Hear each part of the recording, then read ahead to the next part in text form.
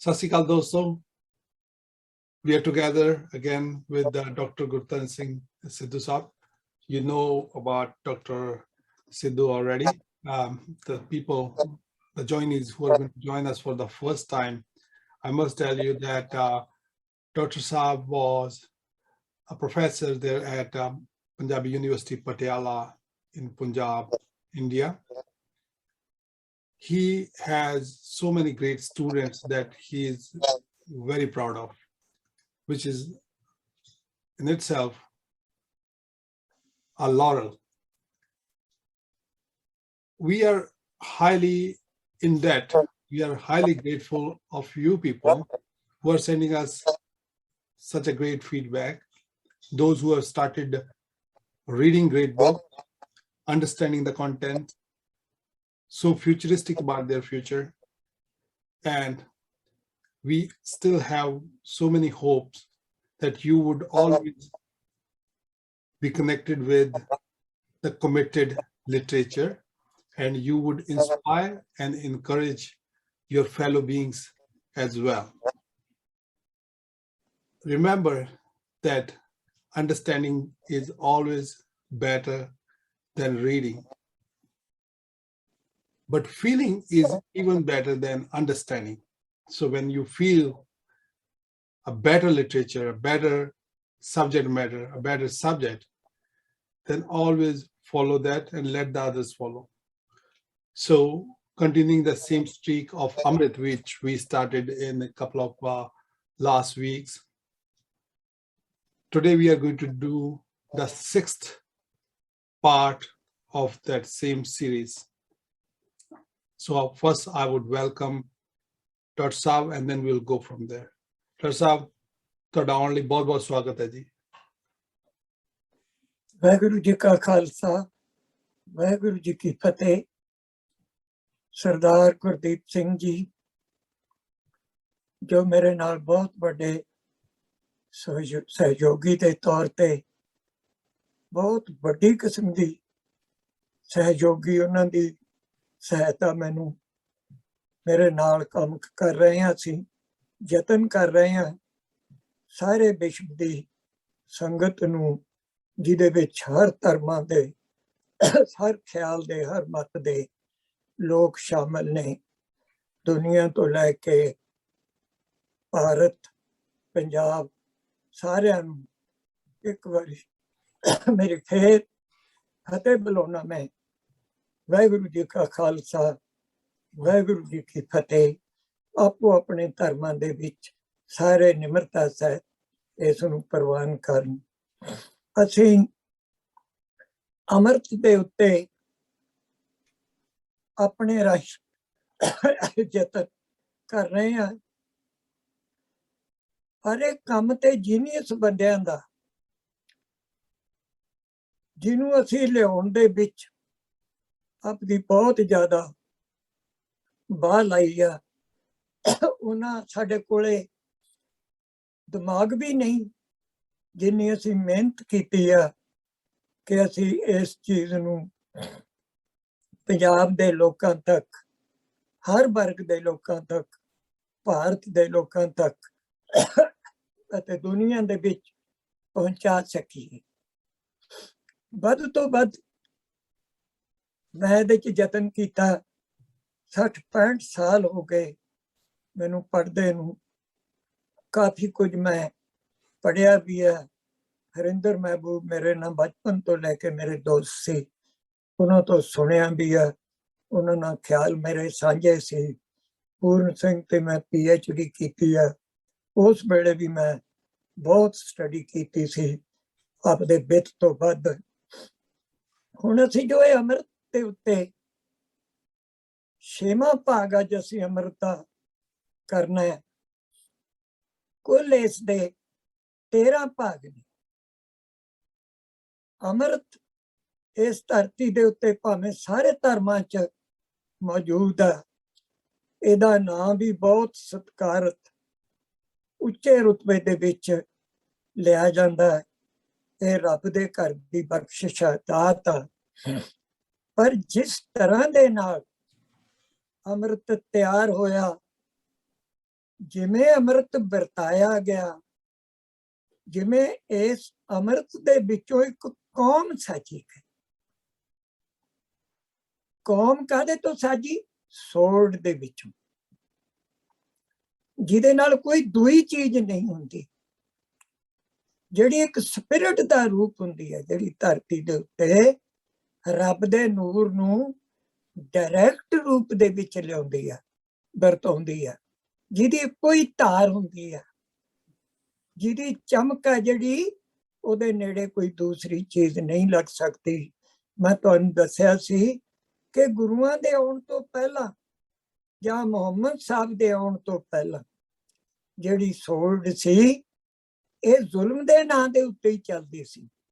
ਬਹੁਤ ਘੱਟ ਜੰਗਾਂ ਨੇ ਜਿਹੜੀਆਂ ਕਿਸੇ ਸੱਚ ਦੇ ਲਈ, ਲੋਕਾਂ ਤੇ ਰਹਿਮ ਕਰਨ ਦੇ ਲਈ ਲੜੀਆਂ ਜਾਂਦੀਆਂ ਸੀ। ਇਹ ਜੰਗਾਂ ਸਾਰੀਆਂ ਜ਼ਰ ਜ਼ੋਰੂ ਜ਼ਮੀਨ, ਜਾਇਦਾਦ, ਜ਼ਮੀਨ, ਇਸਤਰੀ, ਇਹਦੇ ਉੱਤੇ ਹੀ ਕੇਂਦਰਿਤ ਸੀਗੀਆਂ। ਪਰ ਮੁਹੰਮਦ ਸਾਹਿਬ ਨੇ ਇਸ ਸੋੜ ਨੂੰ ਇਲਾਹੀ ਸੋੜ ਦਾ ਰੁਤਬਾ ਦਿੱਤਾ। ਉਹਨਾਂ ਨੇ ਆਪਣੇ ਅਮਲ ਦੇ ਵਿੱਚ ਵੀ ਇਹ ਚੀਜ਼ਾਂ ਜ਼ਾਹਿਰ ਕਰਕੇ ਦਿਖਾਈਆਂ ਨੇ। ਉਹ ਰਹਿਮ ਦਿਖਾਇਆ ਜਿਹੜਾ ਰੱਬ ਵੱਲੋਂ, ਜਿਹੜਾ ਕਿ ਕੁਰਾਨ ਦੇ ਰਾਹੀਂ ਉਹਨਾਂ ਦੇ ਵਿੱਚ ਆਇਆ ਸੀ। ਉਹਨਾਂ ਦੇ ਵਿੱਚ ਬਹੁਤ ਵੱਡੀ ਬਖਸ਼ਿਸ਼ ਸੀ। ਇੱਕ ਵਾਰੀ ਇੱਕ ਦੁਸ਼ਮਣ ਪੈੜਾਂ ਕੱਢਦਾ ਉਹਨਾਂ ਦੇ ਉੱਪਰ ਚਲਿਆ ਗਿਆ, ਉਹ ਸੁੱਤੇ ਪਏ ਸੀ, ਉਹ ਕਿਰਪਾਨ ਖਿੱਚ ਕੇ ਉਹਨਾਂ ਦੇ ਉੱਪਰ ਖੜ ਗਿਆ। ਕਹਿੰਦਾ ਦੱਸੋ ਤੇਰਾ ਕਿਹੜਾ ਗੋਡ ਆ, ਕਿਹੜਾ ਅੱਲਾ ਜਿਹੜਾ ਤੈਨੂੰ ਬਚਾਊਗਾ, ਕੌਣ ਬਚਾਊ ਤੈਨੂੰ? ਉਹ ਮੁਹੰਮਦ ਸਾਹਿਬ ਕਹਿੰਦੇ ਮੇਰਾ ਅੱਲਾ ਹੀ ਮੈਨੂੰ ਬਚਾਊਗਾ। ਉਹਨਾਂ ਦੇ ਅੰਦਰ ਉਹ ਬਰਕਤ ਸੀ। ਉਹਨਾਂ ਨੇ ਬਿਜਲੀ ਨਾਲੋਂ ਤੇਜ਼ ਕੋਈ ਐਸਾ ਕ੍ਰਿਸ਼ਮਾ ਹੋਇਆ, ਉਹਦੇ ਹੱਥ ਚੋਂ ਕਿਰਪਾਨ ਫੜ ਲਈ। ਉਹਨੂੰ ਕਹਿੰਦੇ ਤੂੰ ਦੱਸ ਤੇਰਾ ਕੌਣ ਰਾਖਾ? ਉਹ ਘਬਰਾ ਗਿਆ ਬਹੁਤ, ਬੰਦਾ ਬਹੁਤ ਇੰਨਾ ਘਬਰਾ ਗਿਆ, ਉਹਨੂੰ ਉਹਨਾਂ ਨੇ ਸੋਰਡ ਵਾਪਸ ਦੇਤੀ। ਕਹਿੰਦੇ ਰਹਿਮ ਕਰਨਾ ਮੇਰੇ ਕੋਲੋਂ ਸਿੱਖ। ਜਿਹੜੀ ਇਹ ਬਲੈਸਿੰਗ ਆ, ਇਹ ਇਸਲਾਮ ਦੇ ਵਿੱਚ ਸੂਫੀਆਂ ਫਕੀਰਾਂ ਚ ਆਈ। ਵੱਡੇ ਜਿਹੜੇ ਦਾਨਿਸ਼ਵਰ ਸੀ, ਜਿਹੜੇ ਬਹੁਤ ਐਨਲਾਈਟਨਮੈਂਟ ਦੇ ਵਿੱਚ ਆਏ, ਉਹਨਾਂ ਦੇ ਰਾਹੀਂ ਇਹ ਦਾਤ ਆਈ। ਪਰ ਇਹਦੀ ਇੱਕ ਹੋਰ ਸਿਖਰ ਸੀ ਜੋ ਗੁਰੂ ਨੇ ਚੋਹੀ ਆਪਣੀ ਤਰ੍ਹਾਂ।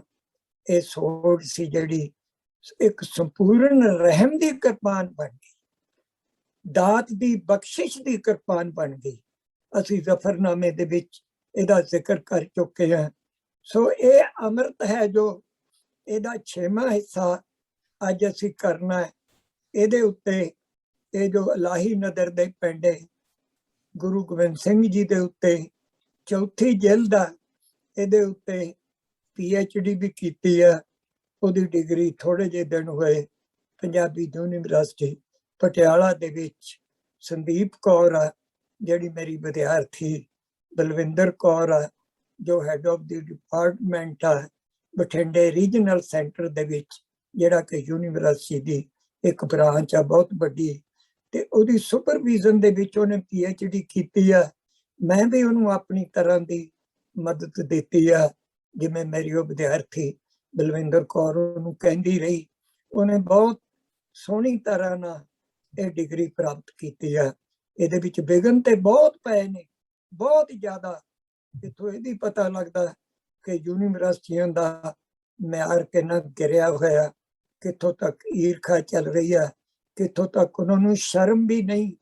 ਮੇਰਾ ਤਾਂ ਇਹ ਵੀ ਯਕੀਨ ਆ, ਜਿੱਥੋਂ ਤੱਕ ਮੇਰਾ ਤਜਰਬਾ ਯੂਨੀਵਰਸਿਟੀਆਂ ਦਾ, ਜਿਹੜਾ ਉਹ ਕੁੜੀ ਨੇ ਕੰਮ ਕੀਤਾ, ਉਸ ਕੰਮ ਦੇ ਬਰਾਬਰ ਦਾ ਸਵਾਲ ਕਰਨ ਵਾਲੇ ਵੀ ਟੀਚਰ ਸ਼ਾਇਦ ਹੀ ਕੋਈ ਹੋਵੇ ਜਿਹਦੇ ਨਾਲ ਉਸ ਲੈਵਲ ਤੇ ਬੋਲ ਸਕੇ ਜਿਸ ਲੈਵਲ ਤੇ ਉਹਨੇ ਕੰਮ ਕੀਤਾ, ਜਿੱਥੋਂ ਤੱਕ ਮੇਰਾ ਐਕਸਪੀਰੀਅੰਸ ਆ। ਸੋ ਅਸੀਂ ਹੁਣ ਇਸ ਅੰਮ੍ਰਿਤ ਦੇ ਉੱਤੇ ਅਗਲਾ 6ਵਾਂ ਹਿੱਸਾ ਚਾਹੁੰਦੇ ਆ। ਉਹਦਾ ਸਿਰਲੇਖ ਹੈਗਾ ਰਹਿਮ ਦੀ ਤੇਗ। ਰਹਿਮ ਜਿਹੜੀ ਸਿਰਫ ਧਰਤੀ ਦੇ ਉੱਤੇ ਬਲੈਸਿੰਗ ਹੀ ਕਰਦੀ ਹੈ, ਭਾਵੇਂ ਮੈਦਾਨੇ ਜੰਗ ਚ ਹੋਵੇ, ਭਾਵੇਂ ਕਿਸੇ ਹੋਰ ਰੂਪ ਚ ਹੋਵੇ। ਇਹ ਰਹਿਮ ਵਰਤਾਉਣ ਵਾਲੀ ਕਿਰਪਾਨ ਆ। ਤੁਸੀਂ ਕਹੋਗੇ ਵੀ ਜੰਗ ਦੇ ਵਿੱਚ ਫਿਰ ਬੰਦੇ ਕਤਲ ਕਿਉਂ ਹੁੰਦੇ ਨੇ? ਇਹ ਭੇਤ ਆ ਜਿਹੜਾ ਇਹ ਗੁਰੂਆਂ ਨੂੰ, ਗੁਰੂ ਗ੍ਰੰਥ ਸਾਹਿਬ ਨੂੰ ਜਾਂ ਕੁਰਾਨ ਨੂੰ ਜਾਂ ਧਰਮ ਗ੍ਰੰਥਾਂ ਨੂੰ ਪੜ੍ਹ ਕੇ ਹੀ ਪਤਾ ਲੱਗਦਾ ਹੈ ਕਿ ਕਈ ਰਹਿਮ ਮੈਦਾਨੇ ਜੰਗ ਵਿੱਚ ਹੀ ਵਰਤਾਏ ਜਾ ਸਕਦੇ। ਉਹਨਾਂ ਦਾ ਹੋਰ ਕੋਈ ਰਸਤਾ ਨਹੀਂ ਹੈਗਾ। ਜਦੋਂ ਕੋਈ ਵੀ ਰਸਤਾ ਰਹਿਮ ਵਰਤਾਉਣ ਦਾ ਨਾ ਹੋਵੇ ਤਾਂ ਰਹਿਮ ਦੀ ਬਖਸ਼ਿਸ਼ ਕਰਨ ਦੇ ਲਈ ਸਾਹਮਣੇ ਆਉਣਾ ਪੈਂਦਾ, ਉਹਦੇ ਹਾਣ ਦਾ ਹੋ ਕੇ ਜਿਹੜੇ ਰੂਪ ਦੇ ਵਿੱਚ ਮਰਜ਼ੀ ਉਹ ਬਖਸ਼ਿਸ਼ ਲੈ ਲਵੇ, ਭਾਵੇਂ ਉਹ ਸੋੜ ਤੋਂ ਖੁਦ ਕਤਲ ਹੋ ਜਵੇ, ਉਹਨੂੰ ਖੁਦ ਵੀ ਕਤਲ ਕਰਨ ਦਾ ਹੱਕ ਆ। ਪਰ ਜਿਹੜਾ ਰਹਿਮ ਦੇਣ ਦਾ ਹੱਕਦਾਰ ਆ ਉਹ ਰਹਿਮ ਦਿੰਦਾ, ਤੇ ਜਿਹੜਾ ਰਹਿਮ ਲੈਣ ਦਾ ਹੱਕਦਾਰ ਆ ਉਹ ਕਤਲ ਹੋ ਕੇ ਰਹਿਮ ਪ੍ਰਾਪਤ ਕਰਦਾ, ਜਾਂ ਮੈਦਾਨੇ ਜੰਗ ਦੇ ਵਿੱਚ ਗੁਰੂ ਦੇ ਰੂਪ ਨੂੰ ਝੁਕ ਕੇ ਸਲਾਮ ਕਰਕੇ ਸਦਾ ਲਈ ਮੈਦਾਨੇ ਜੰਗ ਨੂੰ ਛੱਡ ਕੇ ਚਲਿਆ ਜਾਂਦਾ। ਜਿਵੇਂ ਆਪਣਾ ਸੈਯਦ ਸ਼ਾਹ ਸੀਗੇ, ਉਹ ਜਦੋਂ ਗੁਰੂ ਸਾਹਿਬ ਦੇ ਨਾਲ ਲੜਨ ਆਏ, ਜੋ ਪੀਰ ਬੁੱਧੂ ਸ਼ਾਹ ਜੀ ਦੇ ਰਿਸ਼ਤੇਦਾਰ ਸਾਲੇ ਲੱਗਦੇ ਸੀ, ਉਹਨਾਂ ਦੀ ਘਰਵਾਲੀ ਪਤਨੀ ਜੋ ਨਸੀਰਾਂ ਸੀ ਉਹਦੇ ਭਰਾ ਸੀ, ਉਹ ਜਦੋਂ ਗੁਰੂ ਦਾ ਰੂਪ ਦੇਖਿਆ ਉਹਨਾਂ ਨੂੰ ਲੱਗਿਆ ਕਿ ਇਹਦੇ ਨਾਲ ਕੀ ਲੜਨਾ, ਇਹ ਤੇ ਰੱਬ ਦਾ ਨੂਰ ਆ, ਅਸੀਂ ਤੇ ਇਹਨਾਂ ਨਹੀਂ ਲੜਨ ਆਏ ਆ, ਇਹਦੇ ਨਾਲ ਕਿਵੇਂ ਲੜਾਂਗੇ? ਕਿਉਂਕਿ ਉਹਨੂੰ ਗੁਰੂ ਦੇ ਵਿੱਚ ਉਹੀ ਰੂਪ ਦੱਸਿਆ ਜਿਹੜਾ ਭੀਖਣ ਸ਼ਾਹ ਨੂੰ ਦੱਸਿਆ ਸੀ, ਜਿਹੜਾ ਹਜ਼ਾਰਾਂ ਮੀਲ ਚੱਲ ਕੇ ਉਹਦੇ ਕੁਹਾਰ ਚੁੱਕ ਕੇ ਲਗਾਏ ਉਸ ਗੁਰੂ ਦੇ ਬਾਲ ਰੂਪ ਨੂੰ ਦੇਖਣ ਦੇ ਲਈ।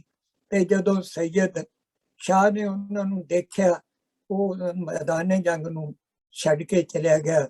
ਕਈ ਮੈਦਾਨੇ ਜੰਗ ਦੇ ਵਿੱਚ ਵੀ ਉਹ ਰਹਿਮ ਜਿਹੜੀ ਆ ਗੁਰੂ ਦੀ, ਉਹਦਾ ਰਸ ਪੀਂਦੇ ਨੇ, ਜਿਵੇਂ ਪੈਂਦੇ ਖਾਂ ਨੇ ਪੀਤਾ, ਜਾਂ ਜਿੰਨੀਆਂ ਗੁਰੂ ਤੇਗ ਬਹਾਦਰ ਗੁਰੂ 6ਵੇਂ ਗੁਰੂ ਦੀਆਂ ਜੰਗਾਂ ਨੇ, ਗੁਰੂ ਹਰਗੋਬਿੰਦ ਸਾਹਿਬ ਦੀਆਂ 4 ਜੰਗਾਂ ਦੇ ਵਿੱਚ ਜਰਨੈਲਾਂ ਨੂੰ ਉਹਨਾਂ ਨੇ ਮੌਕੇ ਦਿੱਤੇ 2-2 ਬਾਹਰ ਕਰਨ ਦੇ, 3-3 ਬਾਹਰ ਕਰਨ ਦੇ। ਉਦੋਂ ਬਾਅਦ ਉਹਨਾਂ ਨੂੰ ਰਹਿਮ ਦੀ ਤੇਗ ਦੀ ਉਹਨਾਂ ਦੇ ਉੱਤੇ ਬਖਸ਼ਿਸ਼ ਕੀਤੀ, ਕਿਉਂਕਿ ਇਹ ਉਹ ਰਸਤਾ ਜਿਹੜਾ ਜ਼ਿੰਦਗੀ ਅਤੇ ਮੌਤ ਦੇ ਲੇਖਿਆਂ ਜੋਖਿਆਂ ਤੋਂ ਬਹੁਤ ਅਗਲਾ। ਇਹਦੀ ਪ੍ਰਾਪਤੀ ਜਿਉਣ ਨਾਲੋਂ ਵੀ, ਮੌਤ ਦੇ ਡਰ ਨਾਲੋਂ ਵੀ ਬਹੁਤ ਅਗਲੀ ਪ੍ਰਾਪਤੀ ਆ। ਭਾਵੇਂ ਕੋਈ ਸੋੜ ਦਾ ਸਵਾਦ ਚੱਖਦਾ, ਭਾਵੇਂ ਗੁਰੂ ਦੇ ਰੂਪ ਵਿੱਚ, ਪੈਗੰਬਰ ਦੇ ਰੂਪ ਵਿੱਚ ਸਵਾਦ ਚਖਾਉਂਦਾ, ਸਵਾਦ ਚੱਖਣ ਵਾਲਾ ਵੀ ਵੱਡਾ ਭਾਗਸ਼ਾਲੀ ਆ, ਚਖਾਉਣ ਵਾਲਾ ਤਾਂ ਵੱਡਾ ਪੈਗੰਬਰ ਹੈਗਾ ਹੀ ਆ। ਸੋ ਇਹ ਭੇਤ ਕੋਈ ਸਧਾਰਨ ਨਹੀਂ। ਵਾਹ, ਅਸੀਂ ਇਹਨਾਂ ਨੂੰ ਹੀ ਨੂਨਦਾਨੀ ਦੇ ਖਾਣੇ ਵਾਂਗੂ ਮਿਥ ਲਈਏ, ਜਿੱਡੀ ਕੱਪ ਦੀ ਅਕਲ ਆ। ਇਹ ਅੰਮ੍ਰਿਤ ਕਿੱਥੋਂ ਆਇਆ? ਇਹਦੇ ਇੰਨੇ ਰਹੱਸ ਨੇ, ਤੁਸੀਂ ਜਦੋਂ ਇਹਨੂੰ ਪੜੋਗੇ ਇਹਦੀਆਂ ਗਹਿਰਾਈਆਂ ਤੱਕ ਅਸੀਂ ਜਾਵਾਂਗੇ। ਜਿਹੜੀ ਸਾਡੀ ਬੁੱਧੀ ਆ, ਤੁਸੀਂ ਦੁਨੀਆ ਦੇ ਕਿਸੇ ਕਵੀ ਨੂੰ ਪੜ੍ਹ ਲਓ, ਜੀਨੀਅਸ, ਹਰ ਕਵੀ ਇਹਦੀ ਤਲਾਸ਼ ਵਿੱਚ, ਹਰ ਕਵੀ ਇਹਦੀ ਤਲਾਸ਼ ਦੇ ਵਿੱਚ ਤੁਰਿਆ ਹੋਇਆ। ਉਹ ਆਪਣੀ ਤਰ੍ਹਾਂ ਕੋਈ ਧਰਤੀ ਛਾਣਦਾ, ਕੋਈ ਸਮੁੰਦਰ ਦੀਆਂ ਹੇਠਲੀਆਂ ਤਹਿਾਂ ਤੱਕ ਜਾਂਦਾ, ਕੋਈ ਧਰਤੀ ਦੀਆਂ ਨਾਲ ਹੇਠਲੀਆਂ ਤਹਿਾਂ ਤੱਕ ਜਾਂਦਾ, ਕੋਈ ਆਕਾਸ਼ ਤੱਕ ਜਾਂਦਾ। ਤੁਸੀਂ ਕੀਟਸ ਦੀ ਐਂਡੀਮੀਅਨ ਪੜ੍ਹ ਕੇ ਦੇਖੋ, ਉਹ ਸਮਝ ਹੀ ਅੰਮ੍ਰਿਤ ਚੋਂ ਆਉਂਦੀ ਹੈ। ਕਿਸੇ ਨੇ ਵੀ ਨਹੀਂ ਉਹਨੂੰ ਅੱਜ ਤੱਕ ਸਮਝਿਆ। ਉਹ ਮੂਰਖ ਜੇ ਆਲੋਚਕ ਨੇ, ਕਿਸੇ ਨੇ ਉਹਦੇ ਤੇ ਕੁਛ ਲਿਖਿਆ, ਕਿਸੇ ਨੇ ਕੁਛ ਲਿਖਿਆ। ਜਿਵੇਂ ਚੈਖੋਵ ਕਹਿੰਦਾ, ਆਲੋਚਕ ਤਾਂ ਹੀ ਹੁੰਦਾ ਜਿਵੇਂ ਘੋੜੇ ਤੇ ਮੱਖੀ ਬੈਠੀ ਹੁੰਦੀ ਹੈ, ਉਹਦਾ ਚੁਭਣਾ ਹੀ ਹੁੰਦਾ, ਕਹਿੰਦਾ ਉਹਦੇ ਕੋਲੇ ਕੁਛ ਵੀ ਨਹੀਂ ਹੁੰਦਾ। ਸੋ ਜਿਹੜੇ ਆਲੋਚਕ ਸੀ ਉਹ ਆਪਦੀ ਅਕਲ ਵਾਂਗੂ ਖਿਆਲ ਦੇਈ ਜਾਂਦੇ ਨੇ। ਪਰ ਤੁਸੀਂ ਐਂਡੀਮੀਅਨ ਪੜ੍ਹ ਕੇ ਦੇਖੋ, ਤੁਹਾਨੂੰ ਦਿਸੂਗਾ ਕਿ ਕੀਟਸ ਉਸ ਅੰਮ੍ਰਿਤ ਦੀ ਤਲਾਸ਼ ਵਿੱਚ ਆ। ਉਸ ਅੰਮ੍ਰਿਤ ਦੇ ਨੇੜੇ ਉਹਦੇ ਬੁੱਲ ਲੱਗੇ ਹੋਏ, ਜਿਹੜਾ ਅੰਮ੍ਰਿਤ ਗੁਰੂ ਲੈ ਕੇ ਆ ਰਿਹਾ। ਉਹ ਸਾਰਿਆਂ ਉਹਨਾਂ ਰਾਹਾਂ ਦੇ ਵਿੱਚੋਂ ਦੀ ਲਗਭਗ ਗੁਜ਼ਰਦਾ। ਉਹ ਬਿਮਾਰ ਸੀ, ਬਹੁਤ ਬਿਮਾਰੀ ਦਾ ਉਹਨੇ ਬੋਝ ਚੁੱਕਿਆ ਸੀ। ਪਰ ਉਹ ਬਿਮਾਰੀ ਨੂੰ ਟ੍ਰਾਂਸੈਂਡ ਕਰਤਾ। ਉਹਨੇ ਸਾਡੇ ਬੋਝ ਚੁੱਕੇ ਹੋਏ ਨੇ। ਸ਼ੇਕਸਪੀਅਰ ਦੇ ਨਾਟਕ ਪੜ੍ਹ ਲਓ, ਇੰਨਾ ਟਾਈਮ ਨਹੀਂ ਹੈਗਾ। ਸਾਰੇ ਦੇ ਸਾਰੇ ਪਲੇ, ਸਾਰੇ ਦੇ ਸਾਰੇ ਗੁਨਾਹਗਾਰ ਲੋਕ, ਸਾਰੇ ਦੇ ਸਾਰੇ ਪਵਿੱਤਰ ਲੋਕ ਨੇ, ਕਿਸੇ ਵੱਡੀ ਪ੍ਰੇਅਰ ਦੀ ਉਡੀਕ ਵਿੱਚ ਨੇ, ਕਿਸੇ ਪੈਗੰਬਰ ਦੀ ਬਖਸ਼ਿਸ਼ ਦੀ ਉਡੀਕ ਵਿੱਚ ਨੇ। ਰੋਮਾਂਟਿਕ ਪੋਇਟਰੀ ਪੜ੍ਹ ਲਓ, ਐਪਿਕ ਦੁਨੀਆ ਦੇ ਪੜ੍ਹ ਲਓ। ਜਿੰਨੇ ਵੀ ਦੁਨੀਆ ਦੇ ਜੀਨੀਅਸ ਨੇ, ਚਾਈਨਾ ਵਾਲੇ ਪਾਸੇ ਨੇ, ਆ ਯਵਾਂਗ ਤਸੀਆ ਜਾਂ ਵਿਜ਼ਡਮ ਆਫ ਚਾਈਨਾ ਦੇ ਜਿਹੜੇ ਬਹੁਤ ਪੁਰਾਣੇ ਸੇਜਸ ਨੇ, ਉਹਨਾਂ ਨੂੰ ਪੜ੍ਹ ਕੇ ਦੇਖ ਲਓ। ਸਾਰੇ ਕਿਸੇ ਬਖਸ਼ਿਸ਼ ਦੀ ਉਡੀਕ ਵਿੱਚ ਨੇ। ਸਾਰਿਆਂ ਦੇ ਅੰਦਰ ਇੱਕ ਥਰਸਟ ਜਿਹੜੀ ਲਗਾਤਾਰ ਚੱਲ ਰਹੀ ਆ। ਉਹ ਥਰਸਟ, ਉਹ ਪਿਆਸ ਆਖਰੀ ਵਾਰੀ ਗੁਰੂ ਸਾਹਿਬ ਤੇ ਬੁਝਦੀ ਆ। ਇਦੋਂ ਅੱਗੇ ਅੰਮ੍ਰਿਤ ਦਾ ਕੋਈ ਰੂਪ ਲੈ ਕੇ ਆਉਂਦਾ ਹੈ, ਉਹ ਲਿਆਵੇ, ਕਿਉਂਕਿ ਧਰਤੀ ਦੇ ਉੱਤੇ ਪੈਗੰਬਰਾਂ ਦੀਆਂ ਉਡੀਕਾਂ ਨੇ। ਜ਼ਿੰਦਗੀ ਉਡੀਕਦੀ ਆ।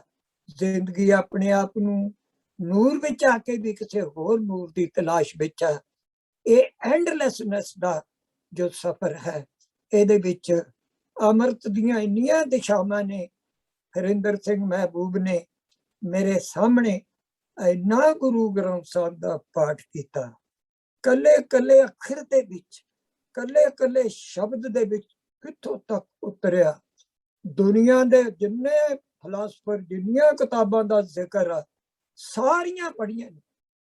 ਇਹ ਨਹੀਂ ਕਿ ਇੱਕ ਚੈਪਟਰ ਪੜ੍ਹ ਲਿਆ, ਟੋਟਲ ਕਿਤਾਬ ਉਹਨੇ ਹਰ ਪੜ੍ਹੀ, ਹਰ ਕਿਤਾਬ ਦੀ ਗਹਿਰਾਈ ਤੱਕ ਗਿਆ, ਤਾਂ ਕਿ ਮੈਂ ਜੋ ਗੁਰੂ ਨਾਨਕ ਸਾਹਿਬ ਵਾਲਾ ਨਿਆਂ ਹੈ, ਸੱਚਾ ਸਾਹਿਬ ਸੱਚੇ ਨਹੀਂ, ਸੱਚਾ ਹੀ ਉਹਦਾ ਨਿਆਂ, ਸੱਚਾ ਹੀ ਉਹਦਾ ਕੰਡਾ, ਸੱਚਾ ਹੀ ਉਹਦੇ ਬੱਟੇ।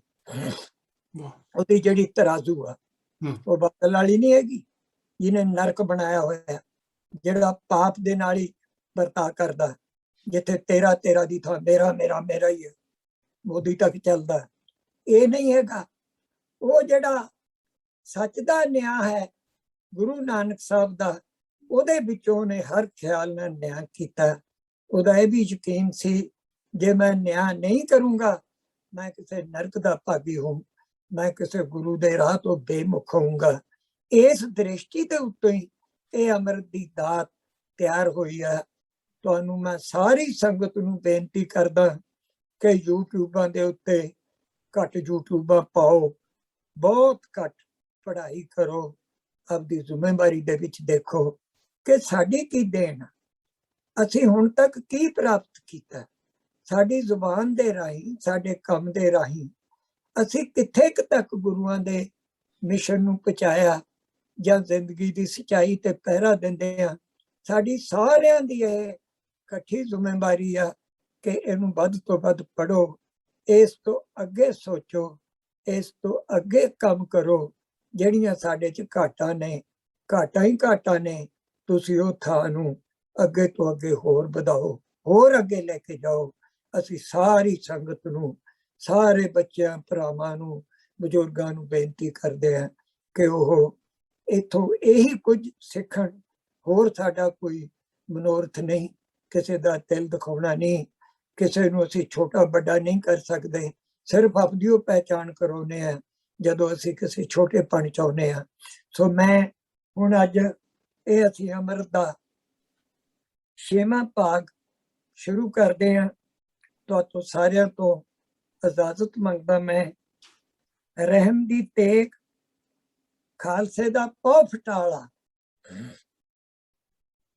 ਇਹਦੋਂ ਪਹਿਲਾਂ ਅਸੀਂ ਪਹਿਲਾ ਭਾਗ ਕਰ ਲਿਆ, ਦੂਜਾ ਕਰ ਲਿਆ, ਤੀਜਾ ਭਾਗ ਹੋ ਚੁੱਕਿਆ, 7ਵਾਂ ਭਾਗ ਹੋ ਚੁੱਕਿਆ, 11ਵਾਂ ਭਾਗ ਹੋ ਚੁੱਕਿਆ। ਸਾਰੇ ਇਹ 13 ਭਾਗ ਨੇ। ਅੱਜ ਅਸੀਂ ਇਹਦਾ 6ਵਾਂ ਭਾਗ ਛੋਇਆ। ਉਦੋਂ ਅੱਗੇ 7 ਭਾਗ ਹੋਰ ਰਹਿੰਦੇ। ਅਸੀਂ ਚਾਹੁੰਦੇ ਹਾਂ ਆਪਣੇ ਯਤਨ ਰਾਹੀਂ ਜਿੰਨਾ ਕੁ ਵੀ ਦੱਸ ਸਕਦੇ ਹਾਂ, ਇਸ ਮਨੋਰਥ ਤੋਂ ਦੱਸਣਾ ਚਾਹੁੰਦੇ ਹਾਂ, ਤਾਂ ਕਿ ਤੁਸੀਂ ਇਸ ਅੰਮ੍ਰਿਤ ਨੂੰ ਜਿੰਨਾ ਕੁ ਸਾਡੇ ਰਾਹੀਂ ਦੱਸਿਆ ਗਿਆ, ਉਹਨਾਂ ਸਮਝਦੇ ਹੋਏ ਅੱਗੇ ਤੋਂ ਅੱਗੇ ਹੋਰ ਇਸ ਦਾਤ ਨੂੰ ਵਧਾਓ, ਇਹਦੀਆਂ ਹੋਰ ਦਿਸ਼ਾਵਾਂ ਦੱਸੋ, ਜੋ ਕੁਝ ਅਸੀਂ ਦੱਸਿਆ ਇਹਦੇ ਵਿੱਚ ਵੀ ਕੋਈ ਘਾਟ ਆ ਉਹ ਵੀ ਪੂਰੀ ਕਰੋ। ਅਸੀਂ ਇਸ ਦ੍ਰਿਸ਼ਟੀ ਤੋਂ ਇਹ ਕੰਮ ਕਰ ਰਹੇ ਹਾਂ। ਹੁਣ ਅਸੀਂ ਇਹ ਸ਼ੁਰੂ ਕਰਦੇ ਹਾਂ ਤੁਹਾਡੇ ਸਾਰਿਆਂ ਦੇ ਸਹਿਯੋਗ ਦੇ ਨਾਲ। ਰਹਿਮ ਦੀ ਤੇਗ ਖਾਲਸੇ ਦਾ ਪਉ ਫਟਾਲਾ। ਪਉ ਫਟਾਲਾ ਕੀ ਸਵੇਰ, ਜਿੰਨੀ ਸਵੇਰ ਸਿੱਖ ਧਰਮ ਦੇ ਵਿੱਚ ਸੋਹਣੀ ਆ, ਕਿਸੇ ਵੀ ਦੁਨੀਆ ਦੇ ਧਰਮ ਦੇ ਵਿੱਚ ਇੰਨੀ ਸੋਹਣੀ ਸਵੇਰ ਨਹੀਂ ਹੈਗੀ। ਕਿਉਂਕਿ ਅੰਮ੍ਰਿਤ ਦੇ ਵੇਲੇ ਹਰਿਮੰਦਰ ਸਾਹਿਬ ਤੋਂ ਸ਼ੁਰੂ ਹੋ ਕੇ ਦੁਨੀਆ ਦੇ ਕੁੱਲ ਗੁਰਦੁਆਰਿਆਂ ਦੇ ਵਿੱਚ ਆਸਾ ਦੀ ਵਾਰ ਦਾ ਪਾਠ ਹੁੰਦਾ, ਜਿਹਦੇ ਵਿੱਚ ਅਸੀਂ ਦਸਮਾਦ ਬਾਰੇ ਇੱਕ ਪੇਪਰ ਵੀ ਲਿਖਿਆ ਹੈ। ਉਹਦੇ ਤੇ ਇੱਕ ਹਿੰਦੂ ਭਰਾ ਨੇ ਕਮੈਂਟ ਵੀ ਕੀਤਾ। ਉਹ ਇੱਕ ਹਿੰਦੂ ਯੂਨੀਵਰਸਿਟੀ ਦੀ ਬ੍ਰਾਂਚ ਆ ਆਸਟ੍ਰੇਲੀਆ ਦੇ ਵਿੱਚ। ਉਹਨੇ ਉਹਦੇ ਤੇ ਜਿਹੜਾ ਕਮੈਂਟ ਆ ਉਹ ਆਪਣੀ ਤਰ੍ਹਾਂ ਨਾਲ ਕੀਤਾ, ਉਹਨੂੰ ਨਾ ਮਨਜ਼ੂਰ ਕਰਦੇ ਹੋਏ। ਉਹਨਾਂ ਦਾ ਜਵਾਬ ਮੈਂ ਕਿਸੇ ਹੋਰ ਟਾਈਮ ਤੇ ਦੇਵਾਂਗਾ, ਕਿਉਂਕਿ ਉਹ ਜਵਾਬ ਬਹੁਤ ਬਾਸਟ ਰੂਪ ਦੇ ਵਿੱਚ ਦੇਣ ਦੀ ਲੋੜ ਆ।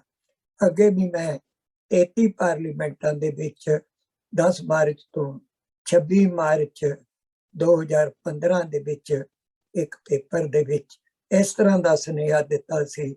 ਮੈਂ ਜੱਜਾਂ ਦਾ ਵੀ ਦੁਨੀਆ ਨੂੰ ਸੁਨੇਹਾ ਦਿੱਤਾ ਕਿ ਸਾਡੇ ਜੱਜ ਨੇ ਜਿਹੜੇ ਇਹ ਕੀ ਕਰ ਰਹੇ ਨੇ, ਇਹਨਾਂ ਦੀ ਕੀ ਸੋਚ ਆ, ਇਹ ਨਿਆਂ ਦੇ ਉੱਤੇ ਕਿੰਨਾ ਕੁ ਪਹਿਰਾ ਦੇ ਰਹੇ ਨੇ ਜਾਂ ਉਹਦੇ ਉੱਤੇ ਕੋਈ ਜ਼ੁਲਮ ਵਰਤਾ ਰਹੇ ਨੇ।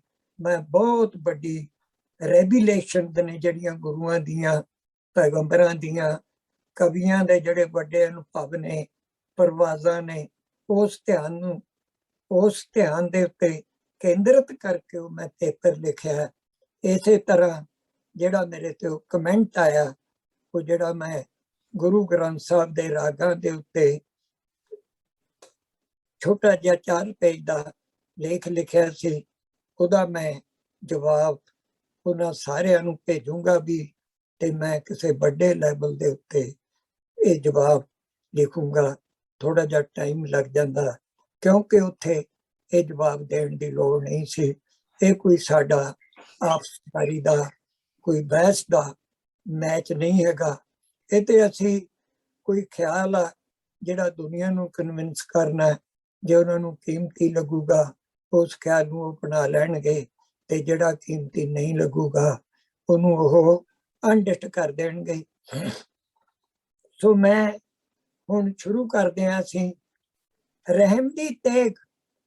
ਜਦੋਂ ਤੁਸੀਂ ਗੁਰੂ ਨਾਨਕ ਸਾਹਿਬ ਵਾਲਾ ਮਹਾਕਾਵਿ ਪੜ੍ਹੋਗੇ, ਉਹਦੇ ਵਿੱਚ ਜਿਹੜੀ ਸਮੇਰ ਪਰਬਤ ਦੇ ਉੱਤੇ ਸਿੱਧਾ ਜੋਗੀਆਂ ਦੇ ਨਾਲ, ਨਾਥਾਂ ਦੇ ਨਾਲ ਗੁਰੂ ਸਾਹਿਬ ਦੀ ਗੱਲਬਾਤ ਹੁੰਦੀ ਆ।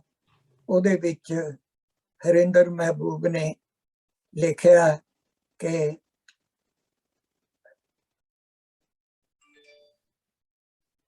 ਖਟ ਕਰਮ 8 ਅੰਗ ਜੋਗ ਦੇ ਗਵਨ ਮਟਾਵਨ ਜਿਹੜਾ। ਖਟ ਕਰਮ 8 ਅੰਗ ਜੋਗ ਦੇ ਗਵਨ ਮਟਾਵਨ ਜਿਹੜਾ। ਉਸ ਧਿਆਨ ਨੂੰ ਨਜ਼ਰ ਨਾ ਆਵੇ ਸਦਾ ਵਿਗਾਸ ਸਵੇਰਾ। ਸਦਾ ਵਿਗਾਸ ਸਵੇਰਾ ਕੀ ਹੈ? ਤੀਜੀ ਕਿਤਾਬ ਪੜ੍ਹੋ ਸ਼ਬਦ ਸਗਾ, ਉਹਦੇ ਵਿੱਚ ਜੋ ਜਪਜੀ ਤੇ ਲਿਖਿਆ ਕਿ ਵਿਗਾਸ ਕੀ ਹੈ, ਕਿ ਵਿਗਾਸ ਆਪਣੇ ਆਪ ਵਿੱਚ ਆ, ਬਾਕੀ ਸਭ ਚੀਜ਼ਾਂ ਰੱਬ ਨੇ ਥਾਪ ਦਿੱਤੀਆਂ। ਉਹ ਵਿਗਾਸ ਜਾਂ ਪੂਰਨ ਸਿੰਘ ਨੇ ਲਿਖਿਆ, ਕਿਉਂਕਿ ਗੁਰਬਾਣੀ ਤੋਂ ਬਿਨਾਂ ਉਸ ਵਿਗਾਸ ਦਾ ਇੱਕ ਵਾਸਟ ਤੇ ਡੀਪ ਸਿਸਟਮ ਨਹੀਂ ਹੈਗਾ। ਉਹਦੇ ਉੱਤੇ ਇੰਨਾ ਕਮਾਲ ਲਿਖਿਆ, ਥਾਂ ਥਾਂ ਤੇ ਹੁੰਦਾ ਜਸਮਾਦ ਜਾਂ ਆਪਣਾ ਵਿਗਾਸ, ਇਹ ਇੱਕੋ ਜਿਹੇ ਰੂਪ ਨੇ ਨੇੜੇ ਤੇੜੇ ਦੇ। ਇਹ ਥਾਂ ਥਾਂ ਤੇ ਪੂਰਨ ਸਿੰਘ ਚ ਵੀ ਆਉਂਦੇ ਨੇ, ਹਰਿੰਦਰ ਮਹਿਬੂਬ ਚ ਵੀ ਆਉਂਦੇ ਨੇ। ਪੂਰਨ ਸਿੰਘ ਦੀ ਜਿਹੜੀ ਮਿਊਜ਼ਿਕ ਆਫ ਦੀ ਸੋਲ ਆ, ਉਹ ਤਾਂ ਹੈਗੀ ਉਹ ਵਿਕਾਸ ਤੇ ਬਸਮਾਤ ਦੇ ਵਿੱਚੋਂ ਪੈਦਾ ਹੋਇਆ ਬਹੁਤ ਵੱਡਾ ਗੁਰਬਾਣੀ ਦਾ ਅਨੁਭਵ ਹੈ। ਇਹਨਾਂ ਚੀਜ਼ਾਂ ਨੂੰ ਇੰਨਾ ਪੜੋ ਕਿ ਕਿ ਤੁਹਾਡੀ ਆਤਮਾ ਦਾ ਸ਼ਿੰਗਾਰ ਬਣ ਜਾਣ, ਹਮ, ਤੁਹਾਡੇ ਅਨੁਭਵ ਦੀ ਪ੍ਰਵਾਸ ਬਣ ਜਾਣ, ਤੁਹਾਡੀ ਸੋਚ ਦੇ ਨਵੇਂ ਤੋਂ ਨਵੇਂ ਖੰਭ ਬਣ ਜਾਣ। ਇਹਨਾਂ ਨੂੰ ਇੰਨਾ ਪੜ੍ਹਨ ਦੀ ਲੋੜ ਹੈ। ਇਹ ਨਹੀਂ ਕਿ ਇੱਕ ਵਾਰੀ ਪੜ੍ਹਿਆ ਸੀ ਜਾਂ 2 ਵਾਰੀ ਪੜ੍ਹਿਆ ਸੀ ਜਾਂ 3 ਵਾਰੀ ਪੜ੍ਹਿਆ ਸੀ। ਬਹੁਤ ਅਧਿਐਨ ਦੀ ਲੋੜ ਹੈ। ਤੁਸੀਂ ਦੇਖਿਓ, ਜਦੋਂ ਇਹਨਾਂ ਚੀਜ਼ਾਂ ਦਾ ਅਧਿਐਨ ਕਰੋਗੇ, ਤੁਹਾਡੀ ਗੱਲਬਾਤ ਤੁਹਾਡੇ ਪਰਿਵਾਰ ਦੇ ਵਿੱਚ ਰਹਿਣੀ ਬਹਿਣੀ ਇੱਕ ਬਹੁਤ ਵੱਡੀ ਸੈਲੀਬ੍ਰੇਸ਼ਨ ਹੋਊਗੀ ਲਾਈਫ ਦੀ। ਇੱਕਾ ਕਲੇਸ਼ ਦੁੱਖ ਤਾਂ ਰਹਿੰਦੇ ਨੇ ਹਰ ਪਰਿਵਾਰ 'ਚ ਹੀ, ਪਰ ਇੱਕ ਬਹੁਤ ਵੱਡੀ ਜ਼ਿੰਦਗੀ ਦੀ ਉਹ ਸੈਲੀਬ੍ਰੇਸ਼ਨ ਆਊਗੀ ਜਿਹੜੀ ਤੁਹਾਨੂੰ ਮਹਿਸੂਸ ਹੋਊਗਾ ਕਿ ਪਹਿਲਾਂ ਇਹ ਸਾਡੇ ਘਰਾਂ 'ਚ ਖੁਸ਼ੀ ਨਹੀਂ ਸੀ। ਭਾਵੇਂ ਸਭ ਕੁਝ ਰੱਬ ਦਾ ਦਿੱਤਾ ਸੀ, ਖੁਸ਼ੀਆਂ ਵੀ ਸੀ, ਪਰ ਇਸ ਹਾਣ ਦੀ ਖੁਸ਼ੀ, ਇਹਦੇ ਹਾਣ ਦੀ ਖੁਸ਼ੀ ਸਾਡੇ ਘਰ ਵਿੱਚ ਪਹਿਲਾਂ ਨਹੀਂ ਸੀ। ਇਹ ਰੱਜਿਆਂ ਹੋਇਆਂ ਦੀ ਖੁਸ਼ੀ ਹੈ, ਮਜ਼ਦੂਰਾਂ ਦੀ ਖੁਸ਼ੀ ਹੈ। ਇਹ ਪੈਸਾ ਜੋੜਨ ਵਾਲਿਆਂ ਦੀ ਖੁਸ਼ੀ ਨਹੀਂ, ਧਨ ਦੌਲਤ ਇਕੱਠੇ ਕਰਨ ਵਾਲਿਆਂ ਦੀ, ਗਰੀਬਾਂ ਨੂੰ ਨਿਚੋੜਨ ਵਾਲਿਆਂ ਦੀ ਖੁਸ਼ੀ ਨਹੀਂ। ਇਹ ਉਹਨਾਂ ਰੱਜੇ ਹੋਏ ਲੋਕਾਂ ਦੀ ਖੁਸ਼ੀ ਹੈ ਜਿਨ੍ਹਾਂ ਨੂੰ ਅਮੀਰ ਤੋਂ ਕੁਝ ਮਿਲ ਹੀ ਨਹੀਂ ਸਕਦਾ, ਜਿਨ੍ਹਾਂ ਦੀ ਲੋੜ ਸਿਰਫ ਗੁਰੂ ਹੀ ਪੂਰੀ ਕਰਦਾ, ਬਾਕੀ ਲੋੜ ਉਹਨਾਂ ਨੇ ਆਪਣੀ ਕਿਰਤ 'ਚ ਪੂਰੀ ਕੀਤੀ ਹੋਈ ਹੈ। ਉਹ ਰੱਜੇ ਹੋਏ ਨੇ, ਉਹ ਸਿਰੇ ਦੇ ਦਾਨੀ ਨੇ, ਉਹ ਸਿਰੇ ਦੇ ਸਿਰ ਦੇ ਦਾਨੀ ਨੇ, ਹਰ ਚੀਜ਼ ਦੇ ਦਾਨੀ ਨੇ। ਕੀ ਬਾਤ ਹੈ। ਰਹਿਮ ਦੀ ਤੇਗ, ਖਾਲਸੇ ਦਾ ਪਉ ਫਟਾਲਾ, ਭੇਦ ਭਰੇ ਤੰਬੂ ਦੇ ਸਾਹਮਣੇ। ਜਿਹੜਾ ਉੱਥੇ ਨੀਲੇ ਰੰਗ ਦਾ ਤੰਬੂ ਲੱਗਿਆ ਹੋਇਆ ਸੀ ਖਾਲਸਾ ਸਾਜਣ ਵੇਲੇ, ਜੋ ਕੇਸ਼ਗੜ੍ਹ ਦਾ ਕਿਲਾ ਹੈ, ਕਿਉਂਕਿ ਉਹ ਕੋਈ ਤੰਬੂ ਦੁਨੀਆਦਾਰ ਤਾਂ ਹੈ ਨਹੀਂ ਸੀ, ਨਾ ਖੇਮਾ ਸੀ। ਜਿਹੜਾ ਤੰਬੂ ਸੀ ਯੋਧਿਆਂ ਦਾ ਸੀ, ਉੱਥੇ ਗੁਰੂ ਦਾ ਇੱਕ ਕੁੱਲੀ ਮੰਨ ਲਓ। ਪੂਰਨ ਸਿੰਘ ਤਾਂ ਸੋਹਣੀ ਦੀ ਕੁੱਲੀ ਨੂੰ ਹੀ ਕਹਿੰਦਾ, ਸੋਹਣੀ ਦੀ ਕੁੱਲੀ ਨੂਰ ਵਿੱਚ ਡੁੱਬੀ, ਉਹੀ ਨੂਰ ਵਿੱਚ ਡੁੱਬੀ ਹੋਈ ਹੈ। ਇਹ ਤੇ ਗੁਰੂ ਦਾ ਤੰਬੂ ਹੈ, ਜਿੱਥੇ ਮਰਜੀ ਧਰਤੀ ਚੁਣ ਲਈ, ਸਾਰੇ ਬ੍ਰਾਹਮਣ ਦੀਆਂ ਬਲੈਸਿੰਗਸ ਆ ਗਈਆਂ, ਸਾਰੇ ਬ੍ਰਾਹਮਣ ਦੀ ਪ੍ਰੇਅਰ ਇੱਥੇ ਚੁੱਕੀ ਹੋਈ ਹੈ। ਜਿਵੇਂ ਗੁਰੂ ਨਾਨਕ ਸਾਹਿਬ ਜਪਜੀ 'ਚ ਕਹਿੰਦੇ ਨੇ, ਹੋਰ ਕਿਤੇ ਤੁਧ ਨੂੰ ਗਾਵਣ ਨਾਨਕ ਕਿਹਾ ਵਿਚਾਰੇ। ਇੰਨੀ ਦੁਨੀਆ ਪ੍ਰੇਅਰ 'ਚ ਲੱਗੀ ਹੋਈ ਆ, ਕੀਟ ਪਤੰਗਿਆਂ, ਪੱਥਰਾਂ ਕੁਦਰਤ ਤੋਂ ਲਾ, ਹਰ ਚੀਜ਼ ਪ੍ਰੇਅਰ ਨਾਲ ਜੁੜੀ ਹੋਈ ਹੈ, ਸਾਊਂਡ ਦੇ ਰਾਹੀਂ, ਮਿਊਜ਼ਿਕ ਦੇ ਰਾਹੀਂ। ਸੋ ਸਾਰੀਆਂ ਚੀਜ਼ਾਂ ਨੇ ਜਿਹੜੀਆਂ ਇਸ ਤੰਬੂ ਵੱਲ ਉਹਨਾਂ ਦੀ ਨਿਗਾਹ ਝੁਕੀ ਹੋਈ ਹੈ, ਇਸ ਬਖਸ਼ਿਸ਼ ਵੱਲ ਉਡੀਕ ਰਹੀਆਂ ਨੇ। ਜਿਵੇਂ ਬੱਚੇ ਗੁਰੂ ਗ੍ਰੰਥ ਸਾਹਿਬ ਤੇ ਜਦੋਂ ਭੋਗ ਪੈਂਦਾ ਐ ਹੱਥ ਮੁੱਠੀਆਂ ਜੋੜੀ ਬੈਠੇ ਹੁੰਦੇ ਨੇ, ਦੇਗ ਉਡੀਕਦੇ ਨੇ, ਇਸ ਤਰ੍ਹਾਂ ਸਾਰਾ ਬ੍ਰਹਮੰਡ ਅੰਮ੍ਰਿਤ ਦੀ ਦੇਗ ਨੂੰ ਉਡੀਕਦਾ। ਸਾਰਾ ਬ੍ਰਹਮੰਡ, ਸਾਰੇ ਬ੍ਰਹਮੰਡ ਦੀ ਨਿਗਾਹ ਲੱਗੀ। ਇਹ ਤੰਬੂ ਕੋਈ ਸਧਾਰਨ ਨਹੀਂ। ਇਹਦੇ ਅਰਥ ਨੇ ਜਿਹੜੇ ਕਵੀ ਦੱਸ ਕੇ ਥੱਕ ਜਾਣਗੇ। ਅਗਲਾ ਕਵੀ ਕਹੂ ਨਹੀਂ ਆ ਵੀ ਦੇਖੋ, ਅਗਲਾ ਕਹੂ ਆ ਵੀ ਦੇਖੋ, ਜਿੰਨੇ ਦੱਸਣਗੇ ਕਮਾਲ ਦੱਸਣਗੇ, ਪਰ ਜਿਹੜਾ ਚਿਹਰਾ ਗੁਰੂ ਦਾ, ਜਿਹੜਾ ਰੂਪ ਆ, ਉਹ ਹਰ ਵਾਰੀ ਵੱਖਰਾ ਦੀਦਾ, ਉਹਦੀ ਸ਼ਾਨ ਵੱਖਰੀ ਆ। ਉਹ ਇੱਕ ਖਿਆਲ 'ਚ ਮਿਥਿਆ ਹੀ ਨਹੀਂ ਜਾ ਸਕਦਾ। ਉਹ ਅਨੰਤ ਹੈ। ਭਾਈ ਨੰਦ ਲਾਲ ਨੇ ਵੀ ਦੱਸਿਆ ਵੀ ਗੁਰੂ ਨੂੰ ਤਾਂ ਦੇਖ ਕੇ ਦੱਸ ਹੀ ਨਹੀਂ ਸਕਦੇ, ਉਹਦੇ ਇੰਨੇ ਰੂਪ, ਉਹਨੂੰ ਨਹੀਂ ਬੁੱਝਿਆ ਜਾ ਸਕਦਾ। ਕਵੀਆਂ ਦੀਆਂ ਕਲਮਾਂ 'ਚ ਇੰਨੀ ਸਮਰੱਥਾ ਨਹੀਂ। ਉਹਦੀ ਕਿਸੇ ਉਚਾਈ ਤੱਕ ਕਵੀ ਇਸ਼ਾਰੇ ਦੇ ਸਕਦਾ, ਪਰ ਉਹਦੀ ਸਿਖਰ ਤੱਕ, ਆਖਰੀ ਸਿਖਰ ਤੱਕ, ਆਖਰੀ ਫੈਸਲਾ ਇੱਕ ਕਵੀ ਵੀ ਨਹੀਂ ਦੇ ਸਕਦਾ। ਭਰੇ ਭਰੇ ਭੇਦ ਭਰੇ ਤੰਬੂ ਦੇ ਸਾਹਮਣੇ ਜਾਪੇ ਪੰਜ ਸਵਾਲੀ। ਉਹ ਜਿਹੜਾ ਤੰਬੂ ਜਿਹਦੇ ਵਿੱਚ ਇੱਕ ਬਹੁਤ ਵੱਡੀ ਮਿਸਟਰੀ ਆ, ਇੱਕ ਭੇਦ ਆ ਕਿ ਇੱਥੋਂ ਕੀ ਹੋਣਾ ਅੱਜ, ਉਹਦੇ ਵਿੱਚ 5 ਪਿਆਰੇ ਸਵਾਲੀ ਦੇ ਰੂਪ ਦੇ ਵਿੱਚ ਖੜੇ ਨੇ, ਕਿਸੇ ਪ੍ਰਾਪਤੀ ਦੇ ਉਡੀਕ ਦੇ ਵਿੱਚ। ਉਹ 5 ਪਿਆਰੇ ਇਕੱਲੇ ਨਹੀਂ, ਸਾਰਾ ਬ੍ਰਹਮੰਡ ਆ, ਉਹਨਾਂ ਨੇ ਉਹਨਾਂ ਨੂੰ ਚੁਣਿਆ, 5 ਨੂੰ ਚੁਣਿਆ। ਹਰ ਚੀਜ਼ ਆ ਜਿਹੜੀ, ਹਰ ਚੀਜ਼ ਦੀ ਉਹ ਸਿਖਰ, ਹਰ ਚੀਜ਼ ਦਾ 5 ਪਿਆਰੇ ਡੈਲੀਕੇਟ ਸੈਲਫ ਨੇ, ਜਿਵੇਂ ਨਾਗ ਗੁਰੂ ਨਾਨਕ ਤੇ ਛਾਂ ਕਰਦਾ, ਕਿਉਂਕਿ ਉਹਦਾ ਡੈਲੀਕੇਟ ਸੈਲਫ ਜਿਹੜਾ ਸਭ ਤੋਂ ਕੀਮਤੀ ਹੈ ਉਹ ਗੁਰੂ ਨਾਨਕ ਚ। ਉਹਨੇ ਡੈਲੀਕੇਟ ਸੈਲਫ ਬਚਾਉਣਾ ਜਿੱਥੇ ਵੀ ਹੈਗਾ। ਜਿਵੇਂ ਮਾਂ ਦਾ ਡੈਲੀਕੇਟ ਸੈਲਫ ਬੱਚੇ ਵਿੱਚ ਆ, ਉਹ ਬੱਚੇ ਤੇ ਆਪਣਾ ਆਪ ਕੁਰਬਾਨ ਕਰ ਦੋ। ਜਿਹੜੀ ਚੀਜ਼ ਦਾ ਡੈਲੀਕੇਟ ਸੈਲਫ ਗੁਰੂ ਚ ਆ, ਉਹ ਗੁਰੂ ਨੂੰ ਬਚਾਊਗੀ। ਦਰਖਤ ਦਾ ਡੈਲੀਕੇਟ ਸੈਲਫ ਗੁਰੂ ਚ ਆ, ਉਹਦਾ ਪਰਛਾਵਾਂ ਨਹੀਂ ਟਲਦਾ, ਉਹ ਛਾਂ ਕਰ ਰਿਹਾ। ਵਾਹ। ਭੇਤ ਭਰੇ ਤੰਬੂ ਦੇ ਸਾਹਮਣੇ ਜਾਪੇ ਪੰਜ ਸਵਾਲੀ, ਉਹ ਪੰਜ ਪਿਆਰੇ ਖੜੇ ਨੇ। ਹੱਥ ਅਦਿਖ ਸੁਹਾਵੇ ਇਸ ਤੇ ਆਣ ਜੁਗਾਂ ਦਾ ਪਾਲੀ। ਉਹ ਗੁਰੂ ਆ ਜਿਹੜਾ ਜੁਗ ਜੁਗ ਦਾ ਮਾਲਕ ਆ, ਉਹਦਾ ਦਿਸਦਾ ਵੀ ਆ ਹੱਥ, ਅਣ ਦਿਸਦਾ ਬਾਣਾ। ਗਾਇਬ ਜ਼ਿਆਦਾ, ਵਿਜ਼ੀਬਲ ਘੱਟ ਆ। ਜਿਵੇਂ ਹਰਿੰਦਰ ਦੀ ਇੱਕ ਪੋਇਟਰੀ ਆ, ਉਹਦੇ ਵਿੱਚ ਇਸਤਰੀ ਦੱਸੀ ਆ ਗੁਰੂ ਦੇ ਰੂਪ ਚੋਂ। ਮੈਂ ਲੰਘਦੀ ਛਿਪਦੀ ਨਾਰ ਪਈ, ਕਿਤੇ ਧੁੱਪੜੀ ਕਿਤੇ ਫੁਹਾਰ ਪਈ। ਰੰਗ ਮੇਰਾ ਖਿੜਦਾ ਭੂਰ ਪਿਆ, ਕੁੜੇ ਸ਼ੌਕ ਮੇਰਾ ਮਨਜ਼ੂਰ ਪਿਆ। ਪੰਜਾਂ ਪਿਆਰਿਆਂ ਚ ਇਸਤਰੀ ਚ ਇੰਨੇ ਰੂਪ ਆਏ। ਚਨਾਹ ਦੀ ਰਾਤ ਕਿਤਾਬ ਪੜ੍ਹ ਕੇ ਦੇਖੋ ਇਹ ਬਲੈਸਿੰਗ ਕਿੱਥੇ ਤੱਕ ਜਾਂਦੀ ਹੈ। ਇਹ ਮੁਸਲਮਾਨ ਭਰਾਵਾਂ ਨੂੰ ਕਿਵੇਂ ਸਾਡੇ ਨਾਲ ਜੋੜਦੀ। ਉਹ ਸੂਫੀਆਂ ਦੇ ਯੁੱਗ ਆਉਂਦੇ ਨੇ, ਉਹ ਟੋਟਲ ਵਰਲਡ ਹਿਸਟਰੀ ਹੈ ਜਿਹੜੀ ਆਪਣੇ ਦੀਨ ਦੀ ਕੰਸ਼ੀਅਸਨੈਸ ਦੀ ਸਿਖਰ ਤੇ ਪਹੁੰਚਦੀ ਹੈ। ਇੱਕ ਸਿਖਰ ਦਾ ਮੇਲਾ ਲੱਗ ਰਿਹਾ। ਸਾਰੀ ਪੋਇਟਰੀ ਪੜ੍ਹ ਕੇ ਦੇਖੋ ਕਿ ਜਿਹੜਾ ਪੂਰਨ ਸਿੰਘ ਪਿਆਰ ਨੂੰ ਪੰਜਾਬ ਨੂੰ ਵਿਰਾਗਿਆ ਸੀ, ਉਹਨੂੰ ਜੋੜਨ ਲਈ ਕਿਵੇਂ ਪੋਇਟਰੀ ਆਈ ਹੈ।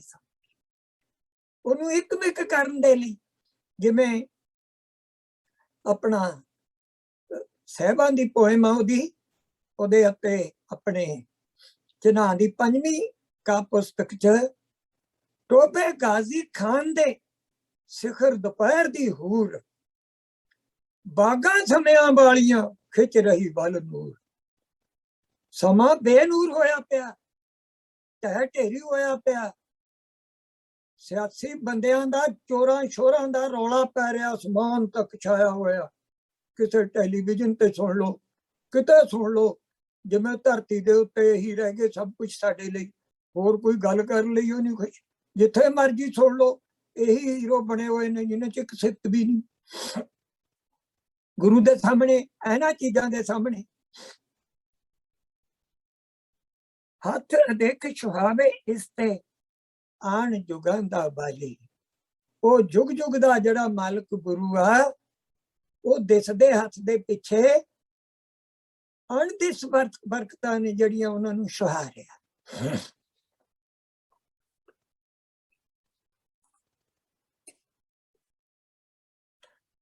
ਮੂਕ ਅਡੀਕ ਮੰਚ ਤੇ ਛਾਈ।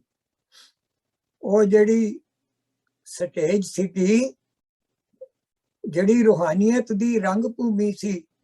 ਇੱਕ ਤਾਂ ਨਾਟਕ ਖੇਡੇ ਜਾਂਦੇ ਨੇ, ਫਿਰ ਡਰਾਮਾ ਹੁੰਦਾ।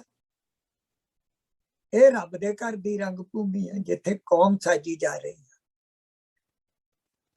ਇਹ ਸੱਚ ਦੀ ਰੰਗ ਭੂਮੀ ਹੈ, ਸੱਚ ਦੀ ਟਕਸਾਲ ਆ ਜਿਹਦੇ ਚੋਂ ਖਾਲਸਾ ਖੜਿਆ ਜਾ, ਸੱਚ ਦੀ ਸਟੇਜ ਆ।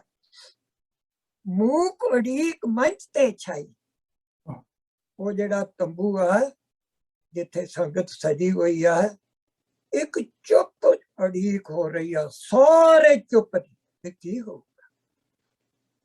ਗੁਰੂ ਦੇ ਅੰਦਰ ਜਿਹੜੀ ਗੰਭੀਰਤਾ, ਉਹ ਮੂਵਮੈਂਟ ਜਿਹੜਾ ਵਾਪਰਨਾ, ਸਾਰੇ ਉਹਨੂੰ ਉਡੀਕਦੇ ਨੇ ਚੁੱਪ ਦੇ ਵਿੱਚ। ਕਿਸੇ ਪਾਸੇ ਵੀ ਕੋਈ ਆਵਾਜ਼ ਨਹੀਂ ਆ ਰਹੀ, ਕੋਈ ਸਰਸਰਾਹਟ ਨਹੀਂ ਹੋ ਰਹੀ। ਮੂਕ ਉਡੀਕ ਮੰਚ ਤੇ ਛਾਈ, ਸ਼ਾਂਤ ਰੂਪ ਸੀ ਖਾਲੀ। ਉਹ ਸ਼ਾਂਤ ਰੂਪ ਸੀ ਜਿਹੜਾ ਅਜੇ ਨੂਰ ਤੋਂ ਸਖਣਾ ਸੀ, ਕਿਉਂਕਿ ਉਹਨੂੰ ਖਾਲਸੇ ਦੀ ਸਿਰਜਣਾ ਦੇ ਰਾਹੀਂ ਭਰਪੂਰ ਕਰਨਾ ਸੀ। ਜਦੋਂ ਖਾਲਸਾ ਸਾਜਿਆ ਗਿਆ, ਸਾਰੇ ਹੀ ਸਾਜੇ ਗਏ, ਸਾਰੇ ਹੀ ਆਪਣੀ ਆਪਣੀ ਥਾਂ ਭਰਪੂਰ ਹੋ ਗਏ। ਉਹ ਖਾਲੀ ਥਾਂ ਨੂਰ ਨਾਲ ਭਰਪੂਰ ਹੋ ਗਈ, ਨੂਰੋ ਨੂਰ ਹੋ ਗਈ। ਇਸ ਥਾਂ ਨਾਲ ਕਾਰਬਾਂ ਆਈ ਬ੍ਰਹਮੰਡਾਂ ਦੀ ਡਾਲੀ। ਇਹਦੇ ਨਾਲ ਸਾਰੇ ਬ੍ਰਹਮੰਡ ਦੀਆਂ ਚੀਜ਼ਾਂ ਕਾਫਲੇ ਦੇ ਰੂਪ ਵਿੱਚ ਆਈਆਂ ਨੇ। ਉਸ ਕਾਰਬਾਂ ਦੇ ਨਾਲ ਸਾਰੇ ਬ੍ਰਹਮੰਡ ਦੀ ਉਹ ਸ਼ਾਖ ਆਈ ਜਿਹਦੇ ਵਿੱਚੋਂ ਸਾਰਾ ਬ੍ਰਹਮੰਡ ਫੁੱਟ ਕੇ ਹਰਾ ਭਰਾ ਹੁੰਦਾ। ਉਹ ਸ਼ਾਖ ਸਾਰਾ ਬ੍ਰਹਮੰਡ ਵੀ ਨਾਲ, ਉਹਦੀ ਉਹ ਸੂਖਮ ਸ਼ਾਖ ਆ ਜਿਹਦੇ ਚੋਂ ਸਾਰਾ ਬ੍ਰਹਮੰਡ ਫੁੱਟਦਾ, ਜਿਵੇਂ ਨਿੱਕੇ ਜਿਹੇ ਸ਼ਾਖ ਚੋਂ ਦਰਖਤ ਫੁੱਟਦਾ ਸੀ।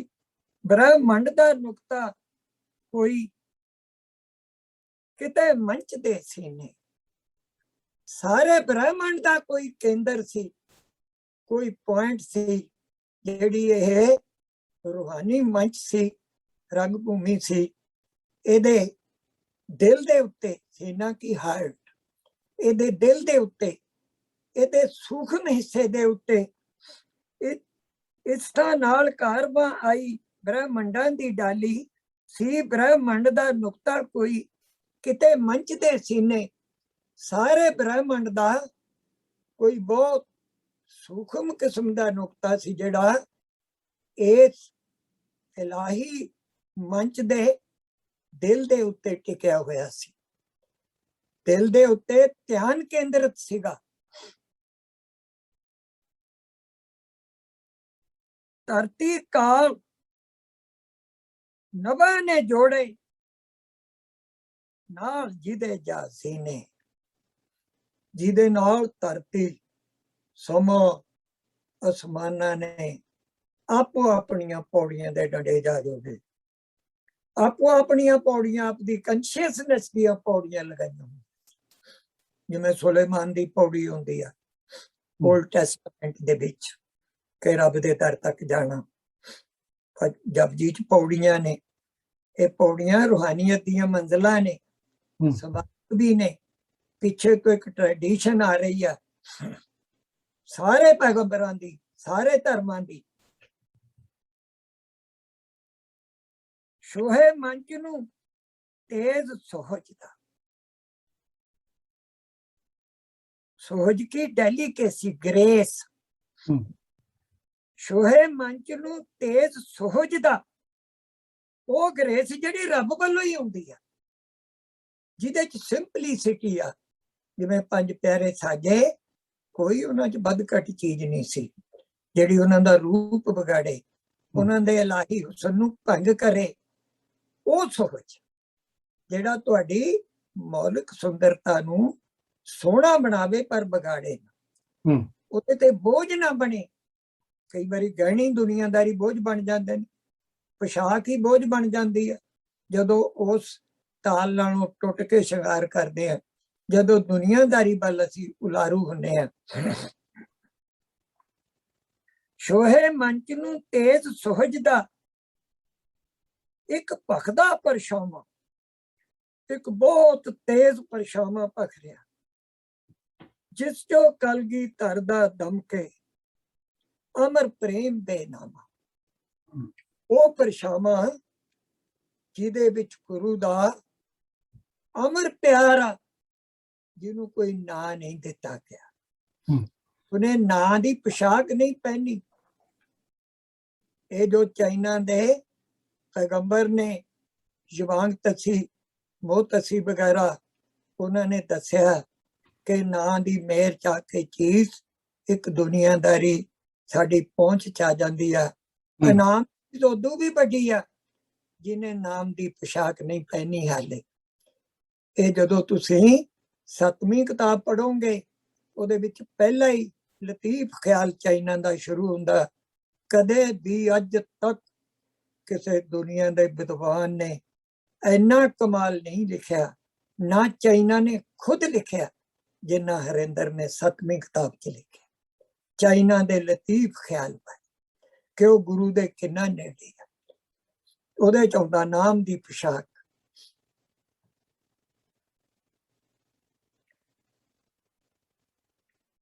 ਜਿਸ ਚੋਂ ਕਲਗੀਧਰ ਦਾ ਦਮਕੇ ਅਮਰ ਪ੍ਰੇਮ ਬੇਨਾਮਾ। ਉਹ ਅਮਰ ਪਿਆਰਾ ਜਿਹੜਾ ਨਾਂ ਤੋਂ ਬਾਹਰ ਆ, ਨਾਂ ਦੇਵੋਗੇ ਫੇਰ ਉਹ ਬਾਹਰ ਪਿਆ, ਉਦੋਂ ਵੀ ਵੱਡਾ। ਨਾਂ ਚ ਕੁਛ ਹੀ ਆਊਗਾ, ਸਾਰਾ ਨਹੀਂ ਆਵੇਗਾ। ਜਿਵੇਂ ਯਹੂਦੀਆਂ ਨੂੰ ਮੋਸਸ ਨੇ 2 ਪੈਗੰਬਰ 2 ਕਿਤਾਬਾਂ ਦਿੱਤੀਆਂ ਧਰਮ ਦੀਆਂ, ਇੱਕ ਤਰੈ ਦਿੱਤੀ ਲਿਖਤੀ, ਇੱਕ ਓਰਲ। ਓਰਲ ਬੇਨਾਮਾ ਸੀ, ਉਹ ਬੇਨਾਮੇ ਨੂੰ ਉਹਨਾਂ ਨੇ ਉਹ ਅਰਥ ਨਹੀਂ ਦਿੱਤੇ ਜਿਹੜੇ ਦੇਣੇ ਚਾਹੀਦੇ ਸੀ। ਇਸੇ ਕਰਕੇ ਯਹੂਦੀ ਧਰਮ ਦੁਨੀਆ 'ਚ ਨਹੀਂ ਫੈਲਿਆ। ਮੈਂ ਉੱਥੇ ਕਮੈਂਟ ਕੀਤਾ ਸੀ ਉਹਨਾਂ ਦੇ ਉੱਤੇ ਵੀ ਤੁਸੀਂ ਇਸੇ ਕਰਕੇ ਨਹੀਂ ਫੈਲ ਸਕੇ, ਇਸੇ ਕਰਕੇ ਯਹੋਵਾ ਜਿਹੜਾ ਇਹਨੂੰ ਦੁਨੀਆ ਦੇ ਜਿਹੜੇ ਗ੍ਰੇਟ ਪੋਇਟ ਨੇ ਉਹਨਾਂ ਨੇ ਜੈਲਸ ਪੈਗੰਬਰ ਕਿਹਾ। ਤੇ ਇਹ ਜਿਹੜਾ ਇਨਾਮ ਗੁਰੂ ਦੇ ਅੰਦਰ ਨਾਮ ਵੀ ਚੱਕ ਕੇ ਖਾਲਸਾ ਸਾਜ ਕੇ, ਫੇਰ ਵੀ ਇਨਾਮ ਉਦੋਂ ਵੱਡਾ ਪਿਆ, ਕੱਥ ਪਿਆ।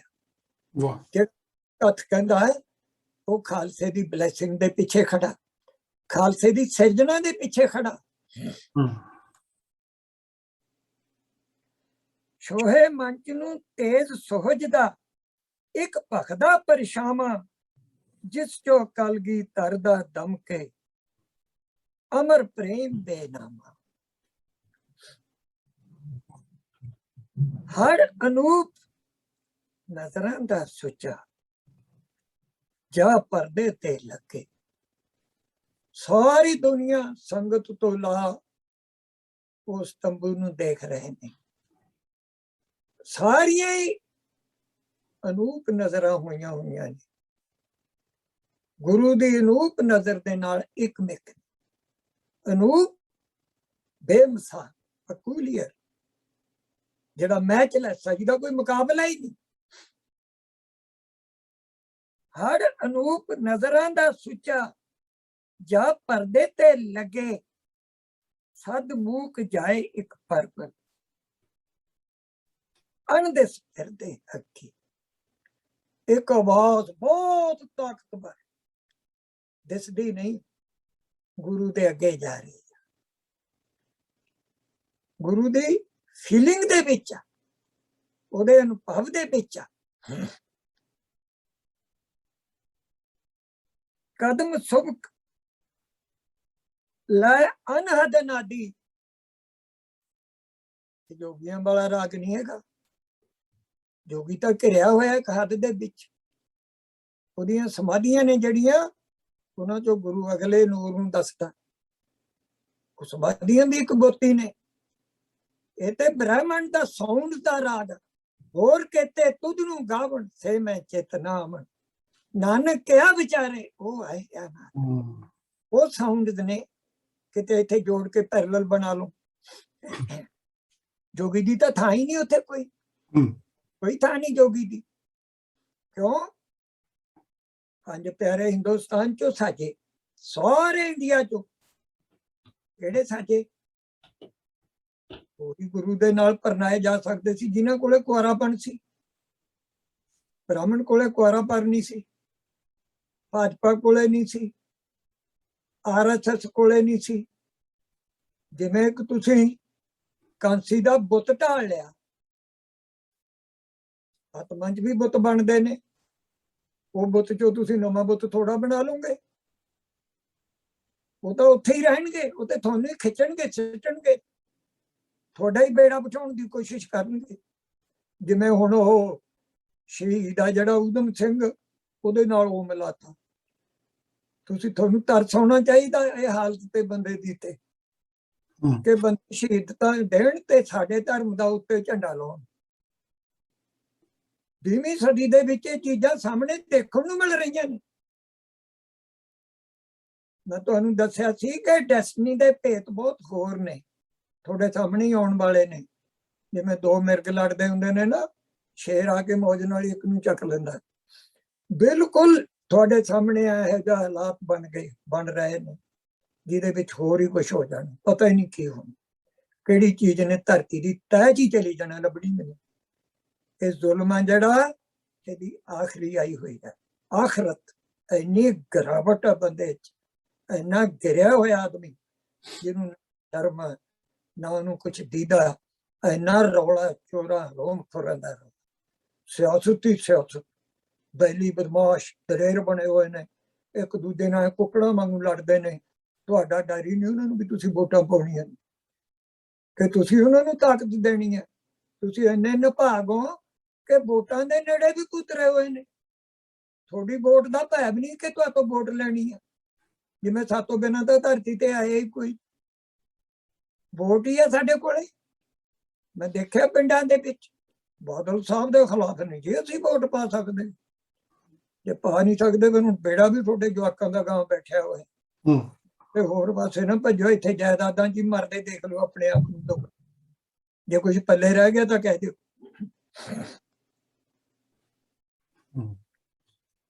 ਸਦ ਮੂਕ ਜਾਏ ਇੱਕ ਪਰਬਲ ਅਣ ਦੇ ਸਿਰ ਦੇ ਅੱਗੇ, ਕਦਮ ਸੁਭਕਲਾ ਅਨਹਦ ਨਾਦੀ ਵਾਂਗ ਉਡੀਕਾਂ ਆਵਣ। ਉਹ ਉਡੀਕ ਦੇ ਵਿੱਚ ਸੀਗੇ ਸਦੀਆਂ ਤੋਂ ਲੈ ਕੇ। ਸਾਊਂਡ ਦੇ ਰਾਹੀਂ ਹੁੰਦੇ, ਕਿਉਂਕਿ ਸਾਊਂਡ ਆ ਜਿਹੜੀ ਇਹ ਆਵਾਜ਼ ਤੋਂ ਆਜ਼ਾਦ ਆ, ਇਹ ਗਲੇ ਦੀ ਆਵਾਜ਼ ਤੋਂ ਆਜ਼ਾਦ ਆ, ਜ਼ੁਬਾਨ ਤੋਂ ਆਜ਼ਾਦ ਆ। ਜ਼ੁਬਾਨ ਤੇ ਪਹਿਰਾ ਲੱਗਿਆ ਬੰਦਿਸ਼। ਜ਼ੁਬਾਨ ਅਕਲ ਕਿਉਂ ਹੁੰਦੀ ਆ? ਸਾਊਂਡ ਅਕਲ ਤੋਂ ਆਜ਼ਾਦ ਹੋ ਕੇ ਕਿ ਜਦੋਂ ਗਾਉਂਗੇ ਇਹ ਨਹੀਂ ਚੰਗੀ ਜੀ ਆਵਾਜ਼ ਕੱਢ ਲੂੰਗੇ। ਸਾਊਂਡ ਨਾਲ ਧੋਖਾ ਨਹੀਂ ਹੋ ਸਕਦਾ, ਜ਼ੁਬਾਨ ਨਾਲ ਧੋਖਾ ਹੋ ਸਕਦਾ। ਜ਼ੁਬਾਨ 'ਚ ਧੋਖਾ ਚੱਲਦਾ। ਇਹ ਬਹੁਤ ਵੱਡਾ ਭੇਦ ਆ ਗੁਰਬਾਣੀ ਦਾ, ਕਿ ਉਹ ਰਾਗ ਦੇ ਵਿੱਚ ਜਿਹੜਾ ਖਲ ਸੀ, ਖਲ ਸਵੱਛੀ। ਕਦਮ ਸੁਭਕਲਾ ਅਨਹਦ ਨਾਦੀ ਵਾਂਗ ਉਡੀਕਾਂ ਆਵਣ। ਜਿਵੇਂ ਕੂੰਜਾਂ ਹੁੰਦੀਆਂ ਨੇ ਐ ਹੁੰਦੀਆਂ ਨੇ ਆਵਾਜ਼ਾਂ ਸੌਂਗਸ, ਤੇ ਨਾਲ ਕੱਸਦਾ ਰਹੇ ਨੇ ਆਪਣੀ ਆਪਣੀ ਤਰ੍ਹਾਂ ਦੇ ਲੈ ਕੇ।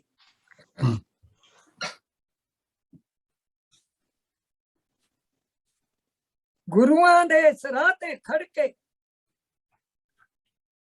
ਨਜ਼ਰਾਂ ਪੈੜ ਜਗਾ।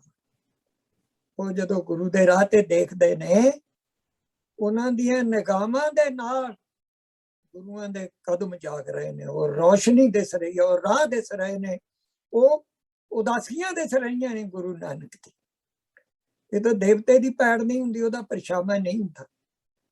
ਗੁਰੂ ਦੇ ਜੋ ਵਰਡ ਇਨ ਫਲੈਸ਼ ਆ, ਜਿਹੜਾ ਗੁਰੂ ਗ੍ਰੰਥ ਸਾਹਿਬ ਜਿਸਮ ਵਿੱਚ ਆ, ਉਹਦਾ ਪੈੜ ਨਹੀਂ ਹੈਗੀ। ਉਹ ਪਿਓਰ ਰੂਪ ਆ, ਉਹ ਸਵੱਛ ਰੂਪ ਆ। ਗੁਰੂਆਂ ਦੇ ਰਾਹ ਤੇ ਖੜ ਕੇ ਨਜ਼ਰਾਂ ਪੈੜ ਜਗਾ। ਉਹਨਾਂ ਦੇ ਸਾਰੇ ਰਸਤਿਆਂ ਦੀਆਂ ਪੈੜਾਂ ਜਾਗ ਰਹੀਆਂ ਨੇ। ਪੈੜਾਂ 'ਚ ਕੀ ਆ? ਰੈਵੀਲੇਸ਼ਨ, ਕੰਸ਼ੀਅਸਨੈਸ ਆ। ਉਹ ਅਮਲ ਆ ਜਿਹੜਾ ਰੈਵੀਲੇਸ਼ਨ ਨੂੰ ਵਰਤਾਉਣ ਲਈ ਆ। ਕਿਸੇ ਵੀ ਰਾਹ ਤੇ ਜਾਣਾ, ਸ਼ਹਾਦਤ ਦੇ ਰਾਹ ਤੋਂ ਲੈ ਕੇ ਧਰਤੀ ਦੇ ਰਾਹ ਤੱਕ, ਗ੍ਰਸਤ ਦੇ ਰਾਹ ਤੱਕ, ਰਾਜਿਆਂ ਤੱਕ, ਵਜ਼ੀਰਾਂ ਤੱਕ, ਜ਼ੁਲਮ ਤੱਕ, ਹਰ ਥਾਂ ਤੇ ਲੈ ਕੇ ਜਾਣਾ। ਉਹ ਪੈੜਾਂ ਰੱਬ ਦੇ ਘਰ ਦੀਆਂ ਪੈੜਾਂ, ਉਹ ਗੁਰਬਾਣੀ ਦੇ ਰਾਹ ਦੀਆਂ ਪੈੜਾਂ, ਰੱਬ ਦੇ ਨੂਰ ਦੀਆਂ ਪੈੜਾਂ। ਤੰਬੂ ਨਾਲ ਖੰਭ ਫੜਕਾਵਣ, ਸਹਿ ਉਡੀਕ ਪਰਵਾਸ। ਸਦੀਆਂ ਪ੍ਰੇਅਰ ਦੀ ਉਡਾਨ ਬਣ ਕੇ, ਪਰਵਾਜ਼ ਬਣ ਕੇ, ਤੇਜ਼ ਉਡਾਰੀ ਜਿਹਨੂੰ ਕੋਈ ਰੋਕ ਨਹੀਂ ਸਕਦਾ। ਤੰਬੂ ਨਾਲ ਉਹਨਾਂ ਦੇ ਖੰਭ ਵੱਜ ਰਹੇ ਨੇ। ਤੰਬੂ ਨਾਲ ਖੰਭ ਫੜਕਾਵਣ, ਸਹਿ ਉਡੀਕ ਪਰਵਾਜ਼ਾਂ, ਦੂਰ ਦੇਸ ਦੇ ਨੂਰ ਲਿਆਵਣ, ਨਾਲ ਕਾਲ ਦੇ ਰਸ। ਦੂਰ ਦੇਸ ਦੇ ਨੂਰ ਸਮੇਂ ਦੇ ਵੀ ਨਾਲ ਰਾਜ ਨੇ। ਤੁਹਾਨੂੰ ਪਹਿਲਾਂ ਮੈਂ ਦੱਸਿਆ ਸੀ ਕਿ ਆਪੋ ਆਪਣੇ ਦੀਪ ਜਗਾ ਸਕਦੀਆਂ। ਜਿਵੇਂ ਉਹ ਹੱਥਾਂ 'ਚ ਦੀਵੇ ਫੜ ਫੜ ਕੇ ਚਾਂਦਨੀ ਸਹਿਰ ਗੁੰਦਾ ਕੇ ਆ ਰਹੀਆਂ ਨੇ ਬਾਬੇ ਨਾਨਕ ਦੇ ਦਰਬਾਰ ਦੇ ਵਿੱਚ। ਸਮੇਂ ਦੀ ਹਰ ਕੀਮਤੀ ਚੀਜ਼ ਬਾਬੇ ਦਰਬਾਰ ਦੇ ਵਿੱਚ ਸੌਂਗ ਬਣ ਕੇ ਹੈ, ਕਾਸਤਾਂ ਦੇ ਰੂਪ ਦੇ ਵਿੱਚ। ਇੰਨੀ ਬਿਊਟੀ ਹੈ ਇਹਦੇ ਪਿੱਛੇ। ਅਮਰ ਦੀ ਦਾਤ ਦੇਖੋ ਤੁਸੀਂ, ਜੀਨੀਅਸ ਦਾ ਕਿੰਨਾ ਫਰਕ ਹੁੰਦਾ। ਜਦੋਂ ਜੀਨੀਅਸ ਕੋਈ ਗੱਲ ਕਰਦਾ ਹੈ, ਘੱਟ ਤੋਂ ਘੱਟ ਉਹ ਜਿਹੜੀ ਗੁਰੂ ਦੀ ਦਾਤ ਆ ਧਰਤੀ ਤੇ ਵਿਆਪਕ ਹੋਈ, ਉਹਦਾ ਕੋਈ ਅਹਿਸਾਸ ਹੁੰਦਾ ਸਾਨੂੰ ਸੱਚ ਨੂੰ। ਕਿਤੇ ਅਸੀਂ ਆਪਣੀ ਅਕਲ ਚ ਅੰਮ੍ਰਿਤ ਮਿਥ ਲੈਨੇ ਆ, ਜਿਹੜਾ ਕਿ ਸਾਡੀ ਅਕਲ ਆ ਇਹ ਲੂਣਾਨੀ ਦੇ ਖਾਨੇ ਜਿਹੜੀ ਹੋਈ ਆ, ਹਰੇਕ ਦੀ ਥੋੜੀ ਬੜੀ ਵੱਧ ਘੱਟ ਹੋ ਸਕਦੀ ਹੈ। ਜੇ ਇਹਦੇ ਦੁਆਲੇ ਘੇਰੇ ਲੱਗੇ ਹੋਏ ਨੇ, ਘੇਰਾ ਭਾਵੇਂ ਕਿੱਡਾ ਵੀ ਲੱਗਿਆ, ਜੇ ਕਿਸੇ ਹੋਮੇ ਦੇ ਵਿੱਚ ਖੜੀ ਹੈ ਏਡੀ ਕੀ ਹੈ। ਇਸੇ ਕਰਕੇ ਸਾਡੀਆਂ ਗੱਲਾਂ ਫੱਬਦੀਆਂ ਨਹੀਂ, ਜਿੰਨੀਆਂ ਮਰਜ਼ੀ ਕਰ ਲਈਏ, ਜਿੰਨਾ ਚਿਰ ਗੁਰੂ ਦੇ ਘਰ ਚ ਪ੍ਰਵਾਨ ਨਹੀਂ, ਇਹ ਉਹਨਾਂ ਚਿਰ ਸਿਰੇ ਨਹੀਂ ਚੜ ਸਕਦੀਆਂ।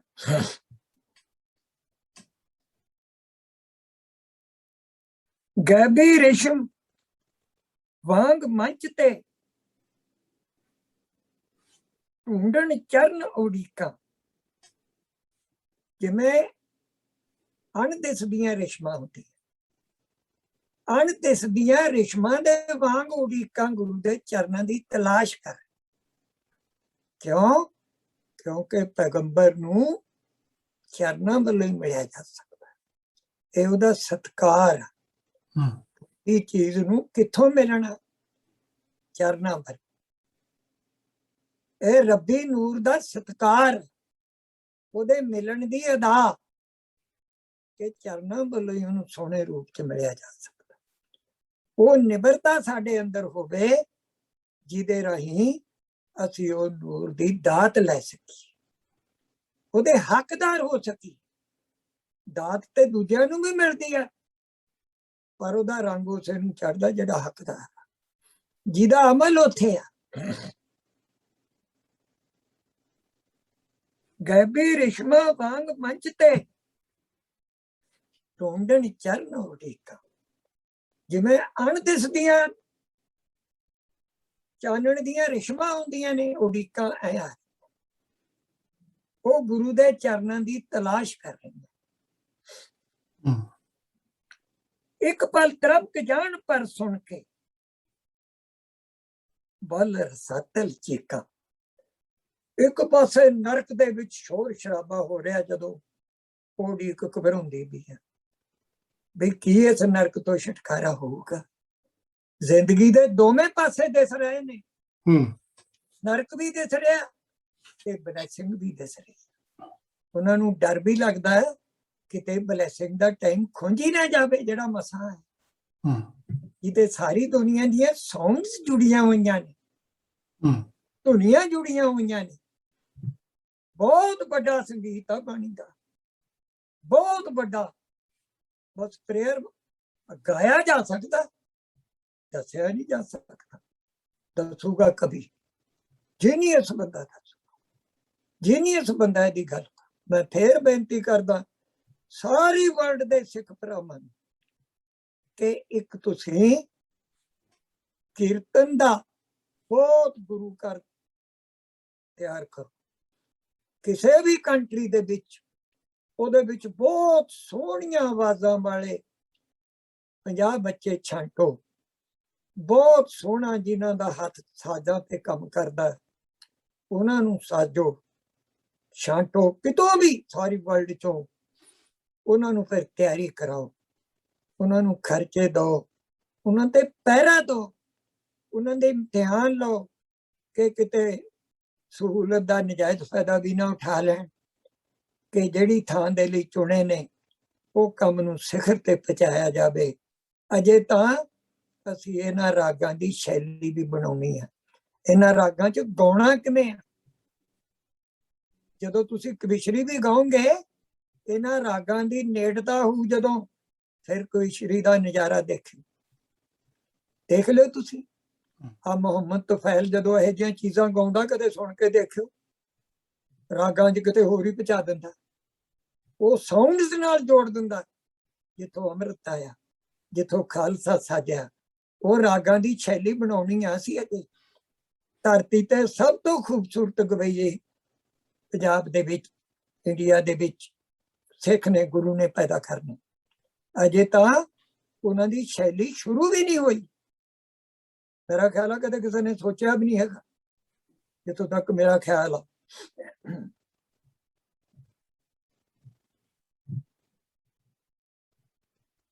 ਧੁੰਦ ਦਹਿਲ ਮੌਤ ਦੇ ਸਾਹਮਣੇ ਆਏ ਖੜ ਅਰਦਾਸਾਂ।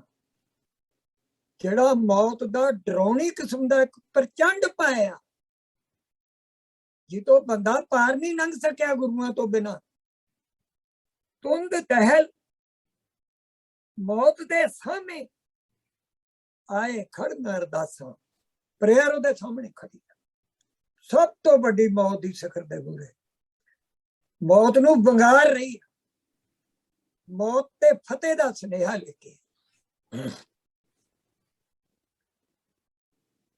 ਤੁੰਦ ਤਹਿਲ ਮੌਤ ਦੇ ਸਾਹਮਣੇ ਆਏ ਖੜਨ ਅਰਦਾਸਾਂ। ਪਰਦਾ ਪਾਟੇ ਰੋਸ਼ਨ ਹੋਵੇ, ਨਵਾਂ ਬਸਲ ਲੈ ਆਸਾ। ਨਵਾਂ ਮਿਲਾਪ ਰੋਸ਼ਨ ਹੋ ਗਿਆ। ਪਰਦਾ ਪਾਟੇ ਰੋਸ਼ਨ, ਪਰਦਾ ਕਾਹਦਾ? ਬੁੱਤ ਦਾ, ਜਿਹੜਾ ਕਾਂਸੀ ਚ ਟਲਿਆ ਹੋਇਆ। ਜੇ ਨਹੀਂ ਟੁੱਟਦਾ ਫਿਰ ਉਸੇ ਨਰਕ ਚ ਖੜਾ, ਫਿਰ ਤੁਹਾਨੂੰ ਵੀ ਨਰਕ ਚ ਖਿੱਚੂਗਾ। ਉਹਨੂੰ ਪਤਾ ਹੀ ਨਹੀਂ, ਉਹਨੂੰ ਤਾਂ ਉਹਦਾ ਨਰਕ ਹੀ ਸਵਰਗ ਲੱਗਦਾ। ਨਾ ਉਹਨੂੰ ਇਹਨਾਂ ਗੱਲਾਂ ਤੋਂ ਸ਼ਰਮ ਆਉਂਦੀ ਹੈ। ਜਿਹੜਾ ਬੰਦਾ ਹੀ ਇਹਦੇ ਚ ਜਿਉ ਰਿਹਾ ਉਹਨੂੰ ਕੀ ਆਉਣੀ, ਜਦੋਂ ਉਹਦਾ ਜੀਵਨ ਹੀ ਇਸ ਤਰ੍ਹਾਂ ਦਾ। ਤੁੰਦ ਦਹਿਲ ਮੌਤ ਦੇ ਸਾਹਮਣੇ ਆਏ ਖੜਨ ਅਰਦਾਸਾਂ। ਪਰਦਾ ਪਾਟੇ ਰੋਸ਼ਨ ਹੋਵੇ, ਨਵਾਂ ਬਸਲ ਲੈ ਆਸ। ਨਵਾਂ ਪਿਆਰ ਮਿਲਾਪ, ਜਿਹੜੀ ਲੰਮੀ ਸਦੀਆਂ ਦੀ ਆਸ ਸੀ, ਸਦੀਆਂ ਦੀ ਪਿਆਸ ਸੀ, ਉਹ ਮਿਲਾਪ ਚ ਆ ਕੇ ਹੁਣ ਬੁਝ। ਹਰ ਚੀਜ਼ ਦੀ ਜਿਹੜੀ ਮੰਜ਼ਿਲ ਸੀ ਉਹਨੂੰ ਸੰਪੂਰਨਤਾ ਮਿਲੀ। ਮੌਤ ਤੋਂ ਪਾਰ ਦਾ ਟਿਕਾਣਾ ਮਿਲਿਆ, ਰੱਬ ਦਾ ਘਰ ਮਿਲਿਆ, ਜਿਹਨੂੰ ਜਾਂਦਿਆਂ ਮੌਤ ਵੀ ਪਿਆਰੀ ਲੱਗਦੀ, ਮੌਤ ਨੂੰ ਵੀ ਬਿਊਟੀਫਾਈ ਕਰਦਾ। ਜਦੋਂ ਮੌਤ ਦੇ ਵਿੱਚ ਦੀ ਰਾਹ ਹੀ ਰੱਬ ਦੇ ਘਰ ਜਾਂਦਾ, ਫਿਰ ਮੌਤ ਨੇ ਸੋਹਣੀ ਹੋਣਾ, ਉਹਦੇ ਰਾਹ ਸੋਹਣਾ ਹੀ ਹੋਊਗਾ। ਤੇਰਾ ਥੋਂ ਸੁਹਾਵਾ ਜੀ, ਜਿੱਥੇ ਜਾਏ ਬਹਿ ਮੇਰਾ ਸਤਿਗੁਰ। ਉਹ ਜਦੋਂ ਰਾਹ ਹੀ ਮੌਤ ਵੱਲ ਜਾਂਦਾ, ਰੱਬ ਦੇ ਘਰ ਵੱਲ ਜਾਂਦਾ, ਅਬੋਰਡ ਹੀ ਗੁਰੂ ਦਾ ਮੌਤ ਤੋਂ ਅੱਗੇ ਆ। ਮੌਤ ਬਿਊਟੀਫਾਈ ਹੋ ਜਾਂਦਾ, ਮੌਤ ਚ ਕੋਈ ਭੈ ਹੀ ਨਹੀਂ ਰਹਿੰਦਾ, ਚਾਨਣ ਹੀ ਚਾਨਣ ਹੋ ਜਾਂਦਾ, ਨੂਰੋ ਨੂਰ ਹੋ ਜਾਂਦੀ ਹੈ। ਮੈਂ ਪਹਿਲਾਂ ਵੀ ਦੱਸਿਆ, ਤੀਜੇ ਗੁਰੂ ਦਾ ਸ਼ਲੋਕ ਹੈ ਰਾਗ ਬਡਹੰਸ ਦੇ ਵਿੱਚ, ਬਡਹੰਸ ਕੀ ਵਾਰ ਦੇ ਵਿੱਚ, ਨਾਨਕ ਗੁਰਮੁਖ ਜਮ ਸੇਵ ਕਰੇ। ਗੁਰਮੁਖ ਦੀ ਜਮ ਸੇਵਾ ਕਰਦਾ, ਜਿਨ ਮਨ ਸੱਚਾ ਹੋਏ। ਜਿਹੜਾ ਮੌਤ ਤੋਂ ਪਾਰ ਦੇ ਘਰ ਤੱਕ ਵਸਦਾ, ਜਿਹਦਾ ਰਾਹ ਮੌਤ ਦੇ ਵਿੱਚ ਦੀ ਜਾਂਦਾ। ਇਸੇ ਕਰਕੇ ਸ਼ਹੀਦ ਮੌਤ ਨੂੰ ਨਾਲ ਹੀ ਲੈ ਜਾਂਦਾ, ਲਾੜੀ ਬਣਾ ਲਿਆ। ਤੇਰਾ ਵੀ ਹਨੇਰਾ ਤੱਕ ਹੀ, ਤੈਨੂੰ ਆਪਣਾ ਆਪ ਹੀ ਸੌਂਪ ਦੇਣਾ, ਤੇ ਤੂੰ ਮੈਨੂੰ ਆਪਣਾ ਆਪ ਸੌਂਪ ਦੇ। ਮੌਤ ਨਹੀਂ ਬਿਊਟੀਫੁਲ ਆ ਜਿਹੜੀ ਰੱਬ ਦੇ ਘਰ ਲਏਗੀ। ਜੇ ਨਾ ਹੁੰਦੀ ਸ਼ਾਇਦ ਰੱਬ ਦਾ ਘਰ ਹੀ ਨਾ ਮਿਲਦਾ। ਕਿੱਡੀ ਖੂਬਸੂਰਤ ਆ ਮੌਤ। ਈਸਾਈ ਉਹਦੇ ਚ, ਯਹੂਦੀ ਧਰਮ ਦੇ ਵਿੱਚ ਬਹੁਤ ਕਮਾਲ ਆ ਮੌਤ ਚਿੱਤਰੀ। ਜੇ ਮੌਤ ਨਾ ਹੋਵੇ ਉਹ ਧਰਮ ਹੀ ਖਤਮ ਹੋ ਜਾਵੇ, ਇੰਨੀ ਖੂਬਸੂਰਤ ਆ ਮੌਤ। ਤੁਹਾਡੇ ਸਾਰੇ ਬੁੱਤ ਪ੍ਰਸਤੀ ਪਖੰਡ ਤੋੜ ਦਿੰਦੀ ਆ ਮੌਤ। ਉਹ ਲਿਸ਼ਕ ਪੈਦਾ ਕਰਦੀ ਹੈ ਜਿਹੜੀ ਰੱਬ ਦੇ ਘਰ ਜਾਣ ਲਈ ਤੁਹਾਨੂੰ ਕਾਬਲ ਬਣਾਉਂਦੀ। ਮੌਤ ਇੱਕ ਕੰਸ਼ੀਅਸਨੈਸ, ਇੱਕ ਤੇਜ਼ ਰੋਸ਼ਨੀ ਬਣ ਜਾਂਦੀ ਹੈ, ਹਰ ਚੀਜ਼ ਹੀ ਬਣਦੀ ਹੈ। ਸਾਡੇ ਕੋਲੇ ਹਾਰਮੋਨੀਅਮ ਪਿਆ ਸੀ ਕੰਨ ਖਾਨੇ, ਦੂਜਾ ਬੰਦਾ ਉਹ ਚੋਂ ਸਾਜ਼ ਕੱਢਦਾ, ਸੁਰ ਕੱਢਦਾ। ਮੌਤ ਦੇ ਵਿੱਚ ਜਿਹੜੀ ਬਿਊਟੀ ਪਈ ਹੈ, ਇਹੀ ਤਾਂ ਗ੍ਰੇਟਨੈਸ ਹੈ। ਕਿ ਮੌਤ ਦਾ ਜਿਹੜਾ ਬਿਊਟੀ ਦਾ ਖਜ਼ਾਨਾ ਹੈ, ਇਹ ਪੈਗੰਬਰਾਂ ਤੋਂ ਬਿਨਾਂ ਨਹੀਂ ਇਹਨੂੰ, ਇਹਦਾ ਦਰ ਖੋਲ ਸਕਦਾ। ਦਰ ਹੀ ਨਹੀਂ ਖੋਲਿਆ, ਇਹਦੇ ਵਿੱਚ ਵੀ ਰੱਬ ਦਾ ਘਰ ਬਣਾਤਾ, ਇਹਨੂੰ ਰੋਸ਼ਨ ਕਰਤਾ, ਇਹਨੂੰ ਬਿਊਟੀਫਾਈ ਕਰ ਦਿੱਤਾ।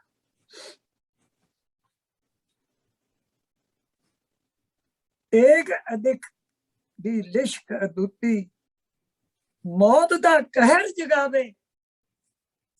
ਉਹ ਮੌਤ ਨੂੰ ਜਗਾ ਰਹੀ ਆ ਕਿ ਤੂੰ ਤਕੜੀ ਹੋ ਪਿਆ। ਤੇਰੀ ਸਿਖਰ ਦੇਖਣੀ ਸੀ, ਤੇਰੀ ਸਿਖਰ ਤੋਂ ਪਾਰ ਜਾਣਾ। ਮੌਤ ਦਾ ਕਹਿਰ ਜਗਾਵੇ, ਜਿਹਨੂੰ ਅਲੰਬਾ ਗੁਰੂ ਦਰਸਦਾ, ਉਮਰ ਉਮੜ ਪੀ ਜਾਵੇ।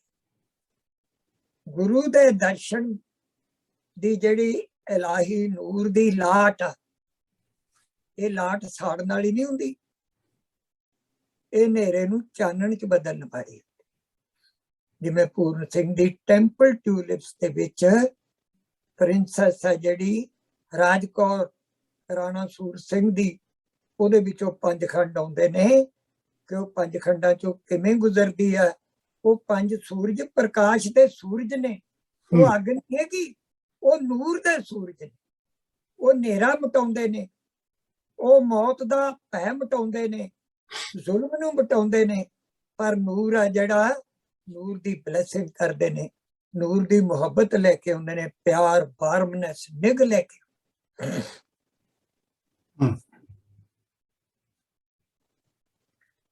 ਜਿਹਨੂੰ ਅਲੰਬਾ ਗੁਰੂ ਦੱਸਦਾ ਉਮੜ ਉਮੜ ਪੀ ਜਾਵੇ। ਗੁਰੂ ਦੇ ਦਰਸ਼ਨ ਕਰਕੇ ਹੀ ਮੌਤ ਨੂੰ ਤੁਸੀਂ ਸ਼ਿੱਦਤ ਨਾ ਪੀਵੋਗੇ ਕਿ ਮੈਂ ਪੀਣੀ ਹੈ, ਮੈਂ ਪੀਣੀ ਹੋ ਕਹੇ। ਉਮੜ ਚਾਹ ਨਾਲ ਪੀ ਕਿ ਮੌਤ ਚੋਂ ਨਜ਼ਾਰਾ ਲੈਣਾ। ਜਿਵੇਂ ਨਿੱਕੇ ਹੁੰਦੇ ਮੈਨੂੰ ਪਤਾ, ਜਦੋਂ ਨਹਾਉਣ ਜਾਂਦੇ ਹੁੰਦੇ ਦੂਰੋਂ ਹੀ ਕੱਪੜੇ ਲਾ ਲੈਂਦੇ ਸੀ ਵੀ ਪਾਣੀ 'ਚ ਛਾਲ ਮਾਰਨੀ। ਚੰਗੀ ਤਰ੍ਹਾਂ ਪਤਾ ਮੈਨੂੰ, ਸਾਡੇ ਨਾਲ ਦੋਸਤ ਹੁੰਦੇ ਸਾਡੇ ਨਹਾਉਣ ਵਾਲੇ, ਐ ਮੌਤ ਵੱਲ ਚਾਹ ਨਾਲ ਜਾ ਉਮੜ ਉਮੜ ਕੇ। ਇਹ ਸਿੱਖ ਸਿੱਖ ਤਾਂ ਜਦੋਂ ਕਿਸੇ ਭੈ ਚ ਆਉਂਦਾ ਉਦੋਂ ਹੀ ਮੌਤ ਨੂੰ ਬਿਊਟੀਫਾਈ ਕਰਦਾ, ਉਹਨੂੰ ਅਸਲਾ ਆਪਣਾ ਆਪਣੇ ਜਦੇ ਦਿਖ ਜਾਂਦਾ। ਪੂਰਨ ਸਿੰਘ ਕਹਿੰਦਾ ਇੱਕ ਸਿੱਖ ਸ਼ਹੀਦ ਹੋਵੇ ਸਾਰੇ ਹੀ ਉੱਥੇ ਪਹੁੰਚ ਜਾਂਦੇ, ਸਾਰੇ ਦੇ ਸਾਰੇ। ਕਹਿੰਦਾ ਇਹ ਉਹਦੇ ਚ ਐਡੀ ਕੰਸ਼ੀਅਸਨੈਸ ਪਈ ਹੈ, ਗੁਰੂ ਨੇ ਉਹਦੇ ਲਹੂ ਚ ਲਿਆਤੀ। ਜਿੱਥੇ ਮਰਜੀ ਬੈਠਾ ਸਿੱਖ ਤਮਾਂ ਦਾ ਮਾਰਿਆ, ਉੱਥੇ ਹੀ ਆ ਜਾਊਗਾ ਭੱਜ ਕੇ, ਸਾਰਾ ਕੁਛ ਰੱਖ ਕੇ ਉੱਥੇ ਹੀ ਆ ਜਾਊਗਾ। ਜਿਵੇਂ ਬੋਸਣ ਮਿੱਤਰਾਂ ਦਾ ਹੈਗਾ ਕਿ ਨਹੀਂ, ਪਤਨਾ ਤੇ ਛੋੜ ਆਈ, ਕੰਡਿਆਂ ਤੇ ਰੱਖਿਆ ਹੀ, ਕਹਿੰਦੀ ਬਾਹਰਲਾ ਜਿਹੜਾ ਪਹਿਰਾਵਾ ਸੀ ਸਾਰੀ ਦੁਨੀਆ ਨੂੰ ਰੋਂਦੀ ਛੱਡਿਆ, ਰੱਬ ਦੇ ਘਰ ਦਾ ਰਾਹ ਚੁਣ ਲਿਆ। ਸਾਰੇ ਇੱਕ ਵਾਰੀ ਆਪਦੇ ਭੁੱਖਾਂ ਚੋਂ ਨਿਕਲੇ ਹੁੰਦੇ ਨੇ, ਕੰਜੂਸ ਵੀ ਨਿਕਲ ਕੇ ਉਹਨਾਂ ਕੁ ਦਾਨ ਕਰਦੇ ਨੇ ਜਿਹੜਾ ਹੋ ਸਕਦਾ। ਸਾਰੇ ਬੰਦਿਆਂ ਨੂੰ ਜਿੱਡੀ ਕੁ ਬਖਸ਼ਿਸ਼ ਦਾ ਹੱਕਦਾਰ ਆ, ਸ਼ਹੀਦ ਦੇ ਵਿੱਚੋਂ ਬਖਸ਼ਿਸ਼ ਹੁੰਦੀ ਆ, ਉਹਨਾਂ ਕੋ ਹੁੰਗਾਰਾ ਦਿੰਦੇ ਨੇ। ਅੰਤ ਤੇਗ ਸਾਹਮਣੇ ਲਿਸ਼ਕੀ ਪੀ ਅਕਾਲ ਚਲਕਾਰਾ।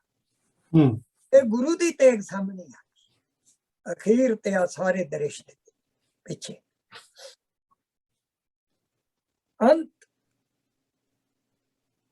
ਅੰਤ ਤੇਗ ਸਾਹਮਣੇ ਲਿਸ਼ਕੀ ਪੀ ਅਕਾਲ ਚਲਕਾਰਾ। ਜਿਹੜੀ ਲਿਸ਼ਕ ਐਂਡਲੈਸਨੈਸ ਦੀ, ਟਾਈਮਲੈਸਨੈਸ ਦੀ, ਜਿਹੜੀ ਟਾਈਮ ਤੋਂ ਵੀ ਅੱਗੇ ਦੀ ਲਿਸ਼ਕ ਸੀ, ਉਹਦੇ ਚਲਕਾਰੇ ਨੂੰ ਢੀਕ ਲਿਆ। ਢੀਕਣਾ, ਭਰਪੂਰ ਹੋ ਜਾਣਾ। ਉਹ ਲਿਸ਼ਕਾਰਾ ਜਿਹੜਾ ਉਹ ਤੁਹਾਡੇ ਅੰਦਰ ਛੱਲਾ ਮਾਰਦਾ ਹੋਵੇ। ਅੰਤ ਤੇਗ ਸਾਹਮਣੇ ਲਿਸ਼ਕੀ ਪੀ ਅਕਾਲ ਚਲਕਾਰਾ। ਜਿਸ ਦੀ ਅਮਰ ਧਾਰ ਤੇ ਚੱਲ ਕੇ ਦਿਸੇ ਜੁਦਾ ਦਿਸਦਾ। ਉਹ ਕਿਰਪਾਨ ਦੀ ਅਮਰ ਧਾਰ, ਜਿਹਦੇ ਤੋਂ ਖਾਲਸਾ ਸੱਚ ਹੈ, ਉਹ ਅਮਰ ਤੇਗ, ਉਹ ਅਮਰ ਹੀ ਰਹੂਗੀ। ਨਿਸ਼ਾਨ ਸਾਹਿਬ ਵੀ ਅਮਰ ਹੀ ਰਹੂਗਾ, ਜਿਹਦੇ ਬਾਰੇ ਅਸੀਂ ਇੱਕ YouTube 'ਚ ਦੱਸਿਆ ਬਕਾਇਦਾ, ਜਿੰਨੀ ਸਾਡੀ ਮਤ ਕੰਮ ਕਰਦੀ ਹੈ। ਜਿਸ ਦੀ ਅਮਰ ਧਾਰ ਤੇ ਚੱਲ ਕੇ ਦਿਸੇ ਜੁਦਾ ਦਿਸਦਾ। ਚਾਰ ਚੁਫੇਰੇ ਜਿਹੜਾ ਤਾਰਾ ਚਮਕਦਾ, ਧਰੂ ਤਾਰੇ ਦੀ ਰੋਸ਼ਨੀ ਹੈ ਜਿਹੜੀ, ਉਹਦੇ ਤੇ ਅਮਰ ਰੂਪ ਵਿੱਚ ਸਦਾ ਦਿਸ ਰਹੀ। ਸਦਾ ਵਿਆਪਕ, ਉੱਚੀ ਤੋਂ ਉੱਚੀ ਚੀਜ਼ ਨਾਲ ਤਸ਼ਬੀਹ ਦੇਣ ਲਈ ਦੱਸਿਆ।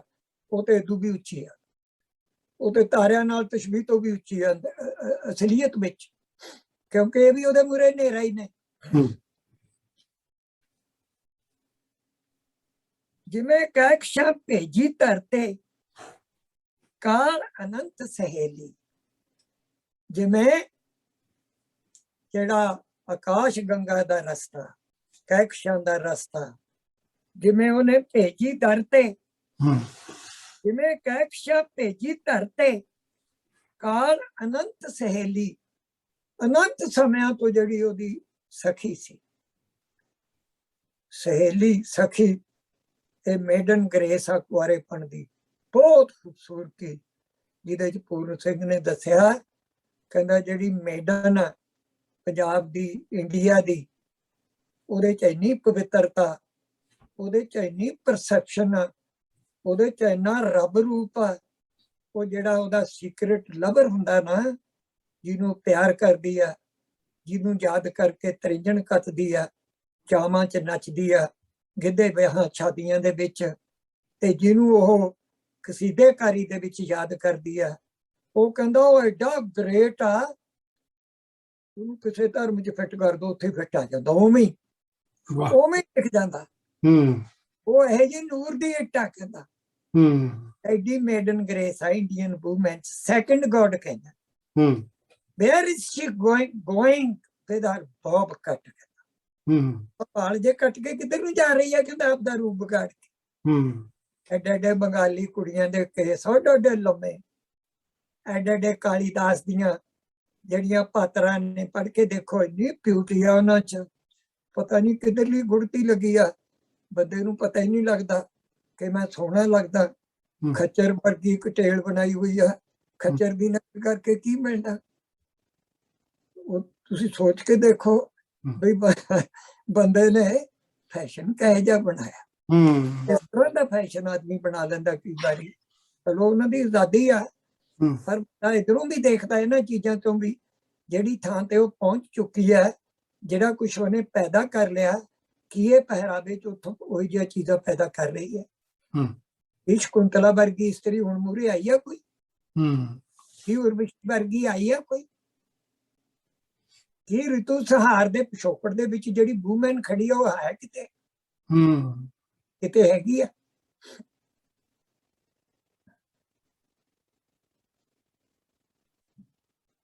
ਜਿਵੇਂ ਕਹਿਕਸ਼ਾ ਭੇਜੀ ਧਰਤੇ, ਕਾਲ ਅਨੰਤ ਸਹੇਲੀ, ਅਨੰਤ ਸਮਿਆਂ ਤੋਂ ਜਿਹੜੀ ਉਹਦੀ ਸਖੀ ਆ, ਜਿਵੇਂ ਉਹਨੇ ਧਰਤੀ ਤੇ ਉਹਨੂੰ ਭੇਜਿਆ ਹੋਵੇ ਵੀ ਸਾਡੇ ਲਈ ਵੀ ਬਲੈਸਿੰਗ ਲੈ ਕੇ ਆ। ਧਰਤੀ ਤੇ ਬਲੈਸਿੰਗ ਵਰਤ ਰਹੀ ਆ। ਕੁਆਰੇਪਣ ਦੇ ਵਿੱਚ ਕਹਿਕਸ਼ਾ ਸਾਰੀ ਹੈ ਸਹੇਲੀ ਦੇ ਰਾਹੀਂ, ਕਿਉਂਕਿ ਮੇਡਨ ਜਿਹੜੀਆਂ ਹੈਗੀਆਂ ਨੇ, ਉਹ ਇੱਕ ਸਹੇਲੀ ਚ ਸਾਰੀਆਂ ਇੱਕ ਮਿਕ ਹੁੰਦੀਆਂ। ਜਿਵੇਂ ਆਪਣਾ ਗੀਤ ਗੋਬਿੰਦ ਚ ਜੈਦੇਵ ਕਹਿੰਦਾ, ਜਿਹੜੀਆਂ ਰਾਧਾ, ਉਹ ਜਿਹੜੀਆਂ ਉਹਦੀਆਂ ਸਖੀਆਂ ਨੇ, ਉਹਦੀ ਲੱਕ ਦੀ ਪੇਟੀ ਦੀ ਪੈਲ ਵਰਗੀਆਂ ਹੀ ਨੇ, ਗੁਰੂ ਛਣ ਕਰਦੇ, ਉਹਦੀ ਬਿਊਟੀਫਾਈ ਕਰਨ ਵਾਲੀਆਂ ਹੀ ਨੇ। ਪਹਿਲਾਂ ਕਿਉਂ ਕੁਈਨ ਨੂੰ ਬਿਊਟੀਫਾਈ ਕਰਨ ਵਾਲੀਆਂ ਨੇ, ਉਹ ਜੇਬ ਦੀ ਸ਼ਣਕਾਰ ਨੇ, ਉਹਦੇ ਜਿਸਮ ਦੀ ਬਿਊਟੀ ਨੇ, ਸ਼ਿੰਗਾਰ ਨੇ। ਲੱਖਾਂ ਇਸਤਰੀਆਂ ਇਕੱਠੀਆਂ ਹੋ ਕੇ ਉਹਨੂੰ ਦੱਸ, ਉਹ ਇੰਨੀ ਸੂਖਮ ਆ, ਇੰਨੀ ਸੂਖਮ ਆ, ਕਹਿੰਦਾ ਚਾਕੀ ਕਰਨ ਦੀ ਜੇ ਉਹਦੇ ਚ ਖੁੱਭ ਜੇ, ਉਹ ਡੈਥ ਹੋ ਜੂਗੀ। ਡੈਥ ਇਨ ਲਵ ਬਹੁਤ ਗ੍ਰੇਟ ਹੈ, ਇੰਨੀ ਸੂਖਮਤਾ ਚਿੱਤਰ। ਪਰ ਫਿਰ ਇਹ ਸੂਖਮਤਾ ਨੂੰ ਪ੍ਰਚੰਡ ਤੱਕ ਵੀ ਲੈ ਕੇ ਆਉਣਾ, ਗੁਰੂ ਦੇ ਅੰਮ੍ਰਿਤ ਚ ਮਾਈ ਭਾਗੋ ਬਣਨਾ, ਜਦੋਂ ਮਾਤਾ ਸੁੰਦਰੀ ਬਣਨਾ, ਜਿਹੜੀਆਂ ਅੱਜ ਇਸਤਰੀਆਂ ਖੜੀਆਂ ਨੇ ਡਟੀਆਂ, ਇਸ ਰੂਪ ਚ ਵੀ ਆਉਣਾ ਹੈ। ਸੂਖਮਤਾ ਵੀ ਸਿਰੇ ਦੀ, ਪ੍ਰਚੰਡਤਾ ਵੀ ਸਿਰੇ ਦੀ, ਦੋਨੇ ਹੀ ਰੂਪ ਸਿਖਰ ਤੇ, ਦੋਵੇਂ ਰੂਪ ਦੀ ਹੀਰ ਚ ਵੀ ਨੇ। ਪਹਿਲਾਂ ਰਾਂਝੇ ਚਮਕਾ ਮਾਰ ਕੇ ਪਿੰਡੇ ਚ ਖੁੱਭ ਜਾਂਦੀਆਂ ਨੇ, ਫਿਰ ਮਿਹਰਬਾਨ ਹੁੰਦੀ ਹੈ। ਰਾਂਝੇ ਉੱਠ ਕੇ ਆਖਿਆ ਵਾਹ ਸੱਜਣ, ਹੀਰ ਹੱਸ ਕੇ ਤੇ ਮਿਹਰਬਾਨ। ਉਹਨੇ ਸੱਜਣ ਕਿਹਾ ਜਦੋਂ ਉਹਦੇ ਅੰਦਰੋਂ ਉਹਨੂੰ ਆਪਦਾ ਸੀਕ੍ਰੇਟ ਲਵਰ ਦੱਸਿਆ, ਜਿਹੜੀ ਕਹਿਕਸ਼ਾਂ ਦੀ ਸਹੇਲੀ ਸੀ, ਸੀਕ੍ਰੇਟ ਲਵਰ ਦੱਸਿਆ, ਇੱਕਦਮ ਮਿਹਰਬਾਨ, ਪਰੀ ਹੱਸ ਕੇ ਤੇ ਮਿਹਰਬਾਨ। ਧਰਤੀ ਤੇ ਪਰੀ ਹੂਰ ਆ, ਤੇ ਕਿੱਡੀ ਬਿਊਟੀ ਹੈ। ਕਿੱਧਰ ਨੂੰ ਮਰਜੀ ਲੈ ਜਾ, ਮਾਰਨ ਦਾ ਕੀ ਹੈ? ਅੰਮ੍ਰਿਤ ਤੇ ਜਾ ਕੇ ਵੀ ਇਹਨਾਂ ਚੀਜ਼ਾਂ ਦੀ ਕੋਈ ਥਾਂ, ਉੱਥੇ ਪਹੁੰਚੀਆਂ।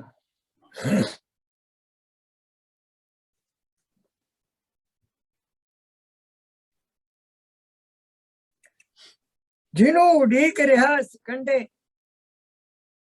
ਵਿਜੈ ਤਾਜ ਲੈ ਬੇਲੀ, ਜਿੱਤ ਦਾ ਤਾਜ ਲੈ ਕੇ ਇਸ ਕੰਢੇ ਦੇ ਉੱਤੇ, ਧਰਤੀ ਤੇ। ਕਿਹੜਾ ਕੰਢਾ? ਜਿਹੜਾ ਤੰਬੂ 'ਚ ਚੁਣਿਆ ਗਿਆ। ਹੂੰ ਕੋਈ ਥਾਂ ਚੁਣਨੀਆਂ ਸੀ। ਹੂੰ ਕਹਿਕਸ਼ਾਂ ਦੀ ਸਹੇਲੀ ਉੱਥੇ ਬਲੈਸਿੰਗ ਲੈਣ ਦੇ ਸਾਰੇ ਬ੍ਰਾਹਮਣ ਦੀ ਆਰਤੀ ਸੀ ਜਿਹੜੀ ਖਾਲਸੇ 'ਚ ਸਾਜੀ ਹੂੰ ਆਪਣੀ ਆਪਣੀ ਤਰ੍ਹਾਂ। ਹੂੰ ਇਹ ਨਹੀਂ ਕਿ ਉਹਨਾਂ ਨੇ ਖਾਲਸੇ ਵਾਲੇ ਕੱਪੜੇ ਪਾਏ, ਹੂੰ ਹਰ ਚੀਜ਼ ਨੂੰ ਆਪਣੀ ਇੰਡੀਵਿਜੂਅਲਿਟੀ ਆ, ਉਹਦਾ ਆਪਣਾ ਹੁਸਨ ਆ, ਉਹਦਾ ਆਪਣਾ ਆਜ਼ਾਦ ਲਿਵਿੰਗ ਆ, ਹੂੰ ਐਟਮੋਸਫੀਅਰ ਆ ਉਹਦਾ ਆਪਣਾ। ਪਰ ਫਿਰ ਵੀ ਇੱਕ ਸਾਰੀ ਸੰਗਤ, ਹੂੰ ਇਹ ਬ੍ਰਹਮੰਡ ਦੀ ਸੰਗਤ, ਹੂੰ ਇਹ ਬ੍ਰਹਮੰਡ ਦੀ ਪ੍ਰੇਅਰ। ਹੂੰ ਜਿਹਨੂੰ ਉਡੀਕ ਰਿਹਾ ਕੰਡੇ ਵਿਜੈ ਤਾਜ ਲੈ ਦੇ, ਜਿੱਤ ਦਾ ਤਾਜ ਜਿਹੜਾ ਧਰਤੀ ਦੇ ਉੱਤੇ ਕੋਈ ਨਹੀਂ ਜਿੱਤ ਸਕਿਆ। ਉਹ ਕਲਗੀ ਖਾਲਸੇ ਨੂੰ ਫੜਾਈ, ਅਜਿੱਤ ਰਹੀ, ਉਵੇਂ ਹੀ ਆਈ। ਹੂੰ ਫੇਰ ਖਾਲਸੇ ਨੂੰ ਆਪਦਾ ਗੁਰੂ ਅਗਲਾ ਗੁਰੂ ਗ੍ਰੰਥ ਸਾਹਿਬ ਨੂੰ ਮੰਨਿਆ, ਖਾਲਸੇ ਨੂੰ ਆਪਣਾ। ਇਹ ਉਹਦਾ ਖਾਸ ਰੂਪ, ਖਾਲਸਾ ਮੇਰਾ ਰੂਪ ਹੈ ਖਾਸ। ਹੂੰ ਇਹ ਅੰਮ੍ਰਿਤ, ਇਹਦੀ ਦਾਤ ਅੱਗੇ ਤੋਂ ਅੱਗੇ। ਇਹ ਨਹੀਂ ਕਿ ਤੂੰ ਪਿੱਛੇ ਹਟ ਜਾਣਾ, ਇਹ ਦੂ ਅੱਗੇ ਤੋਂ ਅੱਗੇ ਰਹੱਸ ਪਏ ਨੇ। ਹੂੰ ਤੁਹਾਡੀ ਜ਼ਿੰਮੇਵਾਰੀ ਆ, ਤੁਸੀਂ ਉਦੋਂ ਅੱਗੇ ਤੋਂ ਅੱਗੇ ਜਾਣਾ। ਹੂੰ ਤੁਸੀਂ ਪੜੋ ਦੱਬ ਕੇ, ਮੌਲਾਨਾ ਰੂਮੀ ਦੀ ਮਸਨ ਵੀ ਪੜੋ, ਬਲੈਸਿੰਗ ਹੀ ਬਲੈਸਿੰਗ। ਕੁਰਾਨ ਦਾ ਰਹਿਮ ਹੀ ਰਹਿਮ ਮਾਵਾਂ ਦੇ ਹੱਥਾਂ 'ਚ ਆ ਜਾਂਦਾ। ਹੂੰ ਬੱਚਿਆਂ ਨੂੰ ਲੋਰੀ ਦਿੰਦੀਆਂ ਮਾਵਾਂ ਦੀ ਲੋਰੀ 'ਚ ਆ ਜਾਂਦਾ, ਕਹਾਣੀਆਂ 'ਚ ਆ ਜਾਂਦਾ, ਘਰਾਂ 'ਚ ਆ ਜਾਂਦਾ, ਗ੍ਰਸਤ 'ਚ ਆ ਜਾਂਦਾ। ਇਬਨ ਅਲ ਅਰਬੀ ਪੜ੍ਹ, ਪੈਗੰਬਰਾਂ ਦੀ ਪਛਾਣ ਕਰੂੰਗਾ, ਬਹੁਤ ਕਮਾਲ। ਸਾਡੇ ਵਰਗਿਆਂ ਤੇ ਨਿਸ਼ਾਨ ਬਿੰਦੂ ਵੀ ਲਾਉਂਦਾ ਹੂੰ ਵੀ ਤੇ ਇੱਧਰ ਨੂੰ ਭੇਤ ਖੋਲਣ ਦਾ ਠੇਕਾ ਲੈ ਲਿਆ, ਤੁਹਾਡੀ ਅਕਲ ਨਹੀਂ ਏਡੀ ਹੈਗੀ। ਹੂੰ ਉਹ ਕਹਿੰਦਾ ਧਰਮ ਗ੍ਰੰਥਾਂ ਤੇ ਸਾਰੇ ਬੰਦੇ ਨਹੀਂ ਗੱਲ ਕਰ ਸਕਦੇ, ਹੂੰ ਜਿਹਨੂੰ ਸਮਝ ਆਉਂਦਾ ਉਹ ਅਨਪੜ੍ਹ ਨੂੰ ਵੀ ਆਉਂਦਾ, ਉਹ ਡਾਕਟਰ ਨੂੰ, ਇੰਜੀਨੀਅਰ ਨੂੰ, ਸਭ ਨੂੰ ਹੀ ਆਉਂਦਾ, ਉਹ ਇੱਕੋ ਜਿਹਾ ਹੀ ਆਉਂਦਾ। ਹੂੰ ਕਹਿੰਦਾ ਲੀਕ ਬੰਦਿਆਂ ਦਾ ਗੱਲ ਕਰਨ ਦਾ ਅਧਿਕਾਰ ਹੁੰਦਾ, ਉਹੀ ਕਰਦੇ ਨੇ, ਉਹਨਾਂ ਰਾਹੀਂ ਉਹ ਧਰਮ ਕੇ ਜਾਂਦੇ। ਜੇ ਦੂਜਾ ਕਰੇ, ਜਿਵੇਂ ਮਾੜਾ ਸਵਾਰ ਘੋੜੇ ਦੀ ਚਾਲ ਵਿਗਾੜ ਦਿੰਦਾ, ਅਧਰਮ। ਸਾਡੀ ਇਹ ਜੀ ਮਤਲਬ ਕਮਾਈ ਆ। ਰਾਤ ਸਮੇਸ਼ ਦਾ ਸੁਣਦਾ ਲੰਘੇ, ਤਬਕਾਂ ਦੀ ਸਰਗੋਸ਼ੀ, ਕਾਲ ਪਹਿਣ ਦੀ ਤੇਗ ਧਾਰ ਤੇ ਹੂੰ ਸੀ ਪ੍ਰਚੰਡ ਖਮੋਸ਼ੀ। ਰਾਤ ਸਮੇਸ਼ ਦਾ ਸੁਣਦਾ ਲੰਘੇ, ਤਬਕਾਂ ਦੀ ਸਰਗੋਸ਼ੀ। ਜਿਹੜਾ ਗੁਰੂ ਦਾ ਰਸਤਾ, ਗੁਰੂ ਦੇ ਰਸਤੇ ਦੀ ਭਿਣਕ ਪੈਂਦੀ ਹੈ, ਜਿਹੜੀ ਉਹਨੂੰ ਕਨਸੋ ਪੈਂਦੀ ਹੈ, ਤਬਕਾਂ ਦੀ ਆਖਰੀ ਕਿਨਾਰਾ, ਤਬਕਾਂ ਦੀ ਸਰਗੋਸ਼ੀ, ਜੋ ਜਿੱਤ ਦਾ ਆਖਰੀ ਸਿਰਾ, ਜੋ ਜਿੱਤ ਦੀ ਆਖਰੀ ਸਿਰਾ, ਉਹ ਗੁਰੂ ਦੇ ਉਸ ਕਰਾਰੇ ਨੂੰ ਸੁਣਦੇ ਆ, ਉਹਦੀਆਂ ਸਾਊਂਡਸ ਦੇ ਰਾਹੀਂ ਉਹਨੂੰ ਪ੍ਰਤੀਤ ਕਰਦੇ ਆ। ਉਹ ਰਾਹ ਲੰਘ ਰਿਹਾ, ਗੁਜ਼ਰ ਰਿਹਾ, ਸਾਰੇ ਰਸਤੇ ਦੇ ਵਿੱਚ ਦੀ ਗੁਜ਼ਰ ਰਹੇ ਨੇ। ਰਾਤ ਸਮੇਸ਼ ਦਾ ਸੁਣਦਾ ਲੰਘੇ, ਤਬਕਾਂ ਦੀ ਸਰਗੋਸ਼ੀ, ਕਾਲ ਬਹਿਣ ਦੀ ਤੇਗ ਧਾਰ ਸੇ ਸੀ ਪ੍ਰਚੰਡ। ਪਰ ਜਿਹੜਾ ਸਮਾਂ ਦਾ ਵਕਤ ਜਿਹੜਾ ਚੱਲ ਰਿਹਾ ਸਦੀਆਂ ਤੋਂ ਲੈ ਕੇ ਆਉਣ ਵਾਲੇ ਸਮੇਂ ਤੇ ਵੀ ਚੱਲਣਾ ਹੈ, ਉਹਦੇ ਵਿੱਚ ਕਾਲ ਬਹਿਣ ਦੀ ਤੇਗ ਧਾਰ ਤੇ, ਜਿਹੜੀ ਤਿੱਖੀ ਪ੍ਰਚੰਡ ਧਾਰ ਖਾਲਸਾ ਸਾਜਣ ਦੀ ਸੀ ਪ੍ਰਚੰਡ ਖਮੋਸ਼ੀ। ਉਹਦੇ ਉੱਤੇ ਇੱਕ ਬਹੁਤ ਵੱਡੀ ਚੁੱਪ ਛਾਈ। ਕਿਉਂ? ਕਿਉਂਕਿ ਸਾਇਲੈਂਸ ਦੇ ਵਿੱਚ ਹੀ ਕਿਸੇ ਚੀਜ਼ ਨੂੰ ਸਾਜਿਆ ਜਾ ਸਕਦਾ, ਉੱਥੇ ਕੋਈ ਵਿਘਨ ਨਹੀਂ ਹੈਗਾ। ਰਾਤ ਸਮੇਸ਼ ਦਾ ਸੁਣਦਾ ਲੰਘੇ, ਤਬਕਾਂ ਦੀ ਸਰਗੋਸ਼ੀ, ਕਾਲ ਬਹਿਣ ਦੀ ਤੇਗ ਧਾਰ ਤੇ ਸੀ ਪ੍ਰਚੰਡ ਖਮੋਸ਼ੀ। ਉਹ ਰਸਤਾ ਸਾਨੂੰ ਸੌਂਗਸ ਦੇ ਵਿੱਚ ਪ੍ਰਤੀਤ ਹੋ ਰਿਹਾ, ਪਰ ਜਿਹੜੀ ਸ਼ਮਸ਼ੀਰ ਆ ਜਿਹੜੀ ਉਹਦੀ ਧਾਰ ਆ ਉਹਦੇ ਉੱਤੇ ਇੱਕ ਸਾਇਲੈਂਸ ਛਾਈ ਹੋਈ, ਸਾਰੇ ਬ੍ਰਹਮੰਡ ਦੀ ਸਾਇਲੈਂਸ ਆ, ਤੰਬੂ ਤੇ ਕੇਂਦਰਿਤ ਆ, ਕਿਉਂਕਿ 10ਵਾਂ ਗੁਰੂ ਉੱਥੇ ਖਾਲਸਾ ਸਾਜਣ ਦਾ ਕ੍ਰਿਸ਼ਮਾ ਵਰਤਾ ਹੈ। ਇਹ ਮਿਰੇਕਲ, ਬਹੁਤ ਵੱਡਾ ਮਿਰੇਕਲ ਮਹਾਤਮਾ ਈਸਾ ਚ ਵਾਪਰਦੇ। ਪੂਰਨ ਕਹਿੰਦਾ ਮਹਾਤਮਾ ਈਸਾ ਗੁਰੂ 10 ਗੁਰੂ ਦੇ ਸਭ ਤੋਂ ਵੱਧ ਨੇੜੇ, ਉਹਦਾ ਜਿਹੜਾ ਨਾਮ ਰੂਪ ਆ ਉਹ ਗੁਰੂ ਰੂਪ ਦੇ ਸਭ ਤੋਂ ਵੱਧ ਨੇੜੇ ਆ। ਭਾਵੇਂ ਪਾਦਰੀਆਂ ਨੇ ਜਿਹੜੇ ਰਸਤੇ ਉਹਨੂੰ ਦੁਨੀਆ 'ਚ ਪ੍ਰਚਾਰਨ ਦੇ ਅਪਣਾਏ, ਉਹ ਤਸੱਲੀ ਬਖਸ਼ ਨਹੀਂ ਹੈ। ਪੂਰਨ ਸਿੰਘ ਨੇ ਉਹਨਾਂ ਤੇ ਕਿੰਤੂ ਵੀ ਕੀਤਾ, ਪਰ ਲਿਖਿਆ ਉਹਨੇ ਸਭ ਤੋਂ ਕਮਾਲ ਆ ਜਿੱਥੇ ਮਹਾਤਮਾ ਈਸਾ ਤੇ ਬਹੁਤ ਕਮਾਲ ਲਿਖਿਆ। ਭਾਵੇਂ 4 ਲਾਈਨਾਂ 'ਚ ਹੀ ਲਿਖਿਆ, ਉਹ ਤੁਸੀਂ 100 ਸਫ਼ੇ 'ਚ ਵੀ ਨਹੀਂ ਕਿਤੇ ਪੜ੍ਹ ਸਕਦੇ।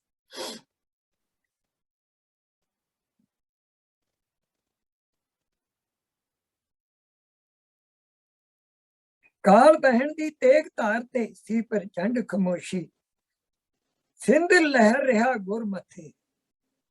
ਗੁਰੂ ਦੇ ਮੱਥੇ ਤੇ ਇੱਕ ਸਮੁੰਦਰ ਵਰਗੀ ਇੱਕ ਬਹੁਤ ਵਿਸ਼ਾਲ ਕਿਸਮ ਦਾ ਬ੍ਰਹਮੰਡ ਰੂਪ ਆ ਜਿਹੜਾ ਛੱਲਾ ਮਾਰ, ਕਿਉਂਕਿ ਸਾਰਾ ਬ੍ਰਹਮੰਡ ਜਿਸਮ ਦੇ ਵਿੱਚ ਕੇਂਦਰਿਤ ਹੋਇਆ। ਵੱਡੀ ਚੀਜ਼ ਨਿੱਕੀ ਚੀਜ਼ ਨਿੱਕੇ ਕਾਰ ਸਰੀਰ ਨੂੰ ਅਰਪਣ, ਕਿਉਂਕਿ ਨਿੱਕੇ ਕਾਰ ਸਰੀਰ ਦੇ ਉੱਤੇ ਬ੍ਰਹਮੰਡ ਦੀ ਬਖਸ਼ਿਸ਼ ਨੂੰ ਹਰ ਕਾਰ ਸਮਰਪਣ, ਹਰ ਕਾਰ ਉੱਥੇ ਛੋਟਾ ਹੋ ਕੇ, ਆਕਾਰਾਂ ਦੇ ਵੱਡੇ ਹੋਣ ਛੋਟੇ ਹੋਣ ਦੇ ਵਿੱਚ ਬਲੈਸਿੰਗ ਦਾ ਕੋਈ ਅਸੀਂ ਮਾਪ ਨਹੀਂ ਮਿਟ ਸਕਦੇ। ਬਲੈਸਿੰਗ ਜਿੱਥੇ ਆ, ਜਿੱਥੇ ਵੱਡੀ ਬਲੈਸਿੰਗ ਆ, ਉਹ ਵੱਡੀ ਚੀਜ਼ ਆ, ਭਾਵੇਂ ਕਾਰ ਛੋਟੀ ਆ। ਆਕਾਰ ਬਲੈਸਿੰਗ ਦੇ ਮੁਤਾਬਕ ਵੱਡੇ ਛੋਟੇ ਹੁੰਦੇ ਨੇ, ਆਪਦੀ ਬਾਹਰਲੀ ਲੰਬਾਈ ਚੌੜਾਈ ਦੇ ਮੁਤਾਬਕ ਗੁਰਬਾਣੀ ਵਿੱਚ ਨਹੀਂ। ਜੇ ਕੀੜੀ ਤੇ ਬਲੈਸਿੰਗ ਆ, ਉਹ ਕਾਰਾਂ ਨਾਲੋਂ ਜ਼ਿਆਦਾ ਤਾਕਤਵਰ।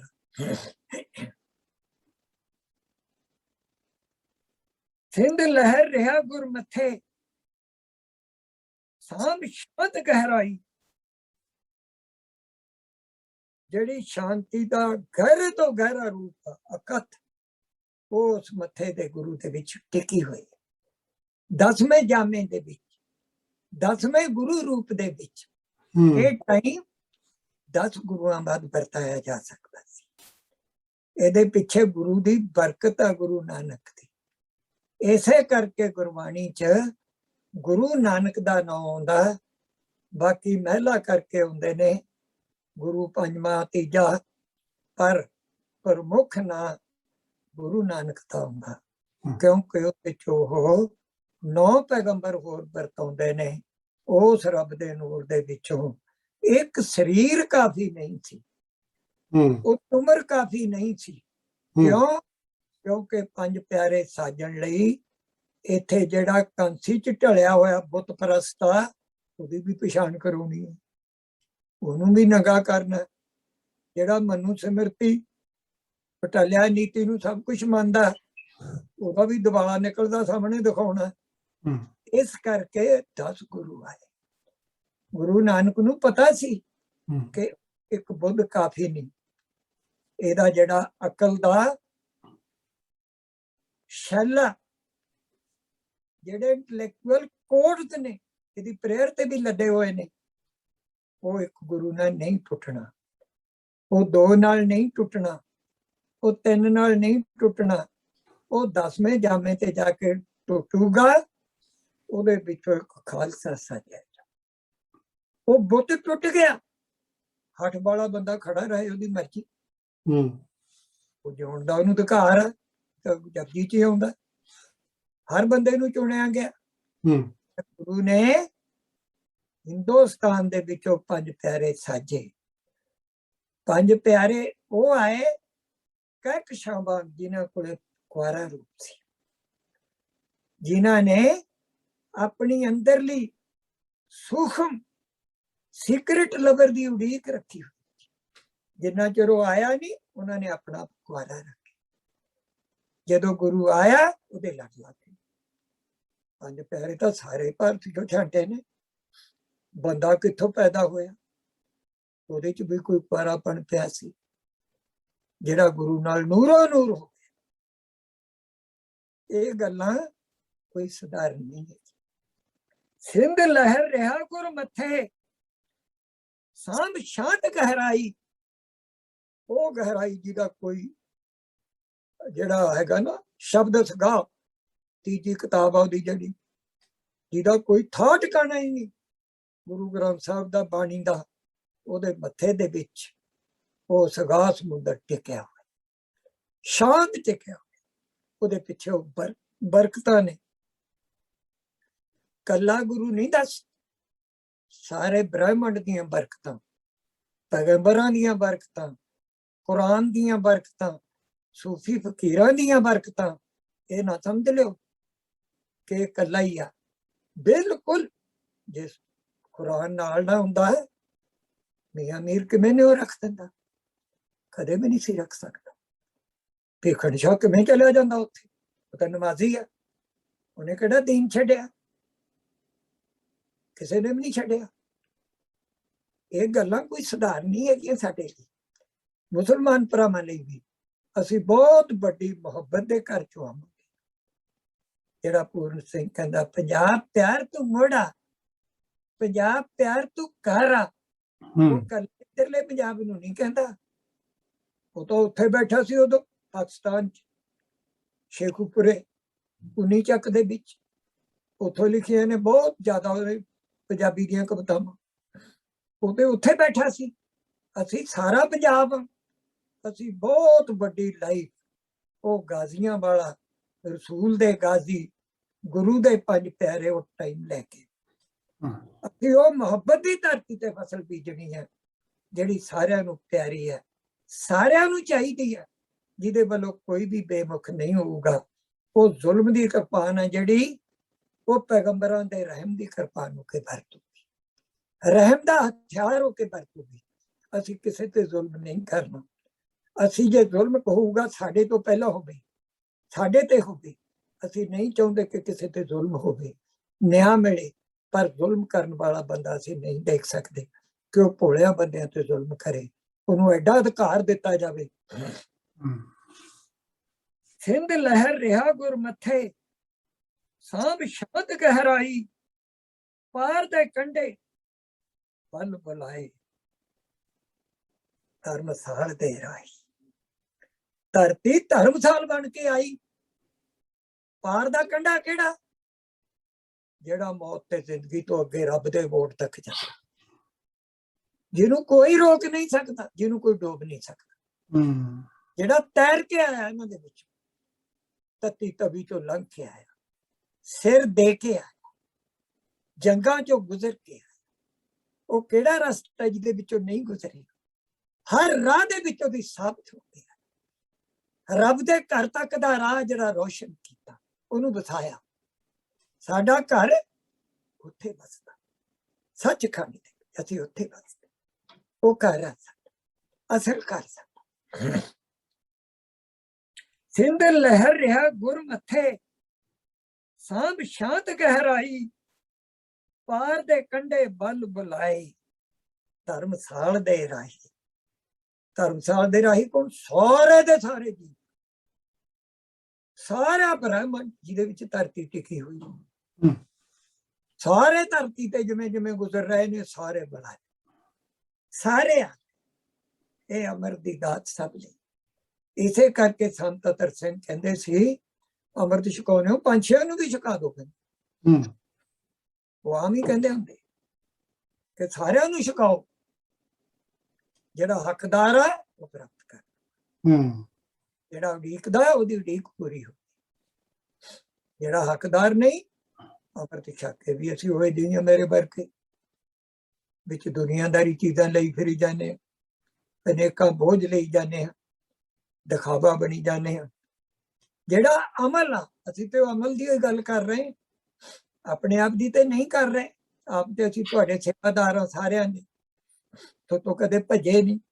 ਤੁਹਾਡੇ ਬੱਚਿਆਂ ਨੂੰ ਪੜਾਇਆ ਕਿਸੇ ਨੇ, ਕਦੇ ਕੋਈ ਦਰਾਇਤ ਤਜ਼ਕਰਾ ਕੀਤਾ ਹੋਵੇ, ਕਦੇ ਵੀ ਕੋਈ ਦੱਸ ਦੇਵੇ ਕਿਸੇ ਵੀ ਦੀਨ ਦਾ ਹੋਵੇ, ਸਭ ਨੂੰ ਪਿਆਰ। ਅਸੀਂ ਤਾਂ ਸਮਝਿਆ ਹੀ ਨਹੀਂ ਕਿਸੇ ਨੂੰ ਦੀਨ ਤੋਂ ਆਪਦੇ ਆਪ ਤੋਂ ਬਾਅਦ ਸਾਰੇ ਆਪਦੇ ਮੰਨ ਕੇ ਸਾਰਿਆਂ ਨਾਲ ਇਹ ਜਿਹਾ ਵਰਤਾਅ ਕੀਤਾ। ਹਰ ਬੰਦੇ ਨਾਲ, ਹਰ ਬਜ਼ੁਰਗ ਦੀ ਇੱਜ਼ਤ, ਹਰ ਮਾਂ ਦੀ ਇੱਜ਼ਤ, ਧੀ ਭੈਣ ਦੀ ਇੱਜ਼ਤ, ਹਰ ਬੱਚਿਆਂ ਦਾ ਵੱਧ ਤੋਂ ਵੱਧ ਕੈਰੀਅਰ ਬਣਾਉਣ ਦਾ ਯਤਨ, ਇਹੀ ਸਾਡੇ ਕੋਲੇ ਰਿਹਾ, ਕਿਉਂਕਿ ਸਾਨੂੰ ਗੁਰੂ ਨੇ ਦੱਸਿਆ ਹੀ ਇਹ ਹੈ। ਪਰ ਯੂਨੀਵਰਸਿਟੀ ਦੇ ਵਿੱਚ ਮੈਂ ਦੇਖਿਆ ਉੱਥੇ ਟੀਚਰ ਤਸਬੀ ਹੋ ਗਏ ਸੀ, ਕਾਮਰੇਡ ਆਪਣੀ ਤਰ੍ਹਾਂ ਨਾਲ ਖਿੱਚਦੇ ਸੀ ਜਿਵੇਂ ਲੈਂਪ 'ਚ ਬੱਤੀ ਚੜਾਈ ਦੀ ਹੈ, ਤੇ ਦੂਜੇ ਬੰਦੇ ਆਪਣੀ ਤਰ੍ਹਾਂ। ਫਿਰ ਯੂਨੀਵਰਸਿਟੀ ਦਾ ਹੁਣ ਬੇੜਾ ਵੀ ਬੈਠਿਆ, ਦੇਖ ਲਓ। ਸਾਡੇ ਵਰਗਿਆਂ ਦੀ ਆਪੋ ਧਾਪੀ ਉੱਥੇ ਕੀ ਕਰੂਗੀ? ਬੇੜਾ ਹੀ ਬੈਠਣਾ, ਹੋਰ ਕੀ ਬੈਠੂਗਾ? ਬਿਠਾਇਆ ਹੋਇਆ ਹੀ ਆ, ਤਰ੍ਹਾਂ ਬੈਠਿਆ ਹੋਇਆ। ਕਿਸੇ ਪ੍ਰੋਫੈਸਰ ਨੂੰ ਸੱਦ ਕੇ ਬੁਲਾਓ ਤਾਂ ਕਦੇ, ਕਹ ਜਰਾ ਦੱਸ ਤਾਂ। ਅਕਸਰੇ ਮਹਾਕਾਵ ਪੈਦਾ ਹੋਏ ਨੇ, ਪੜ੍ਹਨੇ ਨੇ, ਪੜ੍ਹਾਉਣੇ ਨੇ, ਪੜ੍ਹਾਉਂਦੇ ਫਿਰ ਕੀ ਹੋ ਤੁਸੀਂ? ਖਿਲਾਫ ਬੋਲੋ ਇਹਨਾਂ ਦੇ ਵੀ ਸ਼ੱਕ ਪਾਰੇ, ਸਮੁੰਦਰ ਪਾਰ ਤਾਂ ਕਰੋ, ਫਿਰ ਬੋਲੋ। ਬਰਾਬਰ ਦੀ ਗੱਲ ਜਿੱਥੇ ਮਰਜ਼ੀ ਕਰੋ, ਪਰ ਪੜ੍ਹੇ ਤਾਂ ਹੋਣ, ਜਿੱਦਾਂ ਹੋਵੇ। ਇੰਨਾ ਜਵਾਕਾਂ ਨਾਲ ਮੈਚ ਕੱਢੇ ਇਹਨਾਂ ਨੇ, ਇੰਨੇ ਜਵਾਕ ਇਹਨਾਂ ਨੇ ਭਜਾਏ, ਚੰਗੇ ਕੰਮ ਕਰਦੇ। ਉਹ ਕੁੜੀ ਨੇ PhD ਕੀਤੀ, ਪਤਾ ਗਿਣਤੀ ਵੀ ਨਹੀਂ ਕਿੰਨੇ ਭਜਾਏ। ਕਿਹੜਾ ਬਿਠਾਇਆ ਉੱਥੇ, ਨਰੇ ਹੀ ਬੈਠੇ ਨੇ। ਸਾਡੇ ਵੀ ਪੈਕਿੰਗ ਕਰੀ, ਨਿਕਲਦੇ ਨੇ ਉੱਥੋਂ ਜਿਵੇਂ ਉਹ ਛੋਲਿਆਂ ਦੀ ਫਸਲ ਸੀ। ਕਹਿੰਦਾ ਰੱਬ ਮੀਂਹ ਪਾਉਂਦਾ, ਅਜੇ ਬੈਟਰੀਆਂ ਮਾਰ ਮਾਰ ਦੇਖਦਾ ਬਿਜਲੀ ਚ, ਬਈ ਕੋਈ ਟਾਟ ਬਚਤਾ ਨਹੀਂ ਗਈ। ਚਾਨਣੀ ਚ ਮਰ ਜਾਂਦੇ ਨੇ ਨਾ ਛੋਲੇ। ਇੱਥੇ ਬੈਠੇ ਨੇ, ਉਹ ਕਹਿੰਦੇ ਕੋਈ ਸਿੱਖ ਬਚਦਾ, ਉਹ ਵੀ ਨਹੀਂ ਛੱਡਣਾ। ਅਸੀਂ ਬੈਠੇ ਨੇ ਉੱਥੇ, ਨਾ ਸ਼ਰਮ ਆਉਂਦੀ ਹੈ ਮਾੜੀ ਮੋਟੀ, ਆਰਾਮ ਨਾਲ ਪਹੁੰਚ ਜਾਂਦੇ ਨੇ ਜਿੱਥੇ ਮਰਜ਼ੀ ਸੱਦ ਲਓ। ਪਹਾੜ ਦੇ ਕੰਢੇ ਵੱਲ ਬੁਲਾਏ, ਧਰਮਸਾਲ ਦੇ ਰਾਹੀ। ਇਹ ਜਿਹੜਾ ਅਸੀਂ ਇੱਕ ਹਿੱਸਾ ਸੀ, ਹੁਣੇ ਅਸੀਂ ਪੂਰਾ ਕਰ ਲਿਆ। ਅਗਲਾ ਹਿੱਸਾ ਇੱਕ ਹੋਰ ਰਹਿੰਦਾ, ਉਹ ਅਸੀਂ ਬਹੁਤ ਨੇੜੇ ਕੋਸ਼ਿਸ਼ ਕਰਾਂਗੇ ਵੀ ਛੇਤੀ ਤੋਂ ਛੇਤੀ ਅਸੀਂ ਇਹ ਜੋ ਅਮਰ ਦੀ ਦਾਤ ਤੇ 13 ਹਿੱਸੇ ਉਸ ਮਹਾਨ ਕਵੀ ਨੇ ਦੱਸੇ ਨੇ, ਦੁਨੀਆ ਦੇ ਮਹਾਕਾਵ ਦੇ ਸੰਬੰਧ ਦੇ ਵਿੱਚ ਅਸੀਂ ਚਾਹੁੰਦੇ ਹਾਂ ਸਰਦਾਰ ਜੋ ਗੁਰਦੀਪ ਸਿੰਘ ਜੀ ਨੇ, ਇਹਨਾਂ ਦੇ ਸਹਿਯੋਗ ਦੇ ਨਾਲ ਇਹਨਾਂ ਨੇ ਇੱਕ YouTube ਦੇ ਵਿੱਚ ਅੰਗਰੇਜ਼ੀ ਲਿਖਣੀ ਵੀ ਸ਼ੁਰੂ ਕੀਤੀ ਹੈ। ਬਹੁਤ ਇਹਨਾਂ ਦੀ ਮਿਹਰਬਾਨੀ ਹੈ ਜੇ ਇਸ ਤਰ੍ਹਾਂ ਯਤਨ ਹੋਣ। ਜਿੰਨਾ ਸਾਡਾ ਯਤਨ ਹੈ ਇਦੋਂ ਅੱਗੇ ਕਾਫੀ ਵੱਧ ਤੋਂ ਵੱਧ ਜ਼ੁਬਾਨਾਂ ਦੇ ਵਿੱਚ ਪਹੁੰਚੇ ਤੇ ਵਿਦਿਆਰਥੀ ਅੱਗੇ ਕੰਮ ਕਰਨ, ਤੇ ਅਸੀਂ ਇਹੀ ਉਡੀਕਦੇ ਹਾਂ। ਬਾਕੀ ਜੋ ਸਿਆਸਤ ਚੱਲ ਰਹੀ ਆ, ਨਵਜੋਤ ਸਿੱਧੂ ਨੇ ਉਹ ਰਾਹ ਖੋਲਿਆ। ਅਸੀਂ ਪਾਕਿਸਤਾਨ ਦੇ ਜੋ ਪ੍ਰਾਈਮ ਮਿਨਿਸਟਰ ਨੇ ਇਮਰਾਨ ਖਾਨ ਜੀ, ਉਹਨਾਂ ਦਾ ਧੰਨਵਾਦ ਸਦੀਆਂ ਤੱਕ ਵੀ ਨਹੀਂ ਭੁੱਲ ਸਕਦੇ। ਇਹਨਾਂ ਦੋਸਤਾਂ ਨੇ ਰਲ ਕੇ ਉਹ ਜਿਹੜਾ ਰਸਤਾ ਖੋਲਿਆ, ਅਮਰ ਦੀ ਦਾਤ ਦਾ ਰਾਹ ਖੋਲਿਆ। ਜਿਹਦੀ ਗੱਲ ਕਰਦੇ ਆ ਉਹ ਕਿਵੇਂ ਭੁੱਲ ਜਾਣਗੇ? ਉਹ ਮੁਸਲਮਾਨ ਭਰਾਵਾਂ ਦਾ ਸਹਿਯੋਗ ਕਿਵੇਂ ਭੁੱਲ ਜਾਣਗੇ, ਜਿਨ੍ਹਾਂ ਨੇ ਇਮਰਾਨ ਖਾਨ ਨੂੰ ਇਹ ਸਹਿਯੋਗ ਦਿੱਤਾ। ਸਿੱਖ ਰੂਹਾਨੀਅਤ ਦੇ ਲੈਵਲ ਦੇ ਉੱਤੇ ਇਹਦਾ ਮੁੱਲ ਚੁਕਾਊਗਾ, ਤੁਹਾਨੂੰ ਵੀ ਵੱਡੇ ਕਰੂ, ਅਸੀਂ ਵੀ ਵੱਡੇ ਹੋਵਾਂਗੇ, ਇੰਡੀਆ ਵੀ ਵੱਡਾ ਹੋ, ਪਾਕਿਸਤਾਨ ਵੀ ਵੱਡਾ ਹੋ, ਦੁਨੀਆ ਵੀ ਵੱਡੀ ਹੋ। ਈਰਖਾ ਕਰਨ ਵਾਲਾ ਛੱਡੀ ਜਾਵੇ। ਈਰਖਾ ਕਰਨ ਵਾਲੇ ਦਾ ਕੀ ਇਲਾਜ? ਉਹਦਾ ਤੇ ਕੋਈ ਇਲਾਜ ਨਹੀਂ। ਉਹਨੇ ਮੈਨੂੰ ਅੱਜ ਲਿਖਿਆ ਕਿ ਪਿੱਛੇ ਇੰਦਰਾ ਦਾਦੀ ਵੀ ਖੁਸ਼ ਹੋ ਜੂਗੀ। ਇੰਦਰਾ ਕੱਲੀ ਨਹੀਂ ਸੀ, ਅਡਵਾਨੀ ਨੇ ਤਾਂ ਖੁਦ ਕਿਹਾ ਵੀ ਮੈਂ ਉਹ ਤੋਂ ਕਰਾਇਆ। ਮੈਂ ਹੁਣ ਵੀ ਕਹਿਣਾ, ਮੈਂ ਲੇਖ ਵੀ ਲਿਖਿਆ ਤੇ ਇੱਕ ਅਕੈਡਮੀ ਚ ਪਾਇਆ। ਹੋ ਸਕਦਾ ਉਹ ਨਾ ਕਰਦੀ, ਇਹਨਾਂ ਚੋਂ ਇੱਕ ਬੰਦਾ ਕਹਿੰਦਾ ਇਹ ਪੰਗਾ ਨਾ ਲੈ ਲਈ ਕਿਤੇ, ਫਿਰ ਉਹ ਕਿਵੇਂ ਕਰ ਦਿੰਦੀ? ਵਾਜਪਾਈ ਨਾਲ ਸੀ ਬਿਲਕੁਲ, ਜਿਹੜਾ ਕਹਿੰਦਾ ਪਹਿਲਾਂ ਕਰਨਾ ਚਾਹੀਦਾ ਸੀ। ਇਹਦਾ ਮਤਲਬ ਆ ਚੌਕਾਂ ਤਾਂ ਪਹਿਲਾਂ ਹੀ ਲਾਉਂਦੇ ਸੀ ਵੀ ਇਹ ਤੋਂ ਕਰਾ ਦਈਏ, ਆਪ ਭਾਜਪਾ ਚ ਦੂਜੇ ਪਾਸੇ ਬਚ ਕੇ ਬਹਿ ਜਾਾਂਗੇ, ਨਾਲੇ ਅਸੀਂ ਸਿੱਖਾਂ ਦੀ ਛਿੱਲ ਲਾਹਾਂਗੇ, ਨਾਲੇ ਇਹਨਾਂ ਤੋਂ ਲਹਾ ਲਓ। ਸਿੱਖਾਂ ਨੂੰ ਵਿੱਚ ਕਰਕੇ ਉਹਦੇ ਖਿਲਾਫ ਬੁਲਾਈ ਜਾਵਾਂਗੇ। ਅਮਰ ਦੀ ਦਾਤ ਆ ਜਿਹੜੀ, ਉਹ ਅੱਜ ਵੀ ਵਰਸ ਰਹੀ ਹੈ। ਜਦੋਂ ਅੰਮ੍ਰਿਤ ਵਰਤਾਇਆ ਕਿੰਨੀ ਚੁੱਪ ਛਾਈ ਹੋਈ ਸੀ, ਉਹ ਚੁੱਪ ਹੀ ਵਰਤਾ ਦੋ, ਆਪ ਹੀ ਆ ਜਾਣਗੇ ਅੰਮ੍ਰਿਤ ਦੇ ਕ੍ਰਿਸ਼ਨ। ਉਹ ਮਾਹੌਲ ਪੈਦਾ ਤੇ ਕਰੋ, ਜਦੋਂ ਮਾਹੌਲ ਪੈਦਾ ਕਰੋਗੇ ਸਭ ਕੁਝ ਹੋ ਜਾਊਗਾ। ਅਸੀਂ ਇਹ ਵੀ ਨਹੀਂ ਚਾਹੁੰਦੇ ਕਿਸੇ ਦੇ ਹੱਕ ਮਾਰੀਏ। ਸੋਹਣਾ ਰਾਜ ਦਿੰਦਾ ਉਹ ਕਰੇ, ਉਹਨੂੰ ਮੌਕਾ ਦਿਓ, ਉਹ ਸੋਹਣਾ ਰਾਜ ਸੰਭਾਲੇ, ਅਸੀਂ ਉਹਨੂੰ ਸਹਿਯੋਗ ਦੇਵਾਂਗੇ। ਸਾਡੀਆਂ ਚੀਜ਼ਾਂ ਦੀ ਕਦਰ ਕਰੇ, ਜੋ ਕੁਝ ਸਾਤੋਂ ਖੁੱਸਿਆ ਉਹ ਵਾਪਸ ਲੈ ਕੇ ਆਪ ਹੀ ਦੇਵੇ। ਅਸੀਂ ਇਹ ਚਾਹੁੰਦੇ ਹੀ ਨਹੀਂ ਕਿ ਇੰਡੀਆ ਜਿਹੜਾ ਪਹਿਲੀਆਂ ਲੀਹਾਂ ਤੋਂ ਟੁੱਟੇ, ਉਹ ਪਿਆਰ ਤੋਂ ਟੁੱਟੇ। ਇਹ ਤੋੜਿਆ ਕਿਹਨੇ? ਜਿਨ੍ਹਾਂ ਦੇ ਹੱਥ 'ਚ ਆਜ਼ਾਦੀ ਆ ਗਈ। ਉਹਨਾਂ ਦਾ ਲੱਗਿਆ ਨਹੀਂ ਸੀ ਉਹਨਾਂ ਕੁਛ, ਜਿੰਨੀ ਉਹਨਾਂ ਦੇ ਠੀਕ ਆ ਗਈ। ਆਜ਼ਾਦੀ ਲਿਆਉਣ ਵਾਲਿਆਂ ਨੂੰ ਮਾਰਨਾ ਸ਼ੁਰੂ ਕਰਤਾ, ਆਪ ਹੀ ਮਰ ਗਏ, ਹੌਲੀ ਨਰਕ 'ਚ ਬਸ ਗਏ, ਡੁੱਬਦੇ ਹੀ ਤੁਰੇ ਜਾਂਦੇ ਨੇ। ਹੁਣ ਤਾਂ ਡੁੱਬੇ ਹੀ ਹੋਏ, ਤਾਂ ਕੁਛ ਨਹੀਂ ਕੋਲੇ, ਹੁਣ ਤਾਂ ਦੁਨੀਆ ਨੂੰ ਵੀ ਦੀਦਾ ਡੁੱਬਾ। ਸੋ ਇਹ ਗੱਲਾਂ ਅਸੀਂ ਕਿਸੇ ਤੇ ਲਾ ਕੇ ਨਹੀਂ ਕਹਿ ਰਹੇ। ਅਸੀਂ ਇੰਡੀਆ ਨੂੰ ਉੱਚਾ ਦੇਖਣਾ ਚਾਹੁੰਦੇ ਹਾਂ, ਖੂਬਸੂਰਤ ਕੰਟਰੀ ਦੇਖਣਾ ਚਾਹੁੰਦੇ ਹਾਂ, ਪਿਆਰੀਆਂ ਮੁਹੱਬਤ ਦੀਆਂ ਲੀਹਾਂ, ਪੁਰਾਣੇ ਸੇਜਸ, ਉਹ ਟਾਈਮ ਅੱਗੇ ਵਧੇ। ਇਹ ਨਹੀਂ ਕੋਈ ਪੁਰਾਣਾ ਨਹੀਂ, ਅਗਲਾ ਟਾਈਮ ਹੈ ਜਿਹੜਾ ਹੈ ਨਵੀਂ ਗੀਤਾ, ਨਵਾਂ ਵੇਦ ਗੁਰੂ ਗ੍ਰੰਥ ਸਾਹਿਬ। ਪੂਰਨ ਸਿੰਘ ਨੇ ਲਿਖਿਆ, ਕਹਿੰਦਾ ਜਿਹੜੇ ਆਹ ਤਿਲਕ ਵਰਗੇ, ਰਵਿੰਦੂ ਘੋਸ਼ ਵਰਗੇ ਬਾਰ-ਬਾਰ ਟ੍ਰਾਂਸਲੇਸ਼ਨ ਕਰੀ ਜਾਂਦੇ ਨੇ, ਇਹ ਟਾਈਮ ਤਾਂ ਆਪਦਾ ਵੀ ਨਹੀਂ ਸੰਭਾਲ ਸਕੇ। ਅੱਜ ਦੇ ਯੁੱਗ 'ਚ ਕਹਿੰਦਾ ਗੁਰੂ ਗ੍ਰੰਥ ਸਾਹਿਬ ਇਹਨਾਂ ਤੋਂ ਬਰਦਾਸ਼ਤ ਨਹੀਂ ਹੁੰਦਾ। ਜਿਹੜੀ ਸਭ ਤੋਂ ਅਸਲ ਗੀਤਾ ਗੁਰੂਆਂ ਦੇ ਰੂਪ 'ਚ ਆਈ ਹੈ, ਉਹਨੂੰ ਪ੍ਰਵਾਨ ਕਰੋ। ਉਹਨੂੰ ਪ੍ਰਵਾਨ ਉਸੇ ਰੂਪ 'ਚ ਕਰੋ ਜਿਹੜੇ 'ਚ ਗੁਰੂ ਲੈ ਕੇ ਆਇਆ। ਤੁਹਾਡੇ ਕਾਂਸੀ ਦੇ ਬੁੱਤ 'ਚ ਨਹੀਂ ਢਲਣਾ ਇਹ, ਕਿ ਤੁਹਾਡਾ ਬੁੱਤ ਹੀ ਟੁੱਟ ਜੂਗਾ ਜਾਂ ਡੁੱਬ ਜੂਗਾ, ਜ਼ੋਰ ਲਾ ਲਓ ਜਿੰਨਾ ਮਰਜ਼ੀ। ਇਹਨੇ ਤਾਂ ਆਪਦੀ ਹੋਂਦ 'ਚ ਤੁਹਾਨੂੰ ਲੈ ਕੇ ਉਸੇ ਸਿਖਰ ਤੇ ਰਹਿਣਾ। ਹਾਲਾਤ ਹੀ ਬਣ ਗਏ ਮੂਹਰੇ ਤੁਹਾਡੇ ਸਾਹਮਣੇ। ਬਹੁਤ ਅਜੀਬ ਸਮਾਂ ਹੈ, ਬਹੁਤ ਹੀ ਅਜੀਬ ਕਿਸਮ ਦਾ, ਜਿਹਦੇ 'ਚ ਪਤਾ ਹੀ ਨਹੀਂ ਲੱਗਣਾ ਕਿ ਮੈਂ ਇੱਧਰ ਤੁਰਿਆ ਰਿਹਾ, ਕੀ ਹੋ ਗਿਆ। ਪਾਪ ਨੇ ਡੁੱਬਣਾ ਹੀ ਡੁੱਬਣਾ। ਜਿਹੜਾ ਮਰਜੀ ਦੁਨੀਆ ਦਾ ਪੋਇਟ ਪੜ੍ਹ ਲਓ, ਜਿਹੜਾ ਮਰਜੀ ਪੈਗੰਬਰ ਧਰਮ ਪੜ੍ਹ ਲਓ, ਪਾਪ ਦਾ ਆਖਰ ਆਇਆ ਉਹਨੂੰ ਡੁੱਬਣਾ ਹੀ ਡੁੱਬਣਾ। ਉਹਦੀ ਮੌਤ ਹੀ ਮੌਤ। ਉਹਦੇ ਕੋਲ ਜਿੰਨੀ ਮਰਜੀ ਤਾਕਤ ਆ, ਉਹਦੀ ਤਾਕਤ ਹੀ ਉਹਨੂੰ ਮਾਰ ਦੂ। ਤੇ ਸੋ ਮੈਂ ਇਹ ਗੱਲਾਂ ਕੀਤੀਆਂ ਤੁਹਾਡੇ ਨਾਲ। ਅਸੀਂ ਚਾਹੁੰਦੇ ਹਾਂ ਕੋਈ ਸੋਹਣਾ ਹਕੂਮਤ ਆਵੇ, ਚੰਗੇ ਬੰਦਿਆਂ ਦਾ ਰਾਜ ਹੋਵੇ, ਲੋਕਾਂ ਨੂੰ ਇਨਸਾਫ ਮਿਲੇ, ਕੰਟਰੀ ਜਿਹੜਾ ਨਿੱਗਰ ਚੁੱਕਿਆ ਨੂੰ ਸਿਰੇ ਦੀ ਤਰੱਕੀ ਮਿਲੇ। ਉਹ ਤਰੱਕੀ ਜਿਹੜੀ ਸਾਡੇ ਖੁਆਬ 'ਚ ਵੀ ਨਹੀਂ। ਸਾਡੇ ਬੱਚੇ ਬੱਚੀਆਂ ਇੰਡੀਆ ਦੇ ਰੁਲਦੇ ਨੇ, ਨੌਜਵਾਨ ਉਹਨਾਂ ਨੂੰ ਨੌਕਰੀਆਂ ਮਿਲਣ, ਉਹ ਆਪਣੀ ਸੋਹਣੀ ਜ਼ਿੰਦਗੀ ਜਿਉਣ, ਉਮਰ ਨਾਲ ਵਿਆਹ ਕਰਾਉਣ, ਉਮਰ ਨਾਲ ਪੜ੍ਹਾਈ ਕਰਨ, ਹਰ ਸਹੂਲਤ ਉਹਨਾਂ ਨੂੰ ਮਿਲੇ। ਫੈਕਟਰੀ ਹੈ ਜਿਹੜੀ, ਉਹਦਾ ਹਿੱਸਾ ਫੈਕਟਰੀ ਵਾਲੇ ਨੂੰ ਹਿਸਾਬ ਕਿਤਾਬ ਦਾ ਮਿਲੇ, ਕਿ ਉਹ ਫੈਕਟਰੀ ਚੱਲਦੀ ਵੀ ਰੱਖੇ, ਪਰ ਇੰਨੀ ਆਮਦਨ ਨਾ ਹੋਵੇ ਕਿ ਗਰੀਬ ਦਾ ਗਲ ਘੁੱਟ ਦੇਵੇ। ਗਰੀਬ ਨੂੰ ਉਹਨੂੰ ਆਪਣੀ ਕਿਸਮ ਦੀ ਬਖਸ਼ਿਸ਼ ਹੋਵੇ, ਇਹ ਤੇ ਕੰਟਰੋਲ ਹੋਵੇ ਸਾਰੀਆਂ ਚੀਜ਼ਾਂ। ਲਾਲਚੀ ਬੰਦੇ ਦਾ ਕੀ ਆ? ਉਹ ਤਾਂ ਸਾਰੀ ਦੁਨੀਆ ਨੂੰ ਤਬਾਹ ਕਰਕੇ ਇਕੱਲਾ ਹੀ ਚਾਹੂਗਾ। ਉਹਨੂੰ ਆਪਦੀ ਬਰਬਾਦੀ 'ਚ ਵੀ ਨਹੀਂ ਦੀਦਾ ਵੀ ਮੈਂ ਬਰਬਾਦ ਹੋ ਰਿਹਾ। ਸੋ ਇਹ ਕੰਟਰੋਲ ਸਾਰਿਆਂ ਤੇ ਆਉਣਾ ਬਹੁਤ ਜ਼ਰੂਰੀ ਹੈ। ਦਿਨਾਂ 'ਚ ਹੀ ਮੁਹਾਂਦਰਾ ਕੰਟਰੀ ਦਾ ਬਦਲ ਜੂਗਾ ਇੱਕਦਮ। ਜਿਵੇਂ ਤਾਸ਼ ਦੇ ਵਧੀਆ ਪਲੇਅਰ ਕੋਲੇ ਜਦੋਂ ਪੱਤੇ ਆਉਂਦੇ ਨੇ ਹੱਥ 'ਚ ਫੜਿਆ ਤੋਂ ਪਤਾ ਲੱਗ ਜਾਂਦਾ ਕਿ ਹੁਣ ਠੀਕ ਖੇਡ ਖੇਡੂਗਾ। ਸੋ ਇਸ ਤਰ੍ਹਾਂ ਦੀ ਸਿਆਸਤ ਲੈ ਕੇ ਆਓ, ਅਸੀਂ ਸਾਰਿਆਂ ਨੂੰ ਸਹਿਯੋਗ ਦਿੰਦੇ ਹਾਂ। ਉਹਦੇ ਵਿੱਚ ਕੋਈ ਪੈਦਾ ਹੋਵੇ। ਮੈਂ ਇੰਨੀਆਂ ਗੱਲਾਂ ਕਰਕੇ ਸਾਰੀ ਸੰਗਤ ਤੋਂ ਵੱਧ ਘੱਟ ਬੋਲਣ ਦੀ ਮਾਫੀ ਮੰਗਦਾ। ਚਾਹੁੰਦਾ ਕਿ ਅੰਮ੍ਰਿਤ ਤੋਂ ਅੱਗੇ ਦੇ ਅੱਗੇ ਜੋ ਦਾਤਾ ਨੇ, ਉਹ ਦਾਤਾਂ ਦੇ ਹੱਕਦਾਰ ਹੋਣ ਲਈ ਹੋਰ ਪੜ੍ਹਾਈ ਕੀਤੀ ਜਾਵੇ। ਸਾਡੇ ਨੁਕਸਾਨ ਨੂੰ ਭੁੱਲ ਕੇ ਜੋ ਕੁਝ ਤੁਹਾਨੂੰ ਮਿਲਦਾ ਹੈ, ਇਹਨੂੰ ਅੱਗੇ ਵਧਾਇਆ ਜਾਵੇ।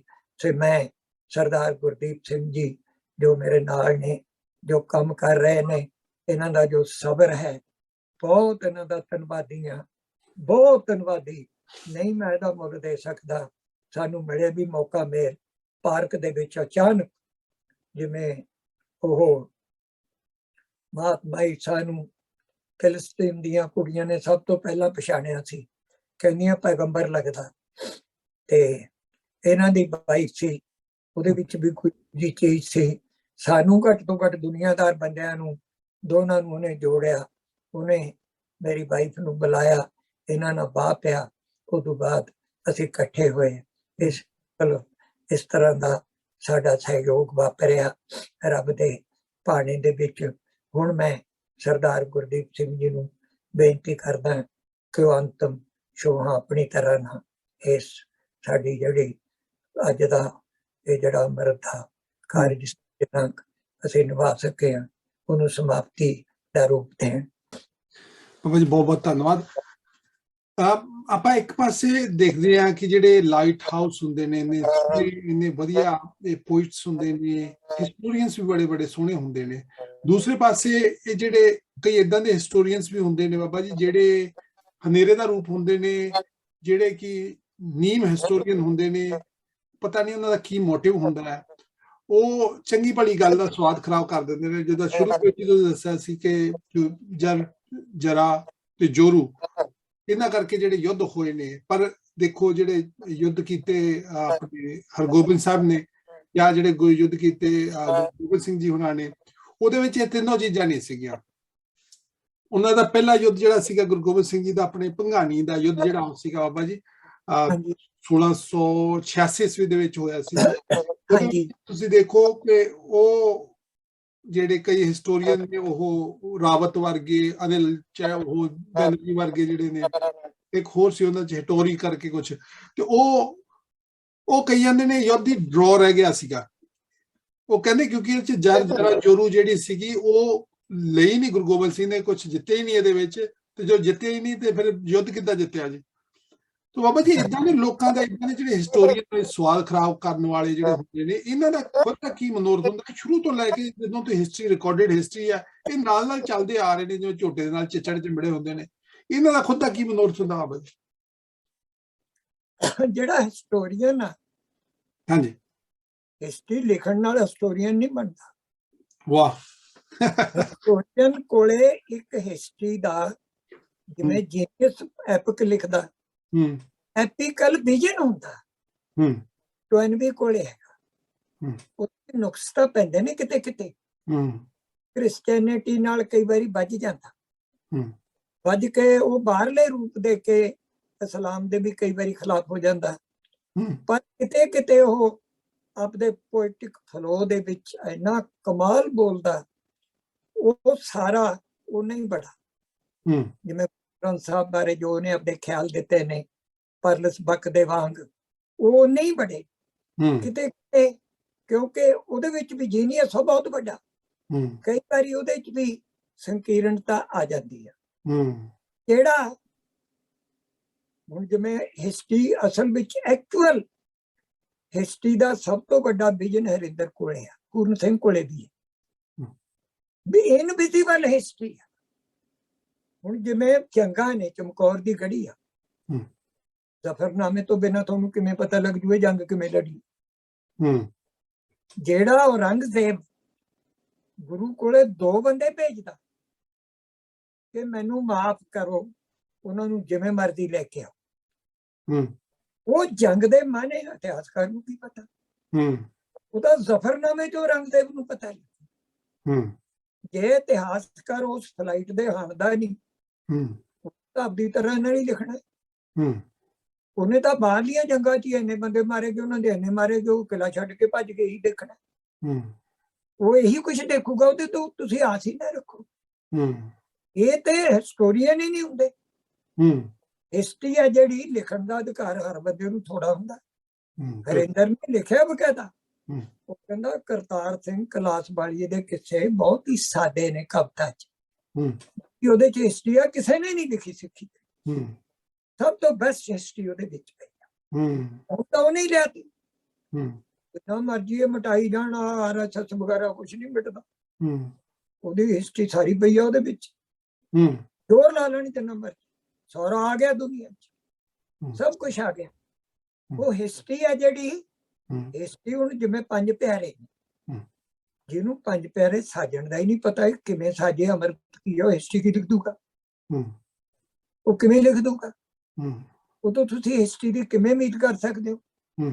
ਇਹ ਹੀ ਨਹੀਂ ਬਰਦਾਸ਼ਤ ਕਰਦਾ ਸਕਦਾ ਕਿ ਪੀਰ ਬੁੱਧੂ ਸ਼ਾਹ ਭੰਗਾਣੀ ਦੇ ਜੰਗ 'ਚ ਗੁਰੂ ਗੋਬਿੰਦ ਸਿੰਘ ਦੇ ਨਾਲ ਆਇਆ, ਸਵਾਲ ਹੀ ਪੈਦਾ ਨਹੀਂ।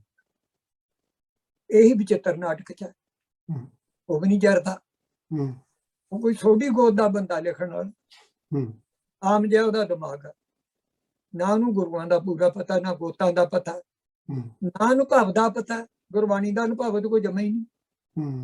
ਦੱਸੋ ਕਿੱਥੇ ਆ? ਇਸਲਾਮ ਦਾ ਨਹੀਂ ਪਤਾ, ਜੈਲਸੀ ਆ ਇਸਲਾਮ ਦੀ, ਕੱਖ ਨਹੀਂ ਪਤਾ ਉਹਨੂੰ। ਗੁਰੂ ਕੋਲੇ ਤਾਂ ਐਡਾ ਵਿਜ਼ਨ, ਗੁਰੂ ਇਹ ਜਿਹੀਆਂ ਗਲਤੀਆਂ ਕਿਵੇਂ ਕਰ ਦੂਗਾ? ਇਹ ਹਿਸਟਰੀ ਥੋੜਾ ਲਿਖਦੇ ਆ, ਗੁੰਮਰਾਹ ਕਰਦੇ ਨੇ।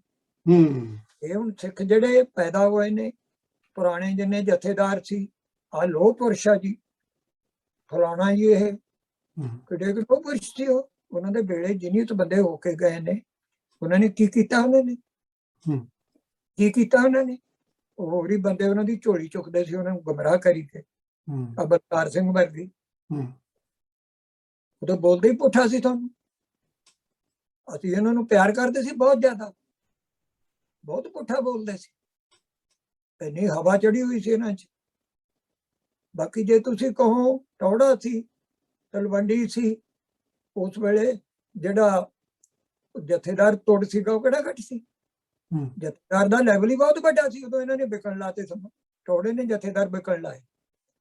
ਕਿਸੇ ਦੇ ਭਾਣਜੇ ਨੂੰ ਨੌਕਰੀ ਦਿੱਤੀ, ਕਿਸੇ ਦੇ ਮੁੰਡੇ ਨੂੰ ਦਿੱਤੀ, ਕਿਸੇ ਦੇ ਭਤੀਜੇ ਨੂੰ ਦਿੱਤੀ। ਜਦੋਂ ਬਾਦਲ ਨੇ ਦੀ ਸ਼ਰੀਕੇਬਾਜ਼ੀ ਸ਼ੁਰੂ ਹੋਈ, ਉਦੋਂ ਜਥੇਦਾਰ ਵਿਕਣਾ ਸ਼ੁਰੂ ਹੋਇਆ ਮੇਰੇ ਸਾਹਮਣੇ। ਇਹ ਗਿਰਾਵਟ ਇਹਨਾਂ ਨਹੀਂ ਲਿਆਂਦੀ ਹੈ। ਜਦੋਂ ਜੀਨੀਅਸ ਬੰਦੇ ਸੀ ਉਹ ਪੜ੍ਹਾਏ ਕਿਉਂ ਨਹੀਂ? ਕਿ ਭਾਈ ਦੁਨੀਆ 'ਚ ਦੀਨ ਲੈ ਕੇ ਜਾਣਾ, ਜਿੰਨਾ ਕੁਛ ਮਿਲਿਆ ਵਾ ਸੀ ਉਹਦੇ ਤੇ ਛਾਲਾ ਮਾਰੀ ਗਏ, ਜਾਂ ਨੌਕਰੀਆਂ ਦੇ ਕਈ ਛਾਲਾ ਮਾਰੀ ਗਏ। ਉਹਨੂੰ ਦੱਸਿਆ ਸੀ ਮੈਂ ਇੱਕ ਵਾਰੀ ਕਿ ਮੈਨੂੰ ਅਕਾਲ ਤਖਤ ਦਾ ਜਥੇਦਾਰ ਸੀ ਮਨਜੀਤ ਸਿੰਘ ਜੀ, ਉਹਨਾਂ ਦੇ ਘਰੇ ਟੌੜਾ ਸਾਹਿਬ ਮਿਲ ਗਏ। ਉਹ ਮੇਰਾ ਤਾਂ ਹੁਣ ਸੁਭਾਅ ਹੈ, ਜਾਂ ਮੈਂ ਕਿਹੜਾ ਕਿਤੇ ਕਿਸੇ ਦੀ ਝੋਲੀ ਚੁੱਕੀ ਹੈ। ਮੈਨੂੰ ਜਦੋਂ ਇਹ ਮਿਲੇ ਇੱਕਦਮ ਲੰਮੀ ਹੋ ਜੂਗੀ ਗੱਲ। ਇਹਨਾਂ ਦੇ ਉਹ ਲੌਬੀ ਦੇ ਵਿੱਚੋਂ ਨਿਕਲੇ ਸੀ, ਉਹ ਫੇਜ਼ 1 ਹੈਗਾ, ਉਹਦੇ ਵਿੱਚ ਉਹਨਾਂ ਦਾ ਘਰ ਸੀ ਜਥੇਦਾਰ ਜੀ ਦਾ, ਹੁਣ ਵੀ ਹੋਣਾ ਹੈ। ਤੇ ਉਹ ਮੈਂ ਟੌੜਾ ਸਾਹਿਬ ਨੂੰ, ਮੈਂ ਕਿਹਾ ਟੌੜਾ ਸਾਹਿਬ ਜੀ ਤੁਸੀਂ ਕੁਰਸੀ ਛੱਡ ਕੇ ਪਿੱਛੇ ਹੋ ਜਾਓ। ਇੱਕਦਮ ਮੈਂ ਪਹਿਲੀ ਗੱਲ ਕਹੀ, ਮੈਂ ਕਿਹਾ ਕੁਰਸੀ ਤੁਹਾਡੇ ਥੱਲੇ ਰਹੂਗੀ ਜਦੋਂ ਕਿਸੇ ਨੂੰ ਦਊਂਗੇ। ਸਿਰ ਦਿੱਤਿਆਂ ਸਿਰ ਰਹਿ ਜਾਂਦਾ, ਕੁਰਸੀ ਛੱਡਿਆ ਕੁਰਸੀ ਰਹਿ ਜਾਂਦੀ ਹੈ। ਮੈਂ ਕਿਹਾ ਉਹਦੇ ਤੁੰਗ ਦੇ ਥੱਲੇ ਹੀ ਰਹੀ ਹੈ, ਪਰ ਉਹਨੇ ਤਿਆਗ ਦਿਖਾਇਆ ਤਾਂ ਰਹੀ। ਉਹ ਮੈਨੂੰ ਕਹਿੰਦਾ ਮੈਂ ਸੰਨਿਆਸ ਲੈ ਲੈਣਾ, ਐ ਬੋਲੇ ਚਿੜ ਕੇ। ਉਹਨੂੰ ਬੋਲਦਾ ਸੀ ਐ ਕੋਈ? ਮੇਰੇ ਨਾਲ ਵੈਸੇ ਵੀ ਬੜੇ ਆਓ, ਕਹਿੰਦੇ ਅੰਦਰ ਗੱਲਬਾਤ ਕਰਦੇ ਹੋ। ਮੈਂ ਉਹਨਾਂ ਦੀ ਕਿਸੇ ਗੱਲ 'ਚ ਗੇੜ 'ਚ ਨਾ ਆਇਆ। ਉਹ ਮਗਰੋਂ ਜਥੇਦਾਰ ਜੀ ਨੂੰ ਕਹਿੰਦੇ ਤੁਸੀਂ ਇਹਨਾਂ ਤੋਂ ਸਾਡੀਆਂ ਦਾੜੀਆਂ ਪਟਾਉਂਦੇ, ਇਹ ਜੇ ਸਾਡੇ ਪੈਰੇ ਡਿੱਗਦੇ ਫਿਰਦੇ ਨੇ। ਉਹ ਮੇਰੀ ਗੱਲ ਸੁਣੋ ਬਈ, ਮੈਂ ਉਹਨਾਂ ਨੂੰ ਕੀ ਕਿਹਾ ਸੀ? ਮੈਂ ਕਿਹਾ ਮੈਂ ਨਹੀਂ ਕੁਛ ਬੇਇੱਜ਼ਤੀ ਮੈਂ ਨਹੀਂ ਕੀਤੀ, ਸਿੱਖੀ ਦੇ ਮੁਤਾਬਕ ਕਿਹਾ। ਇਹ ਮਾਣ ਹੋਏ ਨਾ ਮਾਣ, ਕੁਰਸੀ ਛੱਡਿਆ ਕੁਰਸੀ ਵਾਲਾ ਹੋ ਜਾਊਗਾ, ਇਹੀ ਕਿਹਾ ਸੀ ਮੈਂ, ਹੋਰ ਤਾਂ ਕੁਛ ਨਹੀਂ ਕਿਹਾ। ਉਹ ਉਹਨਾਂ ਦੀ ਮੈਂ ਦਾੜੀ ਪੱਟਦਾ ਸੀ, ਫਿਰ ਦਾੜੀ ਤਾਂ ਬਾਦਲ ਨੇ ਪੱਟੀ। ਉਹ ਬੁਰੀ ਕੀਤੀ ਜਿਹੜੀ ਮੈਂ ਤਾਂ ਭੋਲੇ ਜਿਹੇ ਬੰਦੇ ਨੇ ਉਹਦਾ ਪੁੱਤਰ ਸਮਝ ਕੇ ਕੀਤੀ ਸੀ। ਮੈਂ ਕਿਹਾ ਤੁਹਾਡਾ ਸਕਾ ਪੁੱਤ ਵੀ ਤੁਹਾਨੂੰ ਇੰਨੀ ਵਧੀਆ ਰਾਏ ਨਹੀਂ ਦੇ ਸਕਦਾ ਜਿਹੜੀ ਮੈਂ ਦੇ। ਮੈਂ ਉਹਨਾਂ ਨੂੰ ਇਹ ਵੀ ਕਿਹਾ। ਤੇ ਇਸ ਕਰਕੇ ਇਹ ਲੋਹ ਪੁਰਸ਼ ਕੋਈ ਲੋਹ ਪੁਰਸ਼ ਨਹੀਂ ਸੀ। ਸਭ ਸਾਰੇ ਹੀ ਜਿਹਨੂੰ ਮਰਜੀ ਬਣਾ ਲੈਂਦੇ, ਹਰੇਕ ਹੀ ਇੱਕ ਜੈਸੀ। ਲੋਹ ਪੁਰਸ਼ ਤਾਂ ਸੀ ਜੇ ਗਾਹਾਂ ਕੁਛ ਪੈਦਾ ਕੀਤਾ ਹੁੰਦਾ, ਕੁਛ ਪੈਦਾ ਨਹੀਂ। ਇਹ ਨਹੀਂ ਕਿ ਆਪਦੇ ਪਰਿਵਾਰ ਤੋਂ ਗਾਹਾਂ ਸਿੱਖੀ ਚੋਂ ਪੈਦਾ ਕਰੋ। ਕੀ ਕੀਤਾ? ਸ਼੍ਰੋਮਣੀ ਕਮੇਟੀ ਦੇ ਸਕੂਲਾਂ ਦਾ ਬੇੜਾ ਬੈਠਿਆ, ਕਾਲਜਾਂ ਦਾ ਬੇੜਾ। ਟੀਚਰ ਹੀ ਨਹੀਂ ਪੜਾਉਣ ਵਾਲਾ, ਕੋਈ ਟੀਚਰ ਹੀ ਨਹੀਂ। ਅਸੀਂ ਜੀ ਸਕੂਲਾਂ 'ਚ ਆ ਕਰਾਂਗੇ, ਕਾਲਜਾਂ 'ਚ ਕੀ ਕਰੋਗੇ? ਜਗੀਰ ਕੌਰ ਬੋਲਦੀ ਹੈ, ਟੀਚਰ ਕਿੱਥੋਂ ਲਿਆਏਂਗੀ? ਟੀਚਰਾਂ ਨੂੰ ਤਾਂ ਸਵਾਲ ਵੀ ਨਹੀਂ ਕਰਨੇ ਆਉਂਦੇ, ਇੰਨਾ ਦਬਾਲਾ ਨਿਕਲਿਆ ਹੋਇਆ ਉਹਨਾਂ ਦਾ, ਸੋਚ ਵੀ ਨਹੀਂ ਸਕਦੇ। ਇੰਨਾ ਗਿਰ ਚੁੱਕਿਆ, ਇੰਨਾ ਗਿਰ ਚੁੱਕਿਆ। 30-40 ਸਾਲ ਲੱਗਣਗੇ ਟੀਚਰਾਂ ਨੂੰ ਟੀਚਰ ਬਣ ਲਈ, ਇਹਨਾਂ ਨੂੰ ਪੜਾਉਣ ਲਈ। ਤੁਸੀਂ ਜਾਣਦੇ ਨਹੀਂ ਨਾ, ਤੁਹਾਡਾ ਇਹਨਾਂ ਨਾਲ ਬਾਹਰ ਨਹੀਂ ਪੈਂਦਾ। ਇੰਨੀ ਮਾੜੀ ਹਾਲਤ ਹੈ ਇੱਥੇ। ਸਭ ਲਿਫਾਫੇ ਬਾਜੀਆਂ, ਸਭ ਡਰਾਮੇ ਪਾਏ ਹੋਏ, ਇੱਧਰ ਨੂੰ ਭੱਜਦੇ ਨੇ, ਇੱਧਰ ਨੂੰ ਭੱਜ। ਬਈ ਆਹ ਜੀ ਮਾੜੀ ਗੱਲ ਜਿਹੜਾ ਆਹ ਹੋ ਗਿਆ, ਇਹ ਜਿਹੜੀ ਫਲਾਣੇ ਥਾਂ ਤੇ ਗੁਰੂ ਗ੍ਰੰਥ ਸਾਹਿਬ ਦੀ ਹੱਥ ਪੇ ਤੁਸੀਂ ਉਹ ਕਰਾਉਣੀ ਸ਼ੁਰੂ ਕੀਤੀ ਹੈ। ਹੁਣ ਵੀ ਤੁਹਾਡੇ ਨਾਲ ਵੀ ਕਰਦੇ ਨੇ ਉਹ, ਵੋਟਾਂ 'ਚ ਤੁਹਾਡਾ ਉਹਨਾਂ ਨੂੰ ਸਮਝੌਤਾ। ਤੁਹਾਡੀ ਗਿਰਾਵਟ ਦੀ ਕੋਈ ਹੱਦ ਹੈ? ਕੋਈ ਗਿਰਨ ਦੀ ਹੱਦ ਹੁੰਦੀ ਹੈ ਬੰਦੇ ਦੀ? ਕਿੰਨਾ ਕੁ ਗਿਰਨਾ? ਗੁਰਦੁਆਰਿਆਂ ਵਾਲਿਆਂ ਨੂੰ ਗੁਰਦੁਆਰੇ ਮੱਲੇ ਹੋਏ ਨੇ ਇੱਧਰ ਤੋਂ ਲਾ ਕੇ, ਫਿਰ ਉਹ ਮੈਂਬਰ ਬਣਾ ਲੈਂਦੇ ਨੇ ਵੀ ਕੋਈ ਹੋਰ ਨਾ ਆ ਜਾਵੇ। ਉੱਥੇ ਫਿਰ ਉਹਨਾਂ ਕੁਛ ਚਲਾਈ ਜਾਂਦੇ ਨੇ ਜਿਹਦੇ ਨਾਲ ਉਹਨਾਂ ਦੀ ਆਪਦੀ ਚੌਧਰ ਤੇ ਸੱਟ ਨਾ ਵੱਜ ਜੇ। ਸਾਰੇ ਹੀ ਬੇੜਾ ਗਰਕ ਹੋਇਆ ਹੋਇਆ, ਕਿਤੇ ਦੇਖ ਲਓ ਸਾਰੀ ਵਰਲਡ ਦੇ ਵਿੱਚ। ਜਿਹੜਾ ਜਿੱਥੇ ਬੈਠਾ ਉਹ ਇਹ ਨਹੀਂ ਚਾਹੁੰਦਾ ਕਿ ਕੋਈ ਚੰਗੀ ਥਾਂ ਵਾਲਾ ਹੋਰ ਭਾਈ ਸਾਨੂੰ ਸਲਾਹ ਦੇਣ ਵਾਲਾ ਆਊ।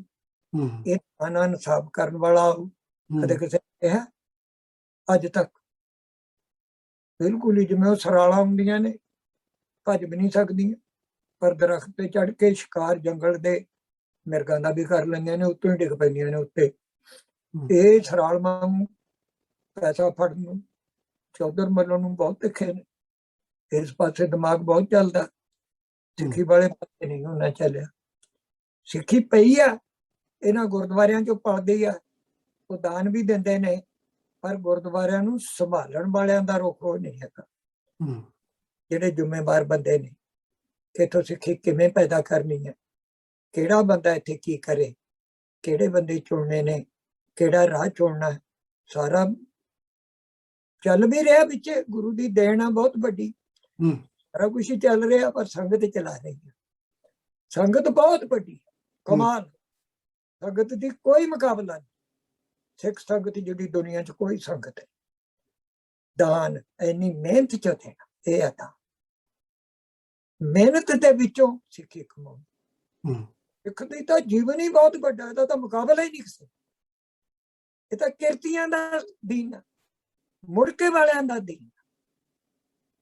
ਕਿਰਤ ਦੇ ਵਿੱਚੋਂ ਰੱਬ ਮਿਲਦਾ, ਕਿਰਤ ਦੇ ਵਿੱਚੋਂ ਕਮਾਈ ਮਿਲਦੀ ਹੈ, ਕਿਰਤ ਦੇ ਵਿੱਚੋਂ ਦਾਨ ਆਉਂਦਾ, ਕਿਰਤ ਦੇ ਵਿੱਚੋਂ ਖਾਲਸਾ ਸਾਜਦਾ। ਇਹ ਗੱਲਾਂ ਇਹ ਕੋਈ ਸਧਾਰਨ ਨੇ, ਇਹ ਕੋਈ ਛੋਟੀਆਂ ਜਿਹੀਆਂ ਗੱਲਾਂ ਨਹੀਂ। ਜ਼ਿੰਦਗੀ ਦਾ ਬਹੁਤ ਵੱਡਾ ਨੇਮ ਹੈ ਇਹਦੇ ਪਿੱਛੇ। ਬਾਕੀ ਅਮਰ ਦੀ ਦਾਤ ਆ। ਤੇ ਬੱਚੇ ਸਾਡੇ ਪੜ੍ਹਨਗੇ, ਅੱਗੇ ਤੋਂ ਅੱਗੇ ਲਿਜਾਣਗੇ। ਬਹੁਤ ਅੱਛੇ, ਬਹੁਤ ਕਮਾਲ ਦੇ ਵਿਦਿਆਰਥੀ ਸਾਨੂੰ ਮਿਲ ਰਹੇ ਨੇ। ਸਾਡਾ ਉਹਨਾਂ ਨਾਲ ਬਾਹ ਪੈ ਰਿਹਾ। ਉਹ ਜਾ ਰਹੇ ਨੇ ਉਹਨਾਂ ਥਾਵਾਂ ਤੇ ਜਿੱਥੇ ਸਾਨੂੰ ਲੋੜ ਆ। ਮੇਰਾ ਯਕੀਨ ਹੈ ਬਹੁਤ ਛੇਤੀ ਮੌਨਸੂਨ ਆ ਜਾਊਗਾ, ਬਹੁਤ ਹੀ ਜਲਦੀ ਸਿੱਖੀ ਆਉਣ ਦਾ।